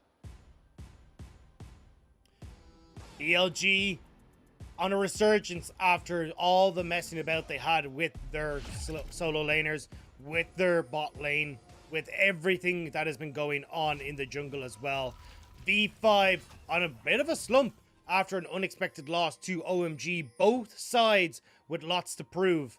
And now we'll have to see who will be able to take this. BLG playing for a playoff spot. V5 looking to see if they can keep themselves in that top 4 contention. Huge amount resting on both of these teams. And only a week and a half left just about in the LPL, so every moment matters. Only a few series left, and especially, like we were kind of alluding to, like taking down a Titan like V5 is no joke, right? They've been top of the split for both splits in a row at this point, for a majority of it. And to do this at the late parts of the season, to push into playoffs potentially, like the momentum, the confidence that's built from that is incredible. I know I talk about that all the time, but it is absolutely true and alive. And as you said, all the little nuanced matchups that we have in this one as well just adds to that fire. Well, already we're seeing BLG's bot lane get the better of a trade here. The level 1 from V5 is not incredibly strong, especially as you can see Lucian tends to start the W here because you get more damage off of the auto attacks from your passive, and also having the W auto attack extra damage as well. but it does mean that Doggo and Crisp get a good amount of trade back despite the electrocute being procced. Push is in favor of Photic though, so may look to see if he can get that early level 2 and go all in here. They want to get that early aggression going for themselves, but they're looking at that early aggression from BLG's side, just trying to get that level 2 beforehand at least. We're also looking a little bit more at that pathing of the bottom lane, especially in these trades, because BLG have been really nice in terms of stepping up towards the lane. But speaking of stepping up, Weiwei looking at Rookie in mid lane with the level 3 gank. Well, we said that Icon and Weiwei were looking much cleaner together, but it has not been the case there. Weiwei flashes in to try and put the pressure onto Rookie, but Icon had already backed away, so big miscommunication error there between Icon and Weiwei means that Rookie gets to walk back, and Weiwei's down a flash. And that's actually so huge when you're looking at early skirmishing and setups for Viego. We've seen, that play comes out clutch so many times, but not this time. Rookie will burn that TP to get mid lane, though, so you will get a little bit more pressure from Rookie and continuation of where we were at before, trading on bottom lane, Crisp and Doggo playing up, and now we see the movement from BLG in front of this Dragon Pit trying to get the spot lane. Yeah, I mean, the wave is about to collapse. Only level 2 here for Photic and PP God. No heal, but cleanse is there for Photic. They're going to try to outplay this one. It's a 3v2 early on gank from BLG. Doggo taking some serious damage, but Photic, he doesn't go down just yet. He will to Icon, though. Who takes another tower shot, and BLG getting hit nice and heavy on the way out. Weiwei just waiting, and Weiwei will get the kill with the stolen soul, and BLG might even get some plates off this. This is a snowball. Fantastic play from BLG and exactly what we talked about coming into this series. Photic and PP God were the focus in the OMG series, and Doggo and Crisp want to try and keep that one up with a well-orchestrated dive from BLG. Wave doesn't even hit tower, so you will get Icon able to TP into the mid lane, and this is just so well played. So that early gank mid, despite the flash being burnt by Weiwei, still ends up mattering when all is said and done here. Doggo starts off tanking the tower. Crisp then answers after Icon has done his share, and Weiwei able to finish everything off here. Really good stuff from BLG to start things off. The biggest thing for us when we were talking about Rookie and Icon is the control over mid lane. You got to either keep each other there or respond, but Icon gets off a huge roam, perfectly timed there to capitalize. So that's a little bit of the difference making potential early on. Oh, they're in the bush. They're in the bush. Crisp, run away. He has Weiwei here, though. So XLB getting into trouble here. XLB. Oh, but you got the bubble coming through, and Rookie will claim the kill. Xiaolongbao will go down right afterwards, though, and Crisp trying to follow up Icon here. Rookie just trying to run away at this point. The charm isn't going to be up close enough there to try and follow up, so Rookie will get away. Jungler for jungler, but with the amount of time that was kind of spent by V5 trying to get into that bush, would have liked a little bit more. So every lane will go back to basics as the jungler will be forced to reset. So not the end of the world here for either side. Not too shabby, but I like to see the early trading back and forth. Speaking of early trade, top lane, Rich, get a little worse for wearing that Silas v Gnar matchup so far. Been having the better of them just this yet, but we'll see both junglers actually pathing towards top lane now. I was wondering if we get that circle back from XLB down towards the dragon, but not early focus there. It's going to be pathing towards top and looking at Rift Herald potentially. Yeah, the top side is still very much BLG favored until you get a couple more levels in towards Rich. You can see he's maxing the chain lash. Works very well for trying to poke Bin every time he tries to use that range advantage, but can be a bit hard. And Bin hits 6. Got the level 6 mark, and Weiwei is right here on the corner, but actually isn't able to find it after the flash from Rich, but that will be returned to. Yeah, this makes it way more difficult. Excuse me, sorry. There we go. For Rich to actually try and survive in this lane, because you always have to be careful of the leap forward as you hit the Mega Gnar. Maybe a potential dive as well, if they're able to orchestrate that from BLG's side, but just giving a bit more wiggle room to Bin is always going to be good, because you're trying to abuse the range as Bin there, which oftentimes can put yourself in a bit of a dangerous position, especially if the absconded duct is up for Rich. So having that flash burnt now means that Rich can't set up for any sort of crazy ganks with Xiaolongbao having some sort of like flash Mega Gnar play. Got this duo here, though. See if they can get some proactivity going for their own right and steal this blue buff away from Weiwei. Cross map play comes out close for V5, at least getting something on the map. Yeah, I mean, I think this will just be traded by Weiwei for Dragon, though. They have a slow push to start in that bot side of the map, and it looks like that's what they're going to move over to. Dive could be here in this top side, though, and that's what we're worried about. Wait. Oh, okay. Well, Rookie just going for the kill instead. Gets Bin, so that's huge. He didn't get the blue buff, but they at least get the cross-map play. Yeah, level 6 is so good for Rich in this matchup. The AP scaling on that Nair ult is absolutely absurd.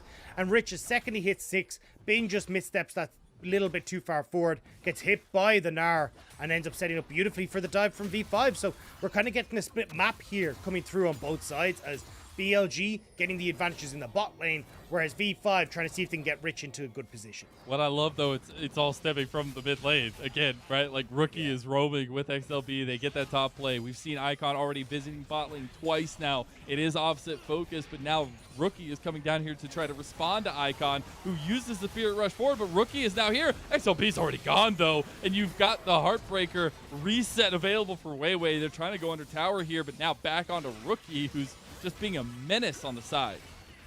I mean, it's just 2 kills going over towards, or sorry, 1 kill going over towards BLG. V5 have Rookie down here, but Rookie doesn't have the ultimate available. You've level 6-4 Doggo, so he just has more available in the tank to make the play. Reset's going to come through for BLG, but with Rift Herald up and available, I'm curious to see how BLG want to try and make the play happen. Looks like at the moment Doggo is going to go straight towards that objective, with Bin having his Nair ultimate available, but Rich won't be able to steal that big ult back off of Nair for the moment. Yeah, it'll be a little while for that one. We're getting some pings in mid lane. I do got to ask, though, Dagda, how Chad we feeling here for Chris? 202 on the Lulu. You feel like he's flexing on PP God a little bit? I mean, he's definitely doing it. And even the fact that you're getting so many of these dives down to the bot side, it feels like FPX of old, right? Like, this is going to be a system PP God and Crisp are well familiar with. PP God just not enjoying being on the opposite end of that this time around. BLG, though, not convinced that they can just completely start up this this Rift Herald for the moment. No push in mid, no push in top. So it looks like Doggo is just going to move back down to the bot side and try and get some plates for himself. I wonder how V5 feel about this, though. I mean, it looks like they want to put priority over the Rift Herald. I think that will be huge, especially if you can get it to take down some of this pressure in the lanes and maybe pick up some more plates at the end of the day. But Dragon's still not on the table. Objectives still not really on the table here for both sides. But V5 will finally start up that Rift Herald now that Rich has moved down. Yeah, I'm curious to see what the build from Weiwei is going to be here, as both teams kind of just separate each other. Because Weiwei is going for the Blade of the Rune King. We actually saw a nerf in 12-14 onto the Sunfire Aegis and the Blade of the Rune King combo, but still something that Weiwei could go for. But we have seen a very much a squishier build coming through for some of our Viegos, going into like a Blade of the Rune King. Oh, hang on. He uses the turret to block a lot of the damage there. As you were saying, Dagda. Yeah, but actually I may not be able to. Nope, you're not. Frozen Tomb right on to Icon, and Icon will die. XLB gets a big kill to set him up.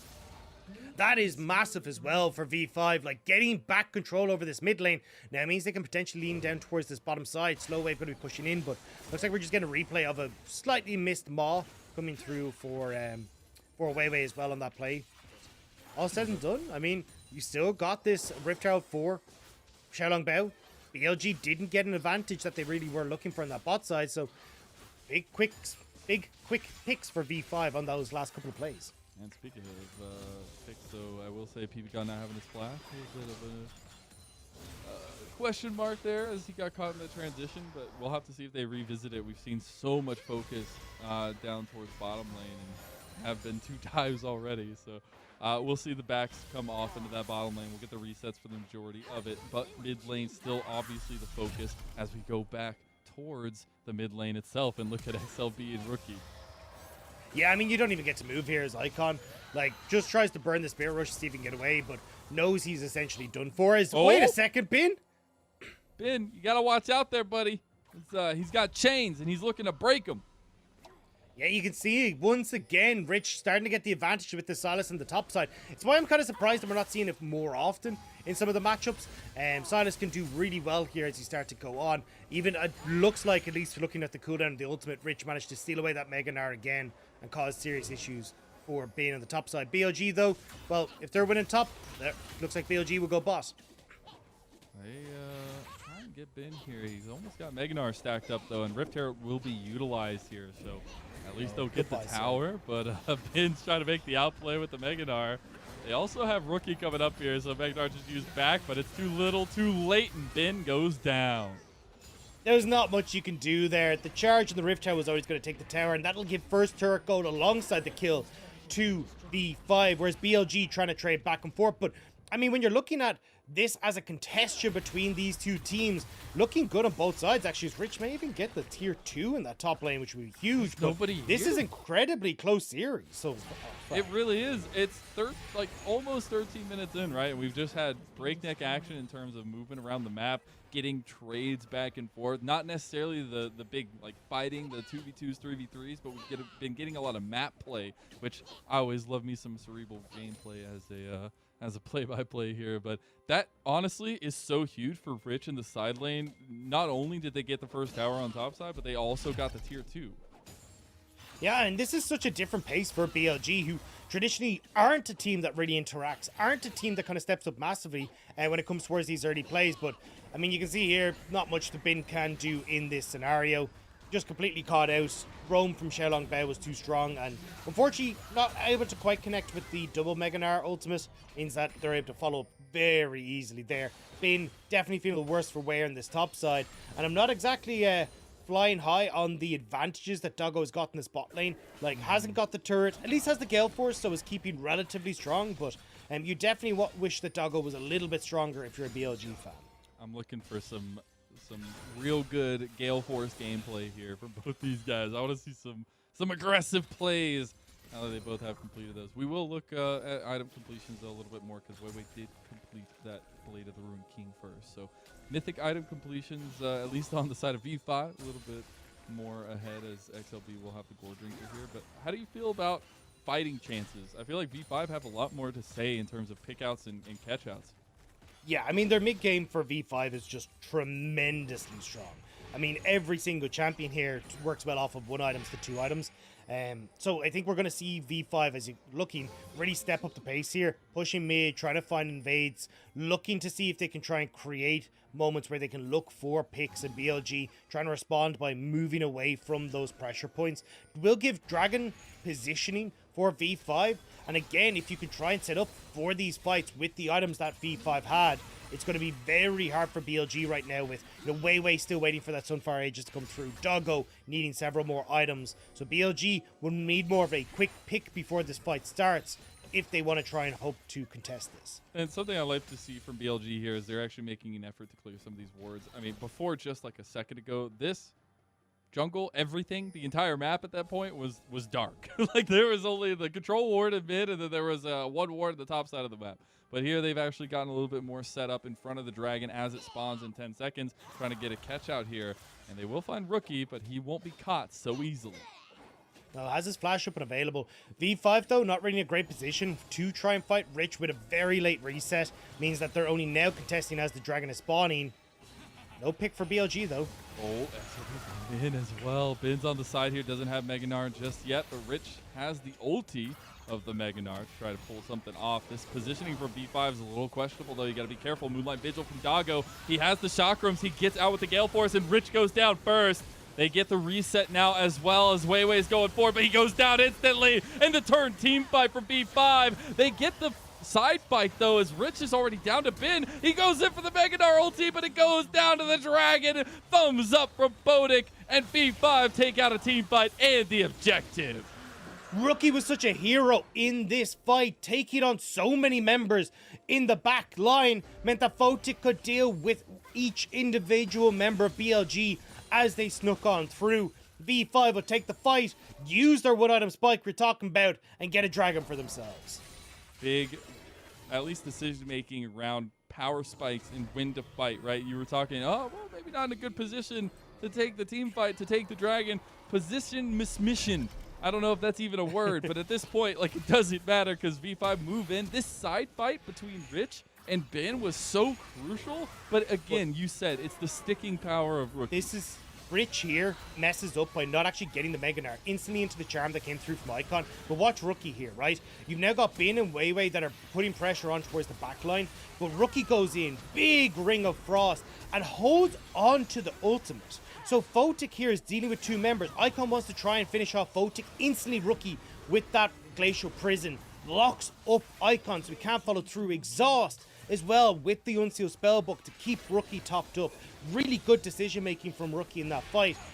Meant that V5 could take each member of BLG as they arrived. And we're still right back to the skirmishing this time around mid lane, but it is going to be backed off of by V5. It's just the turnaround that we were seeing. We were looking at early game BLG. We're actually in a big driving potential there because the bot lane was going so heavy-handedly towards their direction. But at this point, V5, they're using the tools that work well for them. Or maybe I just cast or cursed them as PP God just dies outright under tower. I mean, great pick from Icon. Now V5 going to try and defend this, but Terror will fall, and BLG, you do have the Spirit Rush from Icon, but he doesn't want to try and commit towards it. Rookie on the flank, no vision of where the Lysandra is. They don't know he's there, but they won't step in just yet. Weiwei actually going to get caught here as he walks straight into Rookie. Rookie buying his time for a little bit longer. Heartbreaker will be utilized, and Weiwei is out of it. And I mean, the name is exactly what it says in the tin there for BLG. For V5. Thought they got the pick onto the BLG jungler, but not going to be the case. Big ultimate down on both sides, though, with Rookie and Weiwei not having theirs respectively at this next Rift Herald fight, which has just spawned. And looks like Meganar, for Bin, he's going to start roaming up. With the push V5 have in the mid lane, though, looks like they should be relatively okay to turn over towards this once they crash that wave. So they're bringing Bin to mid lane. That Rift Herald could be huge in terms of just more pressure for V5 as they have XLB taking that right now. Bin's trying to stack up his Meganar. The Rift Herald nowhere near being taken as Weiwei moves in, and so does the rest of BLG. I think V5 realized they need to get out of this play. You're still waiting on some of these big ultimates like Rookies to come back up and available. It will be up quicker than Weiwei's, but it still needs some time. So V5 just trying to wait that one out until they actually have the ultimate advantage.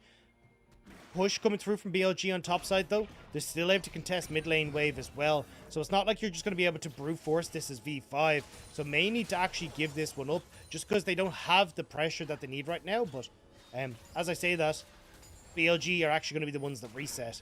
I'm not going to look for the fight. Yeah, they're going to try to contest this. And again, go back to the point that this gives V5 so many options. It is just a little bit of extra gold, but I think the pressure in mid lane would be huge. I think that's the obvious choice to use the Rift Herald because then we have Dragon spawning in a minute and 20. And yes, second Dragon isn't super important, but again, we've been seeing V5 are willing to push the tempo of the game. They're willing to continuously take these skirmishes, and it's been working out for them. Yeah, and I think that's the thing is that because V5 have this earlier spiking composition, they're perfectly happy to take these like spread out fights. Every one of their composition works well in skirmishes. Same when you look honestly at team fights as well with the setup Rookie provides. Icon though, trying to see if he can catch Rich, but won't be able to do so as V5 are collapsing on the spot wave, so BLG will back it up.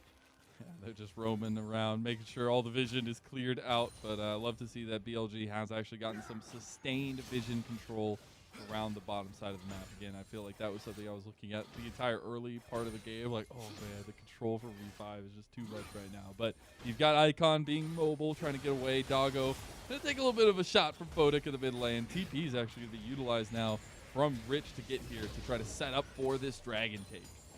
He just lost an arrow to it, though. I think he's trying to see if he can nab it back from Bane, but not quite able to do so. Rift Tower going to be put down in mid lane to guarantee the push. Rich does need to be careful, though. Look at Icon on the side. He's got the long con here. Photic caught out, missed position, but there's the Moonlight Vigil from Rich, who stole it away.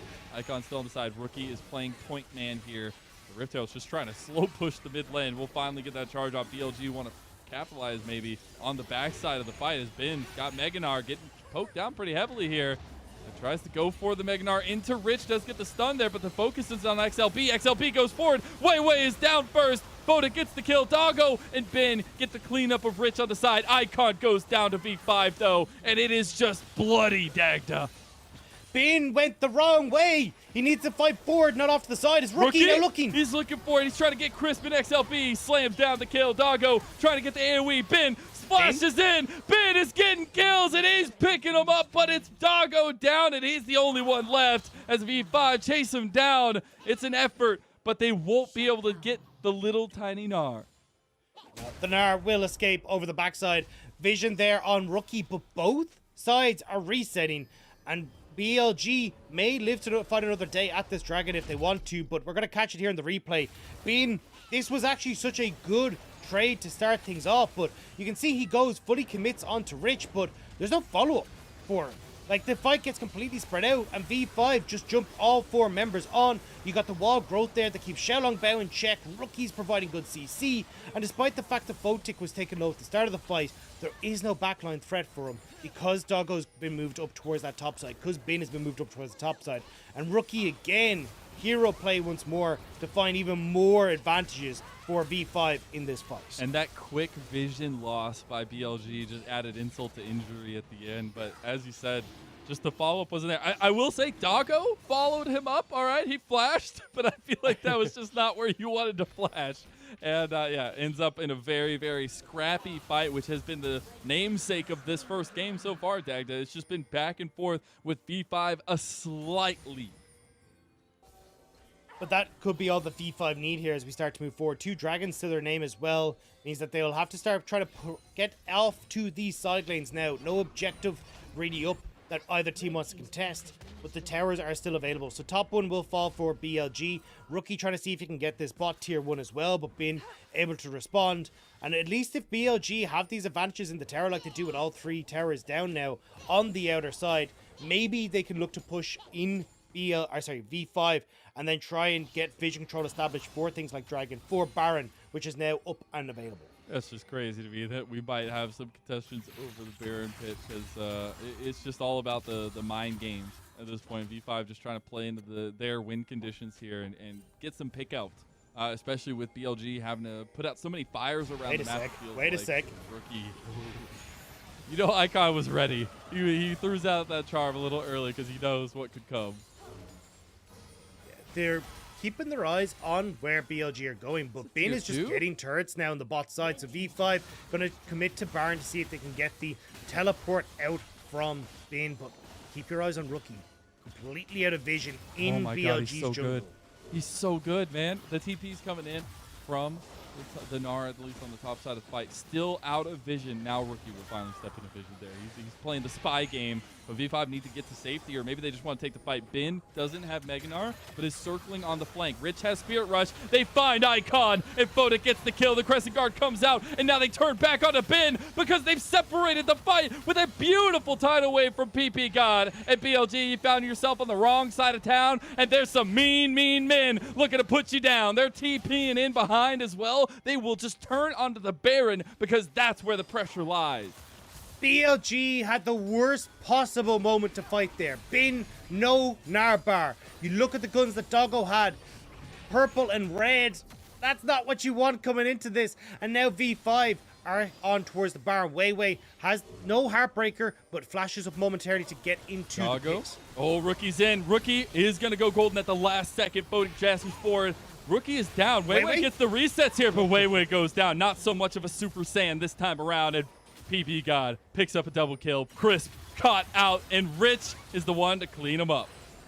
And now V5 will be able to, if they want to, reset and look to do this once more as they can push up mid lane. Don't want to overcommit now, as you do have Bin back on the map and Icon coming in. The health bar is starting to get a little bit low, but really nice turn here from V5 once more. This is the fight. They wanted the TP, but BLG overcommit here. Like, look at the guns on Doggo. This Moonlight Infernum does essentially nothing except hold them in place for a split second. Bin as well, no Gnar bar, trying to flank. That's not where you want to be as a mini Gnar. And it all falls apart for BLG. Still though, keep your eyes on the item completion points. We're starting to get to the point where BLG are going to crest into some of these major items like Doggo, who's working on his Infinity Edge, like Weiwei, who has gone for not the Sunfire Aegis that we expected, the Iceborne or the Frostfire Gauntlet, which is still providing a lot of tankiness and a lot of help in these fights, but he's going to work towards a GA as well, allowing him to go in a little bit more aggressive. So although V5 have advantages, they're not actually completely snowballing this game out of control. They need to find a way to get Baron, find a way to get a fight at this dragon in the next minute's time. And I mean, not to hit a nail on the head with a hammer, but we were talking earlier about, Doggo is on the Aphelios. Photic is on the Lucian. Yes, we've seen some crazy late game Lucian performances just because of catch outs and things along those lines, but you got to be scared of the potential for Doggo and the team fight that they have, unless he positions in front of everybody like that. Has to burn his flash, gets also the wild growth used on him, but V5 might be in some trouble here. Icon over the edge. Rookie goes down first, but now you've got Ben jumping away because the rest of V5 are 4 strong, and BLG once again are split up. It looked like Doggo might have been able to hold out and hold on to that fight, but Rich, really good job of zoning Doggo out of the fight. Now Icon on the flank. He's got the Spirit Rush. He's going on to XLB. Rich is the focus for the rest of BLG, though. Moonlight Vigil gets Zonia's out of. Icon flashes away from XLB, and again, it's just such scrappy fighting here. Fodic moving forward. The turret comes out from Doggo, and Ben moving forward. He tries to jump forward, but XLB, he wants him to. Fodic gets the shutdown and gets the kill. And with 10 seconds until the Dragon, no top laner available for BLG. They will be able to move over. Rookie's going to come out of the base, so you'll have the advantages for Victory 5. So scrappy. These fights are so spread out, but V5 are able to win out in these skirmishes. We just said their team fight is, well, their composition does really well in these skirmishes across the board, and they're utilizing them greatly. Yeah, the 2 item spike, 2.5 item spike is working out so well for V5. They're now on their 3rd dragon of the game, and this fight was chaotic. Yeah, I mean, you got Doggo who thinks, hey, look, I got the Gale Force, I've got a good amount of burst damage that can come out because he's about to change guns, but it's just not enough. You end up having Weiwei give his life for Rookie, but it means that V5 are all grouped up here in mid, whereas Icon's still trying to reconvene with his teammates. So V5 push forward, they find the advantage. 3 dragons for V5, Baron on the cards, no 3rd item for Doggo, and V5 with flashes coming up on towards Rookie will look to see if they can find those picks, but you got to keep your eyes on the likes of Doggo, who's without flash. Icon, no flash. Ben as well, not having that summoner spell available, could be a disaster if any of them get caught. Absolutely. It's just a game of inches at this point, with V5 finding ways to sneak out wins, and especially like the fact that Fodic is so strong right now on this Lucian, a hidden factor. They are just looking for those picks, and here we go again. Rookie's trying to join the rest of the team here, but the culling already comes out. The charm does not connect, and Rookie's waiting on the side. He's clearing a control ward here just to get the vision over. He will rejoin the team as Rich steals the Meganar ulti, just using it straight onto Ben. The Everprops comes out as well, and Ben is down. Fodic, another kill here, and they are just snowballing this. Weiwei gets caught out, has to use the Heartbreaker away. It's a 4v5 that BLG want no part of, and there's Baron pings aplenty for V5. That will be the Baron. Ben taking a step too far forward again. V5 playing so well around Ben, having to TP, not having the Gnar bar available, and forcing these fights every time that BLG are uncomfortable. Baron is there. Weiwei, no way to get into the pit, though. They have no way to just check the bush. Rookie goes on to Icon here. Rookie goes golden at the last second. Icon surviving after that initial gank, but Weiwei will go down. His life given up in that moment, and Fodic and PP God want to re-engage here. He's got the speed up. Icon with a lot of damage on him, and here comes the Spirit Rush from Rich as he's got so much mobility. Doggo actually moving out, but will end up dying anyways to Rich after he dodged the abduct. And it's been so close for so long, but V5 just needed one fight to get themselves that advantage, and they find it. Baron in their hands. Weiwei and Icon and Doggo will not be around to see these mid lane towers fall. And V5, they may just look for the end. They won't be around to see the end of the game. They're already pushing on the Nexus towers. They almost kill Crisp in the end because Fodic moves forward, and they've got Baron buffed for 2 more minutes. Here comes the defense from BLG. They get the pin Meganar that just pushes them out of the tower, and that's game 1 to V5. We got an avalanche on our hands. It was so close for so long, but V5 say they're done with game number 1. The fight at Baron is beautiful, the ending immaculate, and we thought the V5 might have been on a slump after OMG. Well, they've said no in a very defined way. I like those little smirks from V5 as they're getting up, right? Rookie not letting it linger for too long. A little smirk as he stood up, and then here we go. Always clutch, especially against his previous mentor there in the bottom lane. But actually incredible stuff from V5 to take what BLG was giving them, find ways to break apart the team fight consistently. The amount of times that BLG was separated across my screen was actually incredible. Not only just from the tidal waves, but also the macro decision making from V5. It was truly nice to see. Yeah, it was an incredibly close game. And the thing was, when you're looking at how those fights were orchestrated, as you say, for V5 to spread out BLG in that manner, it was so well played. Like, Rich, I think, played phenomenal in creating that space in the front line. Rookie is well, like his use of abilities, like whether it's holding onto the ultimate for so long, waiting till he could find the right moment to Ice Claw in for the Ring of Frost, really well orchestrated and well thought out approaches to these fights.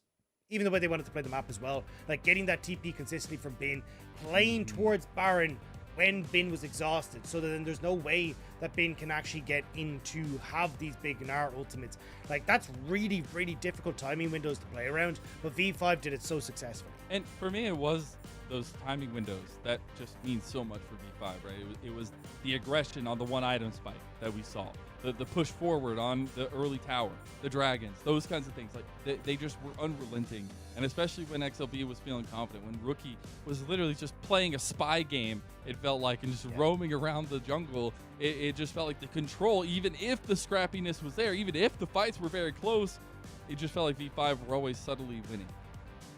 And I think that's the thing, is that V5 have this really cool dynamic to the team where Rookie is the enabler, right? Rookie is the guy that wants to go on things like the Lissandra, the Ahri, Talia, where he can set up the fights, kind of control and dictate the pace of them. And then you've got Photic, who comes in as the damage dealer over the back line. And we got to see it beautifully here, where Rookie, obviously damage percent super low, but it's not going to represent how much of an impact that he had in this game when it came to his decision making in those fights. That's the biggest thing here, is it just feels like we were talking about a resurgence, reinforcements for BLG, but there's a turning of a new leaf for V5, at least in this series. We'll see if they can continue that. They make it a short night for us here, or if BLG push us to the brink. We'll be right back after a short break.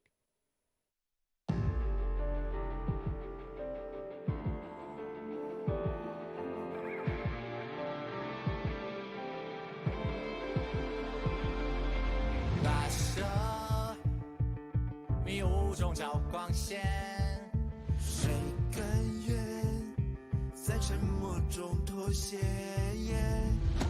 困住翅膀，也要飞得更远。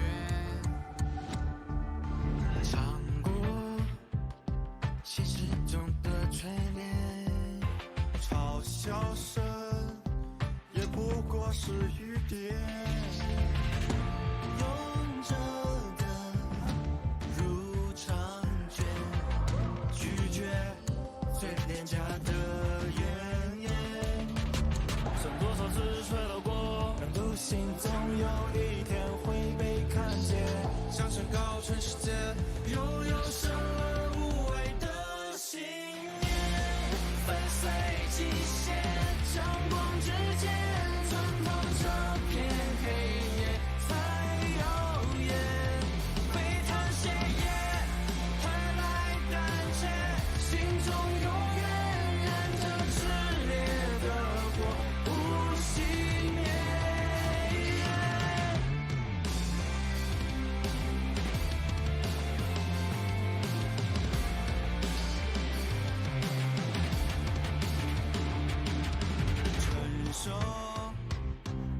冷漠与偏见，也接受不完美的缺点。聪明有多危险？不怕，只怕不够轰烈。曾多少次摔倒过，但独行总有一天会被看见。想宣告全世界，拥有生而无畏的信念，粉碎极限，阳光之间穿透这片黑夜，太耀眼，沸腾血液，何来胆怯？心中永远燃着炽烈的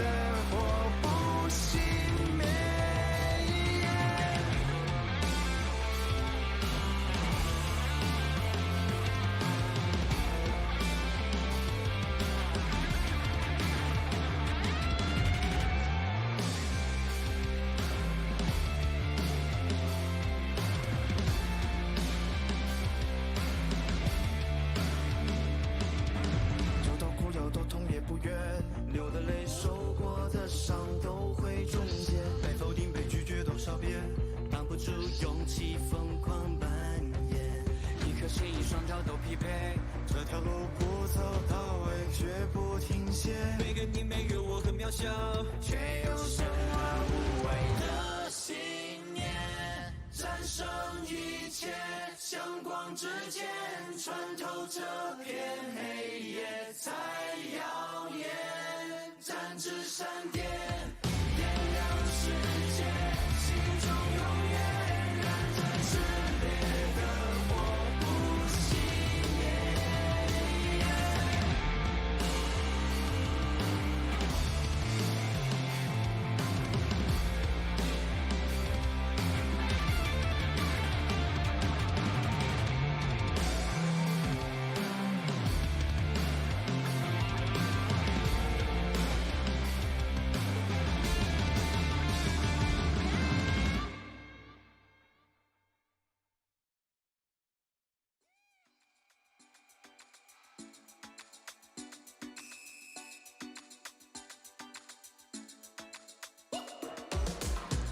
When you're feeling down, wanna come my way, gonna lift you up.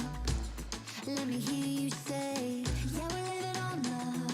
Yeah, we're living on love. Yeah, we're living on love. Yeah, we're living on love. Oh, oh, we're gonna take you higher. Oh, oh, we're gonna lift you up. Oh, oh, we're gonna take you higher. Oh, oh, we're gonna lift you up. When you hit the ground, don't you lose your way. Gotta get back up. Let me hear you say, yeah, we're living on love.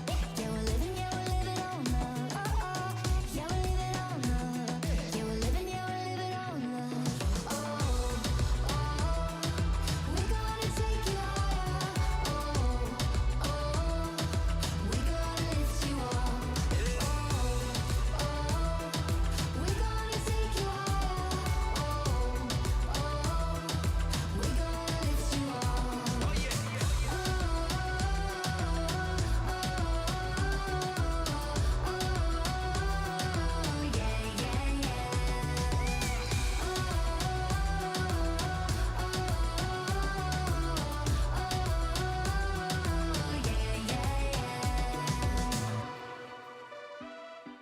We're gonna take you higher. We're gonna lift you up. Oh, oh, we're gonna take you higher. Oh, oh, we're gonna lift you up. Oh, oh, we're gonna take you higher. Take you higher. We're gonna lift you up. We're gonna take you higher. Take you higher. We're gonna lift you up.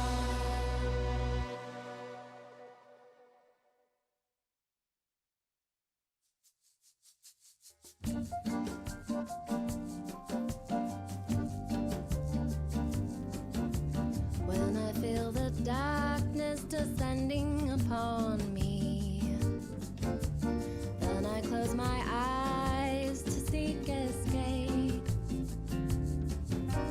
Something in the darkness calling to me, but then I realize it's 제 생각에는 BLG의 빈 선수는 일단 공격적으로 할 때 공격적으로 잘하는데 수비적으로 할 때도 되게 안정적으로 잘해서 1대1적으로 제가 주도권을 가질 수 있는 쪽으로 하는 게 좋은 것 같아요. 서버 패치되고 나를 벤당하니까 좀 잘 못하는 것 같아서 다양한 체포들을 많이 연습해야 될 것 같아요. Welcome back to the LPL as we're in the second game of our last series of the night. V5 took a convincing game one win, albeit convincing at the end, over BLG, where Rookie comes away with the MVP here, very fittingly, Dagda. Yeah, a Rookie was a beast. I mean, we talked about like the decision making he had in team fights was absolutely spectacular, and it set up people like Photic to kind of carry through when it came towards the damage. But realistically, it was Rookie setting up and enabling so many of these fights. It was fantastic from the V5 mid laner. I actually, like I say, he literally was just playing Splinter Cell on Summoner Rift. Like, the guy was just always trying to figure out the vision game for BLG, find the flanks, find the big setup for his team, all starting from, you know, the first version of the ganks that we saw from them, where we had already gotten a big play for BLG on the bottom side.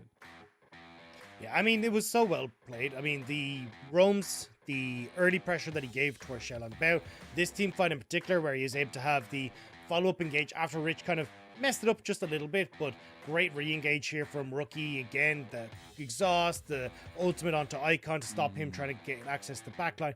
It all came together beautifully for the V5 team, thanks to Rookie, and in no part as well, thanks to like Rich as well, who in some of these situations had fantastic plays with the Gnar ultimates that were coming through, the Ari ultimates, and it's interesting to see him on the video, the interview that we have at the start of this segment, just kind of talking about how he feels so comfortable on the Silas, and it's great to see him being able to bring that into the top lane as an answer to being first pick in the Gnar. Because he gets an R or ulti too, and it looks just fine.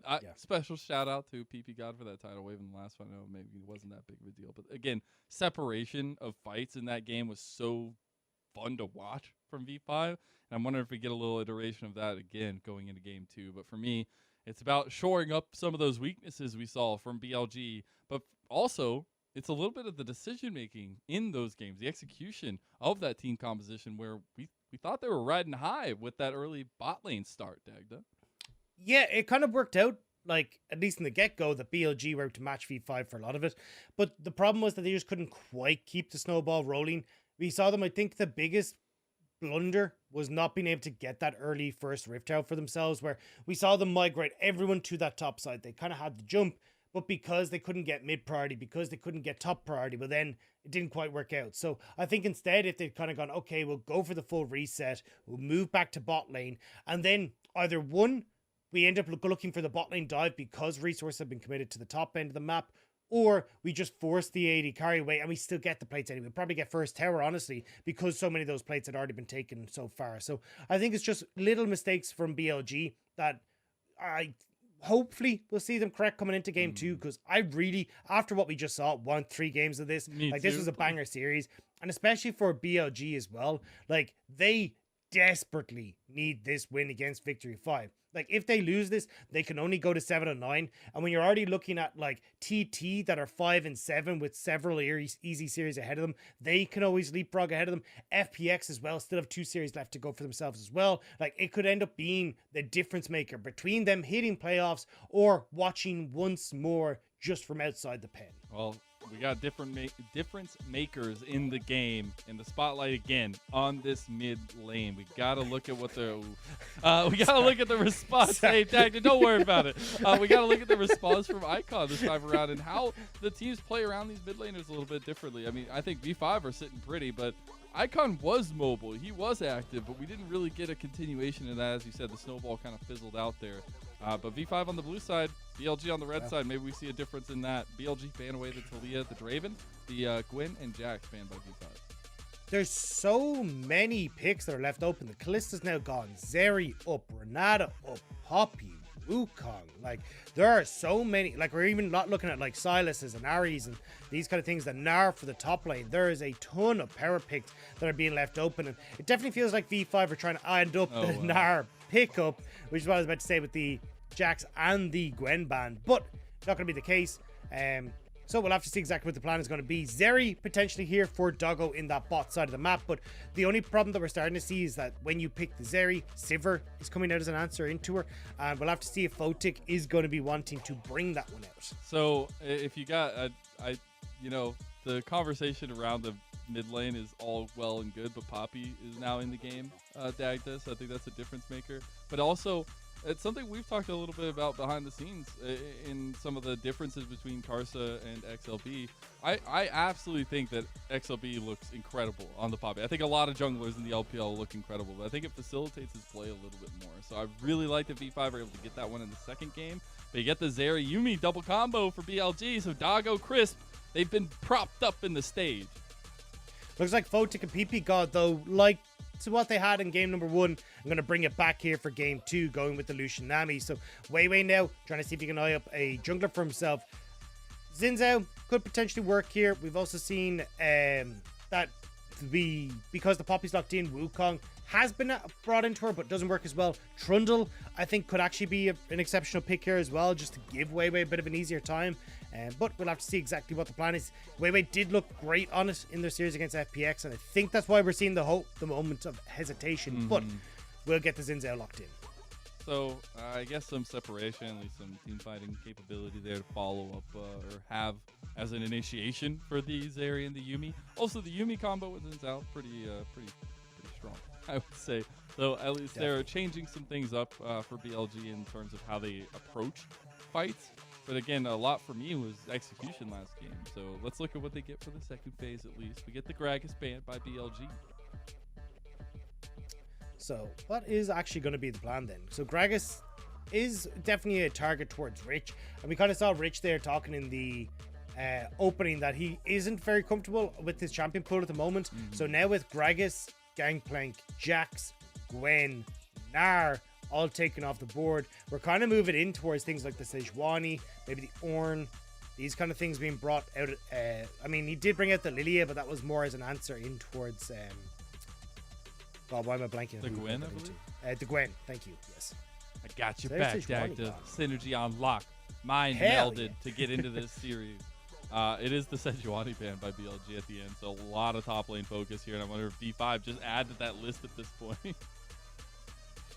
I do like that those two combined are dazzle. It's great. But we have to move on to see exactly. I think for V5, you probably don't want to. Oh, okay. I was going to say ban like something like the Ornn away here, because chances are that's what Rich is going to be going for here, trying to provide some engage tool. And I think that's why they're getting rid of the Fiora, because Fiora does quite well into the Ornn. So maybe now Bane might take the Ornn himself, but that could open up for something like a Aatrox maybe for Rich as a counter pick.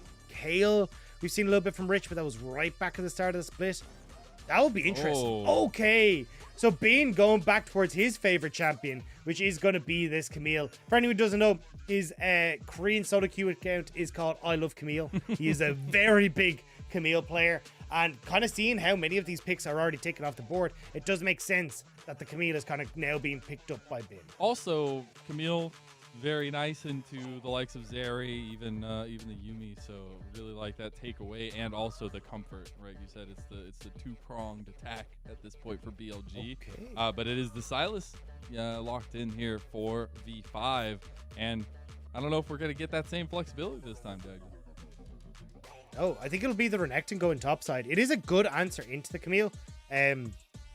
Camille really struggles against the early trading powers of the Renekton, and you can snowball that lead spectacularly, but it does mean that you're in a bit of a difficult spot here as V5, as you don't have a huge amount of engage tools. Very good at disengage, but not actually setting up for these fights. So I think a lot of this is going to be on Rookie, trying to steal away things like the Hextech Ultimatum, maybe the Lost Chapter if you can get his hands on it to try and find these fights. Otherwise, BLG, at least looking with the Rise now locked in for Icon. Good push, ability to roam, good side lane control. Looks like BLG have options here to try and play for sides and try and snowball this game. So this is going to be a really interesting early game to see if BLG can get those leads. That's what I'm wondering here, because to me, it's feeling like a little bit of a confidence play from V5. They have a lot of focus in the early game, and a lot of focus on XLB getting the ball rolling with the top trio, right? And even the bottom lane, getting some volatility down there in the Lucian Nami lane would be huge. So a lot of eggs in the early skirmishing basket. That one item spike, that two item spike, again, could be huge for V5. But as you said, I feel like there's a lot more insurance on the side of BLG this time around. And that's the thing. Usually when I look towards towards how you want to try and play mid lane at the moment, is definitely leaning in towards the bottom side of the map.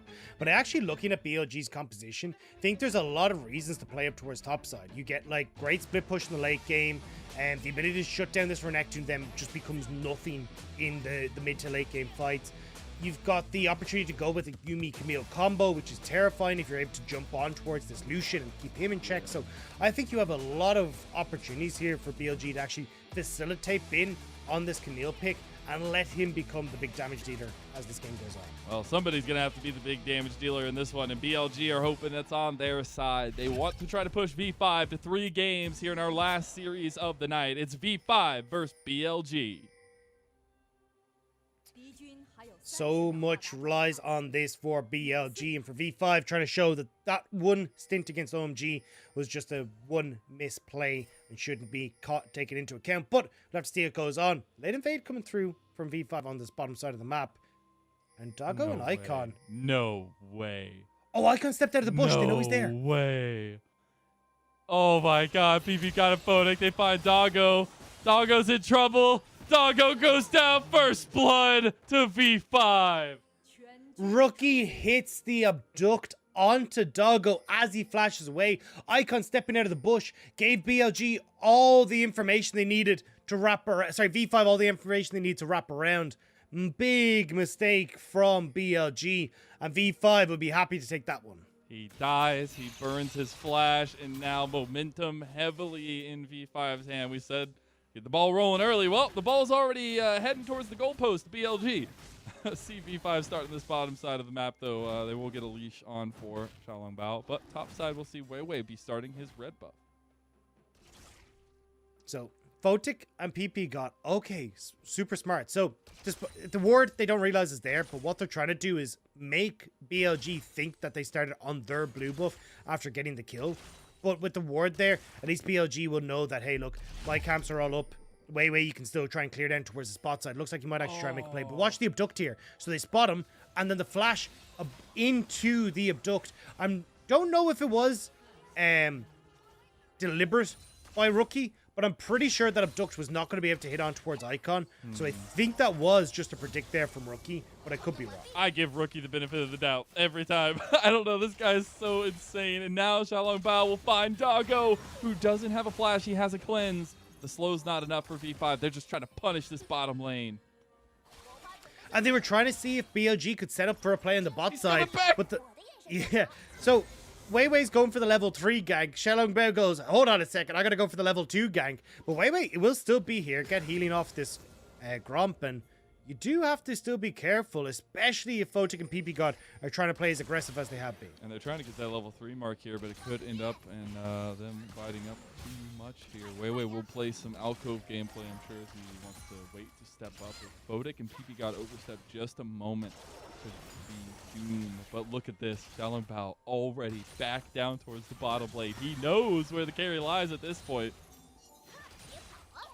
Oh my god, he's gonna find potentially, okay, a little bit late on the keeper's verdict, the flash, but they will find yet another gank onto Doggo. Here comes Wei Wei as a response, though. Could be a huge return for BLG, but they don't go for it just yet. The wind becomes lightning, dodged out of by XLB.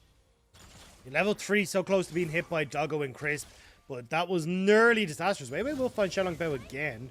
A lot of back and forth here on this bottom side as, I mean, honestly, Wei Wei has managed to clear out a bit more of his camps. We'll get the scuttle on bot side. Man. Oh my god. He doesn't want to leave.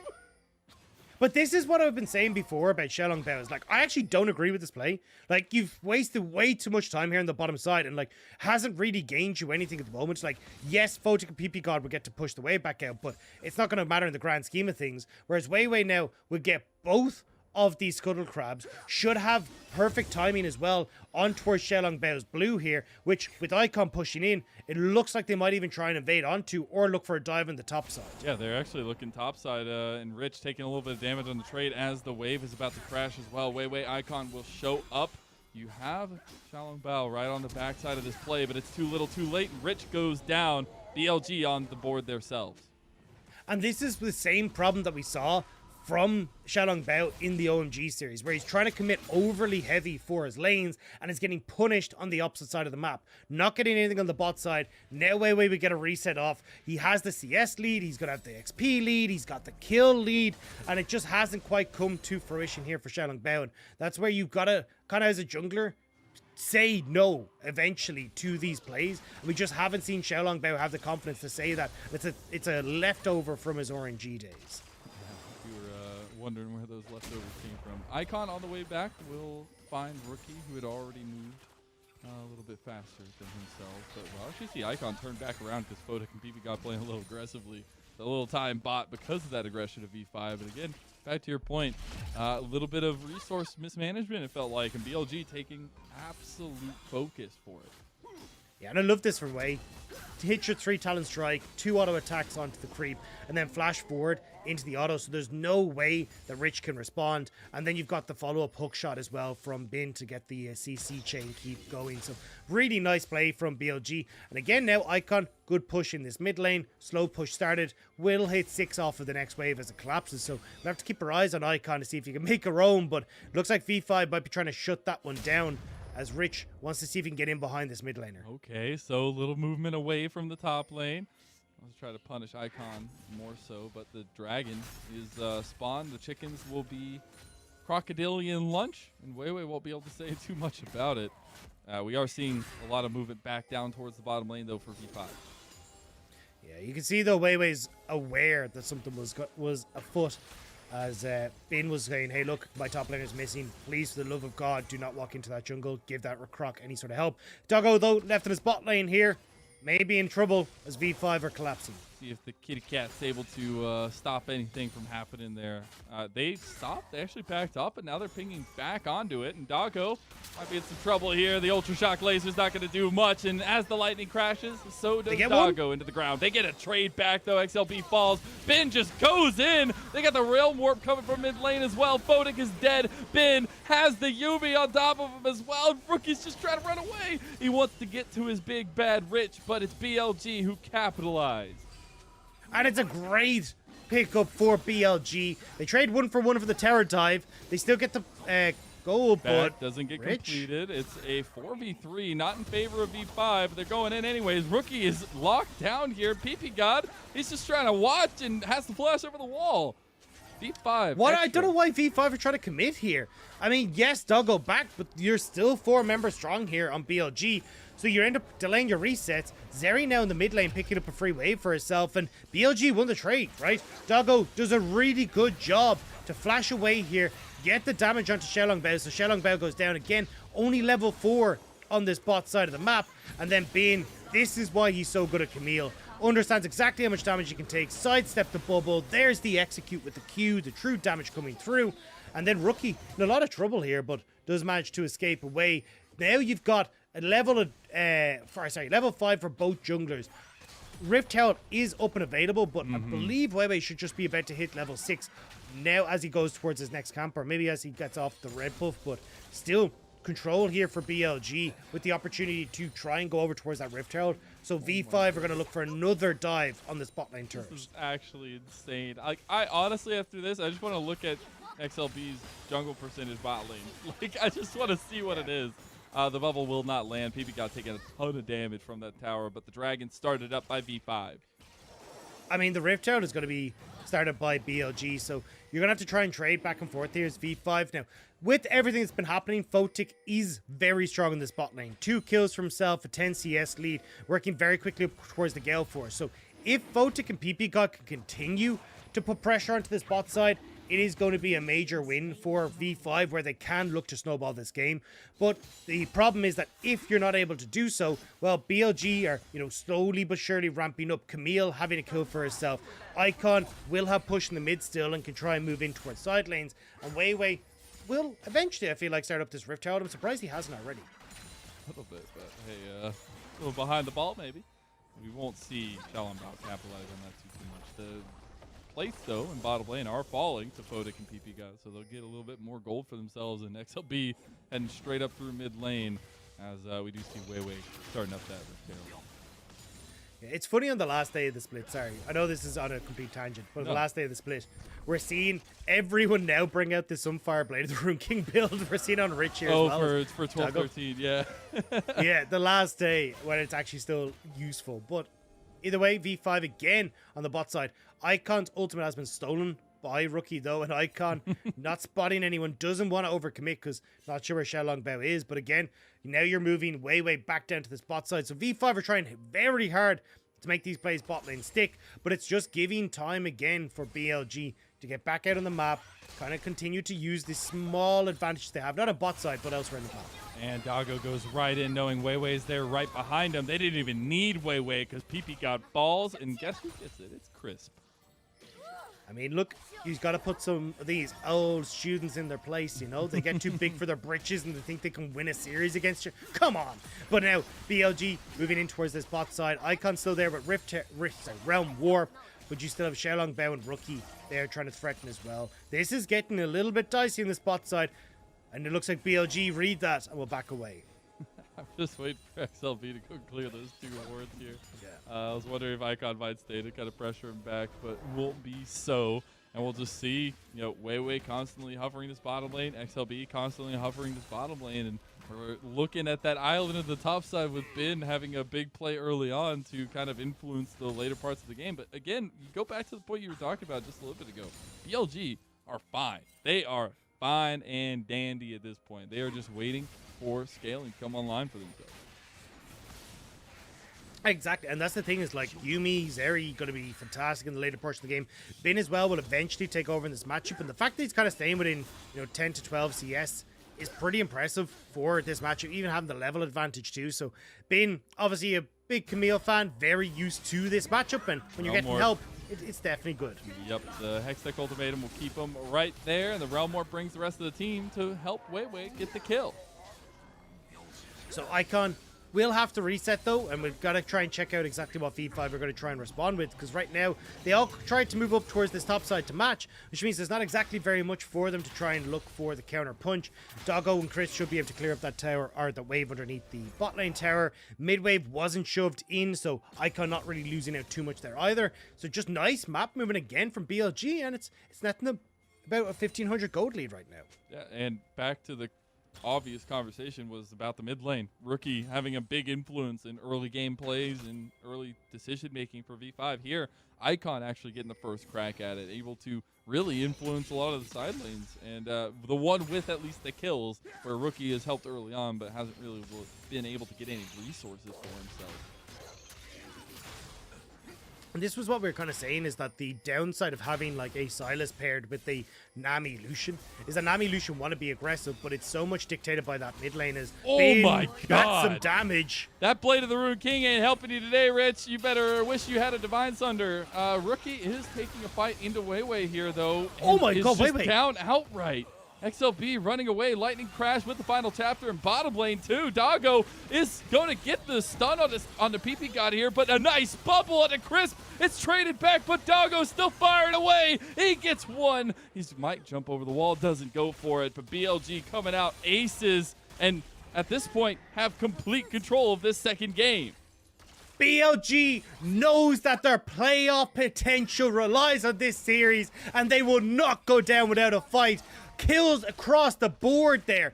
Mid lane gets 2, bot lane gets 1, Bin nearly gets 1 for himself at the top side of the map as well, and BLG are back. They are the reinforcements helping them out, Dagda. They're looking real good. This bot lane focus, that's funny because V5 thought they were focused at bot lane, but it's all about BLG. Look at this from Weiwei though.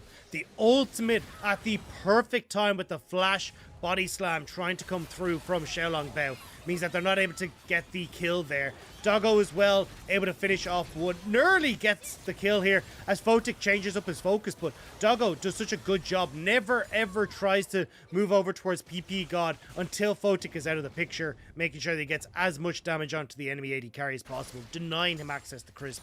And now Doggo looking a lot better than what this early game would have suggested, as Weiwei again will find Xiaolong Bao. The steadfast presence will deny it. Chris comes right to Weiwei's aid there, but we'll see actually Doggo moving to the mid lane now, trying to pick up as much farm as possible. Another dragon is on the table here, but V5 nowhere near any place to really contest that, and it'll just be quickly secured by Weiwei and BLG. Rich on the top side trying to take a bit of a fight against Bin, does have the Dominus. It is going to be taking a nice little trade here if XLP could get a nice trade himself. Maybe they can kill Bin, but the hook shot gets him out of there, and it'll be turret focus at least to trade down from that dragon. Yeah, I mean, it may be traded here on the bot side. Rookie trying to deal as much damage as possible to clear out the wave, but taking a lot of damage in return. And look at Wei. He's trying to find it here, too. He did just use the last talent strike there, so won't have the knockup, but Wind becomes lightning. Does he want to take it? Oh, he does! Oh, he gets the flash out of Rookie. One more auto attack. The red buff Wind becomes lightning, dodged out of by Rookie. That was so close. Fancy feat by Rookie. Means that the Wind goes lightning doesn't connect, but Photic now with Icon here will have to back away. Yeah, he just gets the culling to give them a nice farewell present while Wei goes back to farming. And Icon pushing the tier 2 tower now. Doggo is getting flanked by XLB. See what he can do here, but the Yumi Zeri combo, that's why we've seen it so scarily so many times before in the LPL. It is so hard to get to. Sorry, that mid lane turret needs a stiff breeze to take it down. And a little bit unfortunate for BLG, but it will mean that V5 will rotate up towards this Rift Tower, which is spawned. Pushed by Bin in top lane, though, means you can't fully commit to this, and V5, never realizing that, will back away. So again, BLG keeping control of the map, keeping control of these objectives, and they scale better. They're keeping control better. This is worrying for V5. It absolutely is, and I think you're looking at Icon just bouncing between mid and bot. You're looking at the absolute control that BLG has found, and now this Rift Herald, they have even more of a chance of snowballing than I feel like we got to see a lot of from last game, where we got that early game prowess from them that didn't turn out into anything. But this composition, it feels alive and well for BLG. And now they did get that second Rift Herald. They're looking to use it top, but they do have some stiff competition up here. V5 looking to defend. I like this from BLG, though. Taking it, never mind, not taking it slow. Never mind. Dominus is popped. The tidal wave comes through. Hextech Ultimatum is not going to save Ben because Rich gets the follow-up kill. TP from V5. They are committing, and Wei goes down as well. V5 getting a response back, but they're losing mid lane. I don't know if they needed the TP from Rookie, but it was all hands on deck on that top side, which means Doggo now going to start putting pressure onto this bottom lane. Icon is on the bot side of the map as well. And I thought we'd actually see BLG take it a little bit slow. Say, hey, look, we're going to wait until mid and bot are in position before we go for the top side play. But they pulled the trigger early, and V5 will respond. No towers are going to go down for BLG, which is just a little bit unfortunate. But a lot of damage is sustained by these tier 2 structures. They are, and Rookie is himself getting a lot of damage done by Icon. Still, the Rift Herald is the play here for BLG, where they're going to utilize that as we go into the replay of that last little series of events. Yeah, and see, this is where I was like, oh, wait, this is really smart. Like, you're going to wait for the wave, you're going to be fine, and then Bin's like, no, I go in. What are you talking about? And unfortunately, it does mean that they end up with the too many members up here. I'm surprised by Rookie's TP. Like, I really don't think that was necessary there. Like, yes, Wei is strong, but that's strong. Now, though, it will mean that, again, Rift Tower kind of slowed down, not able to use to get that top turret in position, and the map being pushed out by V5 means you may actually end up seeing a bit of a panic, Rift Tower going down, as BLG may not be able to get the map in position, but unless they, like, drop mid-wave to move up to top lane or something along those lines, or they just try to brute force an advantage with the fact that Icon has good shove in top, and at the moment, Shenlong Bao isn't matching the play on top side. See Wei follow up Rookie here, going through the jungle of V5. We're able to catch him out here. Rookie has the crown, does get popped by the prowling projectile there. Rift is popped down. Doggo caught up by XLB. Will cleanse immediately, though. Photic was quick to follow if Doggo got caught. That's just another Summoner spell burned by BLG. Yeah, and we will get the Rift Tower play on the bottom, or on the top side even. Icon now pushing TP behind, though. They want to force this as V5. Icon able to get the Realm Warp out. Wei was the focus, but he has Crisp right with him, and now XLB might be overcommitting as BLG try to reform in mid lane. But look at the bot lane. Camille didn't TP. Bin's going to get that turret, and BLG trying to see if they can get this mid lane turret as well. Poppycopter will connect. He does get the duo out at least, so it's a 2v3. But again, it's side lane pressure for BLG. Bin playing the game masterfully on this Camille, and it's working out beautifully for BLG because V5 really don't have an answer. I mean, Bin's got the flank here. You don't have... Look at where Rookie is. He's miles away from this, so V5 have to give it up. They were thinking of maybe flanking onto mid lane, but all these fancy plays not working out for V5, and they're overcomplicating things. So BLG getting the position on the map, Dragon is up now in 2 seconds. V5, I don't think can really try and contest this, especially as Bin now moving up to topside to match Rookie's push. And it just hit 20 minutes. We have 5 towers taken from BLG. So much gold given their way, right? I mean, it's incredible how quickly they put the pressure on V5. This will be second Dragon, obviously still a while from stacking those up to a soul potential, but V5 have 1 tier 2 tower left, and you've had Bin, who has been just an absolute menace in the side lane. And the problem is no one can deal with Bin now. He's managed to crest, I think he's got 2 items now completed. He's going to be able to fight against Rich. Yeah, oh no, not quite. He's like 625 gold to complete his death stance. Like, he is so incredibly close as Doggo. Fodic won't be able to find the fate on the Doggo, who has been playing very reserved in this one, I think rightfully so, right? He knows that the win condition for BLG is just get through this early scuffling that V5 want to do. All they want to do is try and play for sides. Like, even if you're committing all these resources mid as V5, look at where... Oh, actually, Doggo going to take a good amount of damage here. Fodic? Fodic, okay. you little damn! All right, there's the tidal wave back. Everybody's like, okay, calm down, calm down. That was very close on both sides. Photic had to use both his cleanses flash though, so may not have been the most valuable. If they got the pick, maybe they get Baron, but again, like, it feels like desperation from V5, not really needed to force that. Now with Icon on your bot wave, you're going to have to go and deal with that one. The wave will be cleared out by top though with that Camille push, which means that BLG, knowing the wave is bot, will turn over towards the Baron. All right, V5, XLB used the scrying, the plant there, and was unable to hit the Baron, but they know that it's being started. Half health now, but BLG are just looking to take the fight afterwards. They actually are missing a lot of their ultis. They have the Hextech ultimate, they have the Crescent Guard, but here comes V5. XLB in there first. Does have the steadfast presence. The final chapter from Rookie. They're on to the backline, but Bin uses the Hextech ultimatum, and they've already lost XLB. The Baron goes over to BLG, but V5 are actually able to take a lot of them off the board, and Doggo dies too. Rookie is putting on his carry pants, and he's able to take down everybody from BLG. The kill goes to Fodic, and a huge turnaround from V5. BLG needed to back away. They let the Baron get too low, and at that stage, wayward damage coming through off the AoE abilities from V5 puts it into a terrible position. BLG are forced to match the fight or end up giving over the Baron, and you'll see the result here. Nothing connected with from Xiaolong Bao, but they engage onto Icon, and at this stage, everyone on BLG wants to back away. But they can't. The Baron's too low. They stop damaging it, which means the V5 are damaging them. They try to pick off Xiaolong Bao just so then they can try and get the fight out of the equation, but it means that you're putting all your damage into one of the tankiest members on V5 and not dealing with any of the threats that are in your face. Massive mistake from BLG. It was a good call to get the TP from Silas, but they end up over-committing too much damage.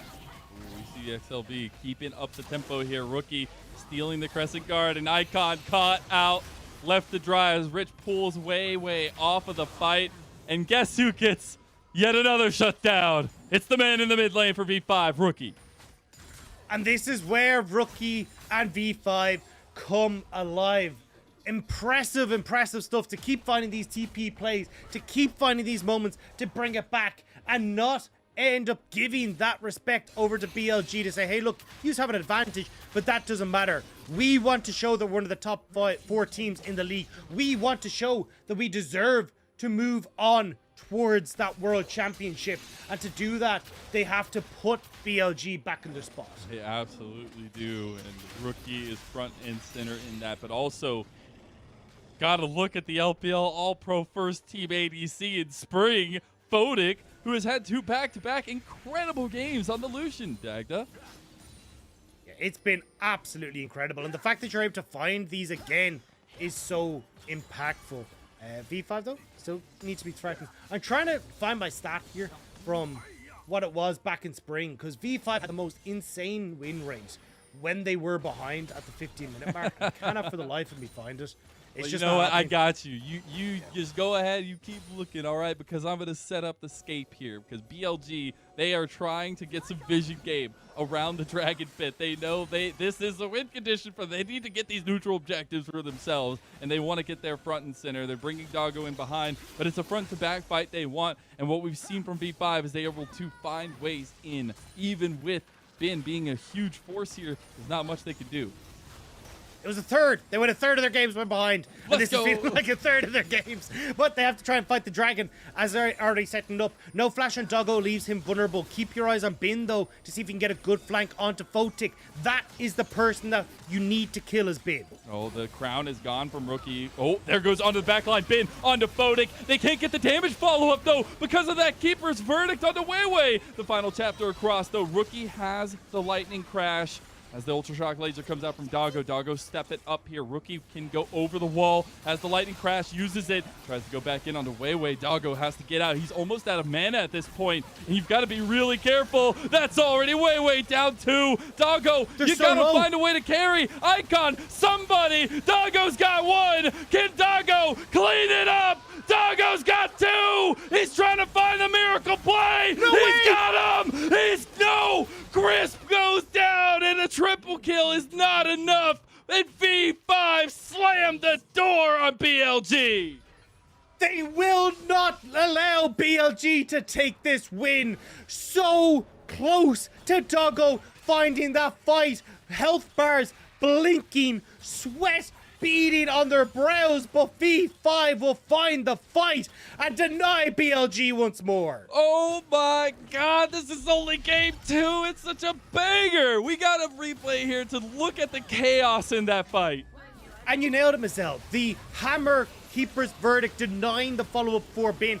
The final chapter going wide here feels almost unironically poetic for BLG, as they will lose out on the fight that could deny them their spot in playoffs. And look at Doggo. He has Crisp. He's so low on mana. He needs to try and find the play. His Icon will just about get people low enough, but he ends up tanking so much with the damage that comes through from Rich, with the follow-up coming through from Rookie here as well. Great job by Xiaolong Bao to get in behind the and Fotik with that flash away from the queue, denying that play from Doggo, denying the pentakill potential and the saving grace for BLG. Sorry, I just need a second to write that in my note document, because that is a heck of a play of a week. 'Cause that flash, the last second, Fotik, the clutchness to cancel out the damage from Doggo. Those are the little moments you look at, and that is why Fotik has been lauded, at least in spring and most of summer here, as a big carry potential on top of Rookie, on top of the rest of this V5 squad. And that's why they're always so deadly, and they're going to continue at Dagda. They find the flank. Weiwei gets a nice final chapter with the use of Crisp on the backside. Rookie going golden. Keeper's verdict again makes the difference, Dagda. I don't know what to say. XLB doesn't have to do much, but he just gets them out of the fight, and V5 take them down 1 by 1. Every single time, V5 are finding ways to spread out the fight, denying Bin access on his engagements. And now, with Baron in their sights, Icon left standing. Smite is there for Xiaolong Bao. There is no hero play. There is no time for BLG. V5 would not be denied Icon game wants 2. it. He wants the hero play, but there ain't no hero. Iconically going down is Icon and the Baron to V5. And just like that, again, V5 10-3. A loss to OMG will put them into that unfortunate spot where they are still chasing the rest of the pack of RNG, JDG, and Top Esports. But with performances like this, it no longer feels capable of dousing that V5 are one of our top 4 teams. Every single fight, impeccable. The positioning, the ability usage, separating out the team. Everyone is playing their part, and people escaping on just a sliver of HP like XLB there to turn over towards the Baron. And now, with the gold lead finally back in favor of Victory 5, with Dragon in a minute and a half, BLG are against the ropes. You don't have the damage on Bin just yet because he's gone for the stopwatch. Doesn't have like the Ravenous Hydra. He's going to try and go for the GA just so he can continue to dive the back line, but not being able to find success in killing Photic means Photic has been a monster. And when a minute is left until this dragon, they have to find a way to deal with the Lucian. I mean, at this point, I'm just looking through my cabinet on my right for the BLG Flex Seal because they got to stop the leaking. They got to stop the flood that is V5 coming back into this game. And at this point, in the driver's seat, because V5 have gone and taken multiple fights in a row. They have the Baron buff for another 1 minute and 40 seconds. Keeper's Verdict, again, separating them out. They're going to lose more turrets. The side lane is going okay now. You're sending Rookie to deal with Ben. Yeah, Keeper's Verdict is used, though, which means that you may not actually be up for the next fight. That could be a bit of a window there, but although it is actually quite a short cooldown, but still maybe a quick window. Bane TPing in behind, though. They want to get this fight before Rookie can arrive. He has TP coming up here now, but they're just having him walk here. The Baron buff, the minions too strong. Photic, he tries to go for Doggo. The final chapter is used. Now TP onto the tower for Rookie, and they're just looking to avalanche it. Is this another situation like game number 1? Do they just take it off of one little fight? They at least take the inhib, and now they're pinging back towards the dragon. Both teams are trying so desperately to read what the other is going to do. BLG TP been in, but he's not in a spot to really follow up. Rookie now trying to play off a side to return an answer to Bin in these scenarios where he has that Hextech ultimatum as well. BLG grouped up as 5 though, and trying to get through a choke point against V5 is not going to be a pretty sight. So they will back away and give more over to Victory 5. I like that they all walk up together, at least see and survey what was going on in front of them, but they were getting minions onto the Nexus tower. So BLG realized the situation they're in, they back away. They'll live to fight another day, but the question is, how many more days do they have left here? Because V5 have been on a surge in this game where we were talking about late game potential for BLG. With that early lead they had, we're like, okay, well, they're fine and dead. They're just walking along, no big deal. But V5 somehow take this skirmish-heavy team that we were saying really wanted to find leads early, and they find leads at any time. They may not get days, but if they can buy minutes, that could be it for BLG. Icon so close to completing his Rabadon death cap.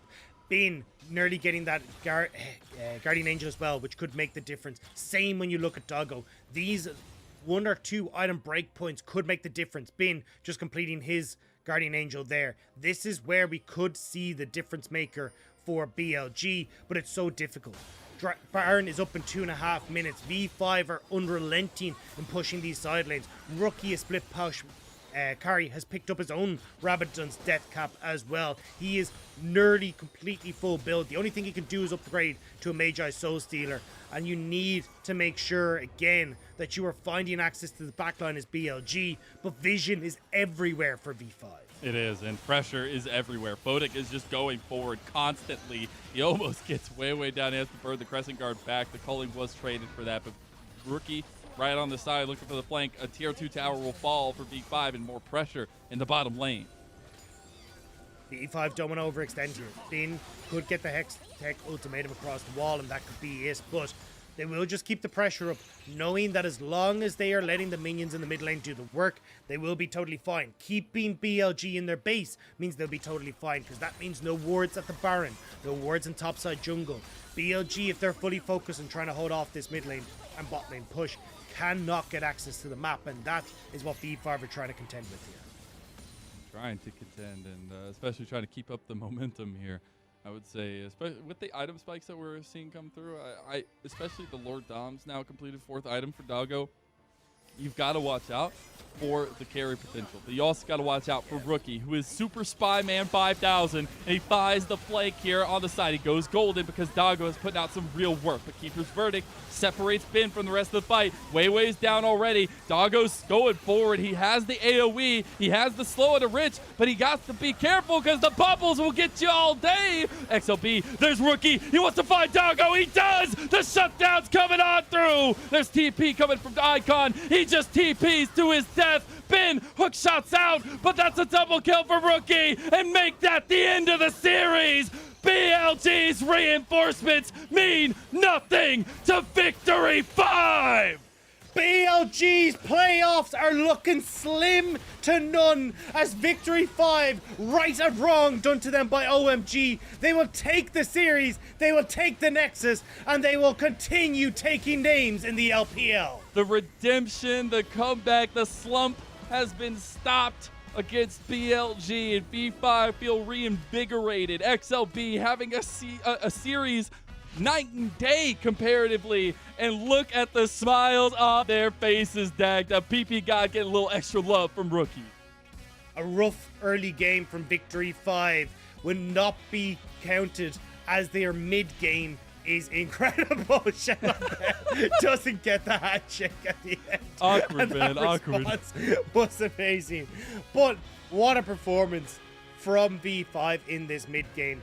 TP plays, understanding the map, catching out BLG every single moment where BLG overstepped. The Baron fight, what brought it to its culmination, turned the corner for V5, was so well played. And now a 2-0 win doesn't spell how close this series was, but it will still spell success for Victory 5. That man just saw on your screen, man, right there. You can always believe in the power of the legendary mid laner Rookie, and every single time he hits the rift, you get to see just incredible stuff, man. The guy just knows how to play the game at a different level, and when you're seeing XLB play around that, when you're seeing them play around Fodic and PP God in the bottom lane, it all just culminates so beautifully. And yes, we saw, I feel like, one iteration of V5 tonight where it was a lot of that bot lane focus with Lucian and Nami, but it still reassures the fact that this is one of the top teams in the LPL, Dagda.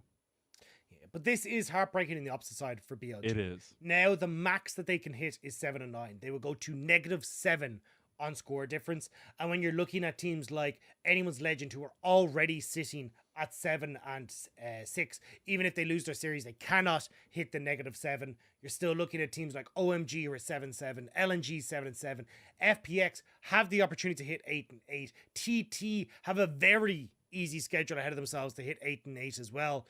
Even if they could beat RNG, that only puts them at 9 and 7 as well. So, I mean, it looks very unlikely now that BLG are going to be able to make it in towards that playoff spot. Yeah. And even with those reinforcements, I will say, good moments. I guess that's all I could really pull away, because you can't say there was a game victory for them. You can't pull that aspect of it. But again, like you had mentioned before, like, the scoreline does not reflect this series. The scoreline does not reflect any of these games, because they were so back and forth, and you could see where some of that reinvigoration of the roster for BLG was coming to work. I mean, they were stepping toe-to-toe with B5 in most parts of both of the games.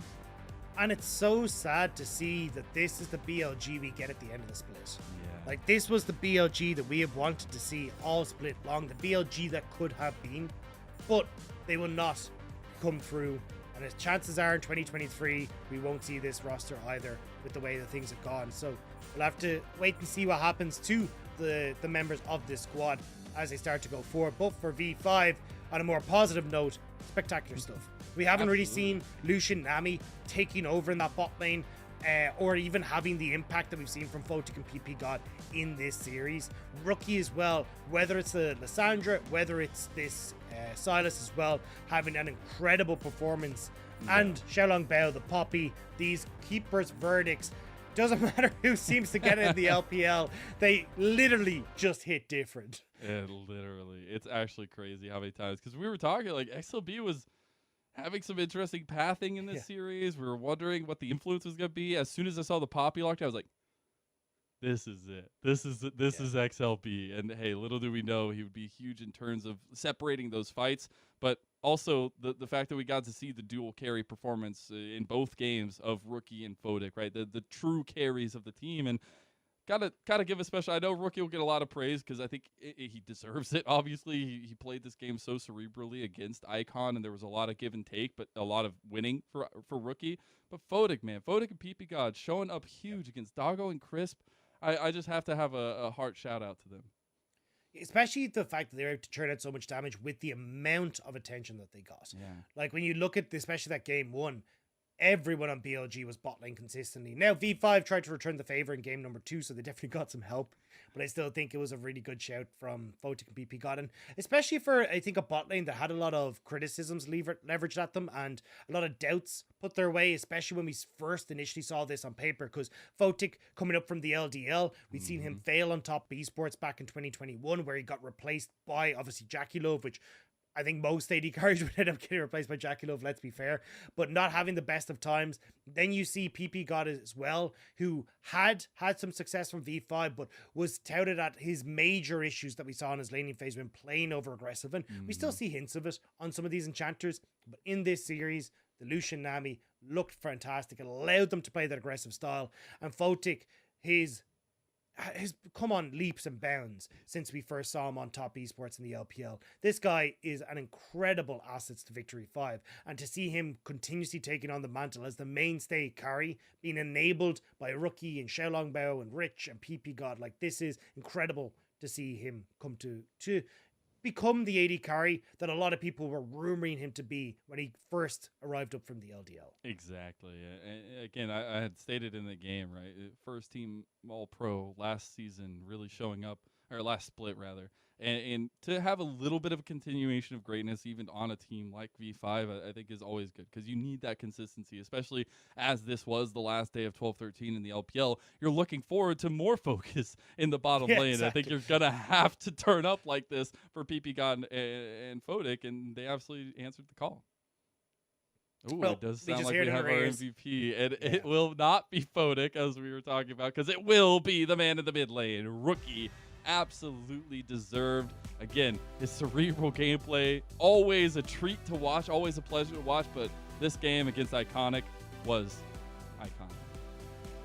And it's the fact that he's able to consistently find moments to be the right place at the right time. Like, every time you saw Icon try and make him play, you get Rookie going to the opposite side, pushing in a wave to make sure he could lean bot. We talked about how Rookie would need to control Icon on these roams, and he did it spectacularly here today. And even you can see outplaying Icon in these team fights, making sure that in this scenario as well, Doggo couldn't take over. And one misstep on, as you can see, like, with how close this fight was, would have been a game changer for BLG, could have been the difference maker, but Rookie would never allow it, Photic would never allow it, and V5 sure as hell are refusing to go down to BLG. And just such an interesting conversation. I want to look ahead a little bit at V5, right? And we're looking at the top of the table, because we're seeing a performance like this. We're seeing the comeback in these kinds of moments, especially, you know, the step up from Rookie, who we expect at this point. But you have 2 series left in the season. You have Ultra Prime and you have Top Esports. A little bit different in both of them in terms of approach, but still, if you have a leapfrog performance like this into the next series, V5 scary in playoffs, man. That's all I'm saying. Yeah, well, that's the thing. I think the OMG loss shook a lot of people, because when you look at V5, what happened to them in the spring playoffs, we saw a very similar story. The team collapsed, didn't really understand what happened. And we kind of got to see an inkling that in OMG. The fact that they were able to pick it up here against BLG means that I think a lot of people will be excited to see what they can bring to the table against Top Esports. I'm very excited. Also very excited to get another interview on the table here. And we have XLB with Christina. So let's hear what he has to say. Hello there, welcome to Post-Game Interview. I'm Christina. Thank you so much for joining me. We're joined by Xiaolongbao, the jungler for Victory 5.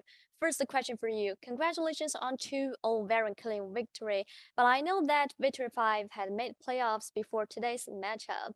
But it seems like that a lot of strong teams are trying to get top 2 on standings. So how do you feel? Are you confident of getting top 2 on standings? 欢迎小龙宝来到我们的赛后采访，同时也再次恭喜威武拿下了比赛的胜利。其实，在今天这场比赛之前呢，威武就已经确定季后赛的名额了，但是好像积分榜上游的一些队伍还在努力的争取前2的位置。那么，在今天2-0拿下比赛之后，你感觉怎么样？有没有觉得更有信心能拿下复活甲？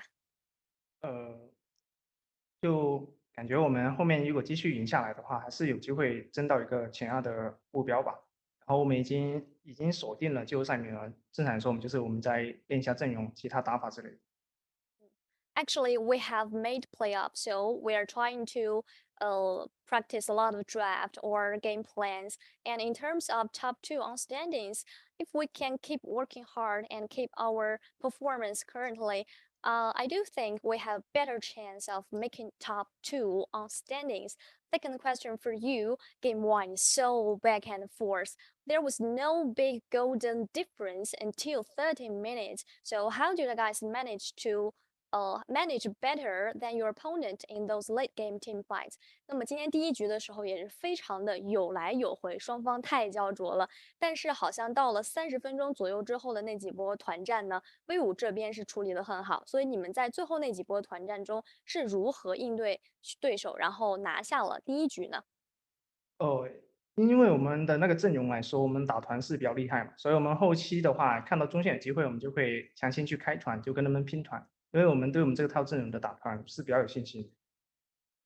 Because we are so confident of our draft. Our draft excels in making hard engagement and to actually we decided to beat our opponent by team fight. If we can see some opportunities on mid lane, we just do it.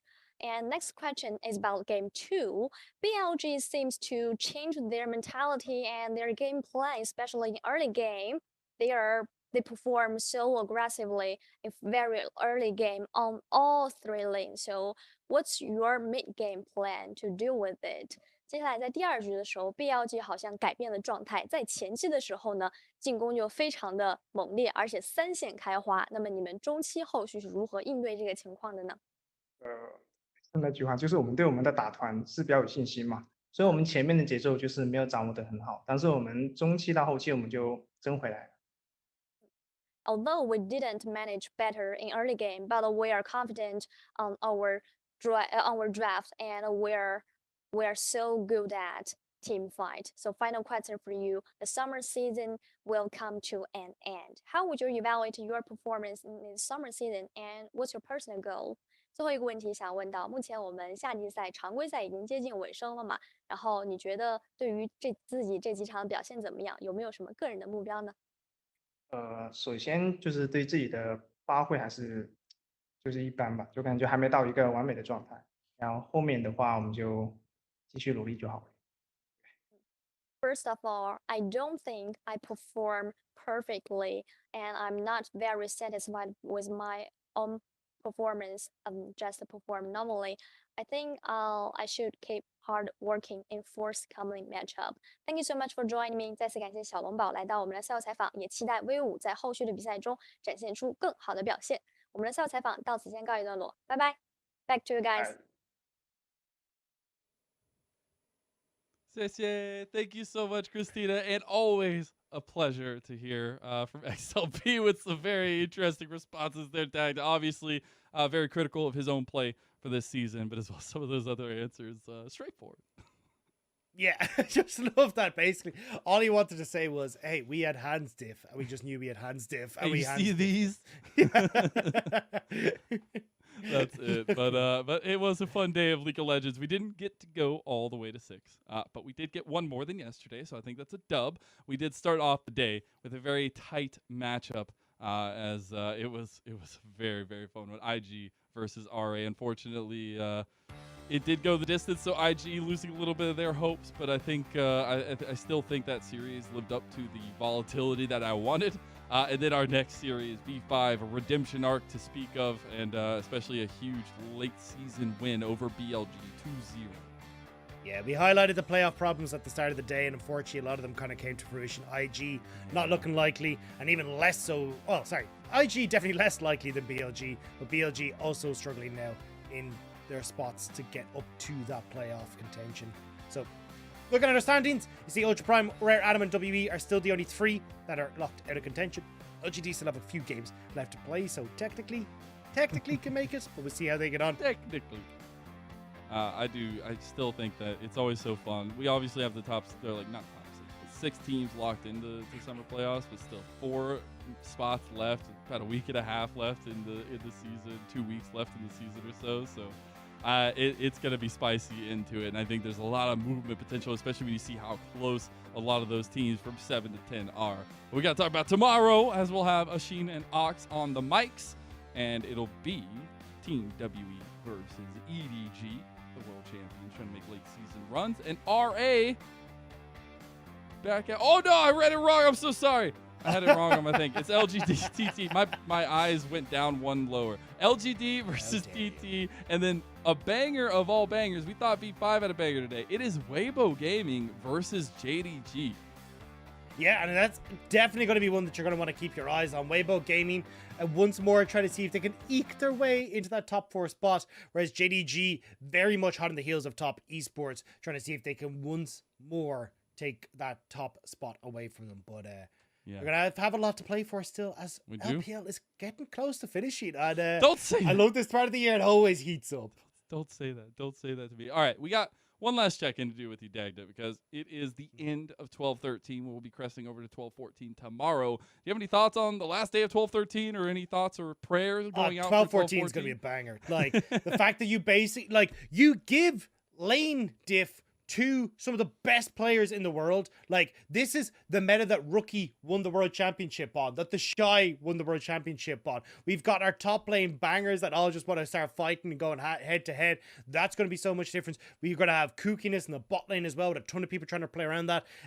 Fighting galore, because Rift Towers and Dragons are suddenly more valuable. Like, tomorrow, I cannot wait for. I cannot wait either. I can't wait to get some popcorn, sit down and watch some action in the LPL. Again, the best region in the world. Thank you so much, Dagda. It was an absolute pleasure to cast these series with you. To the production team behind the scenes, thank you all so much for making us look so darn good on screen somehow, some way. And to the audience for tuning in. I know it's a long night. I know it's not the best hours, but it is the best league, so you got to tune in. Thank you all. Have a wonderful night, and we'll see you on Summoner's Rift.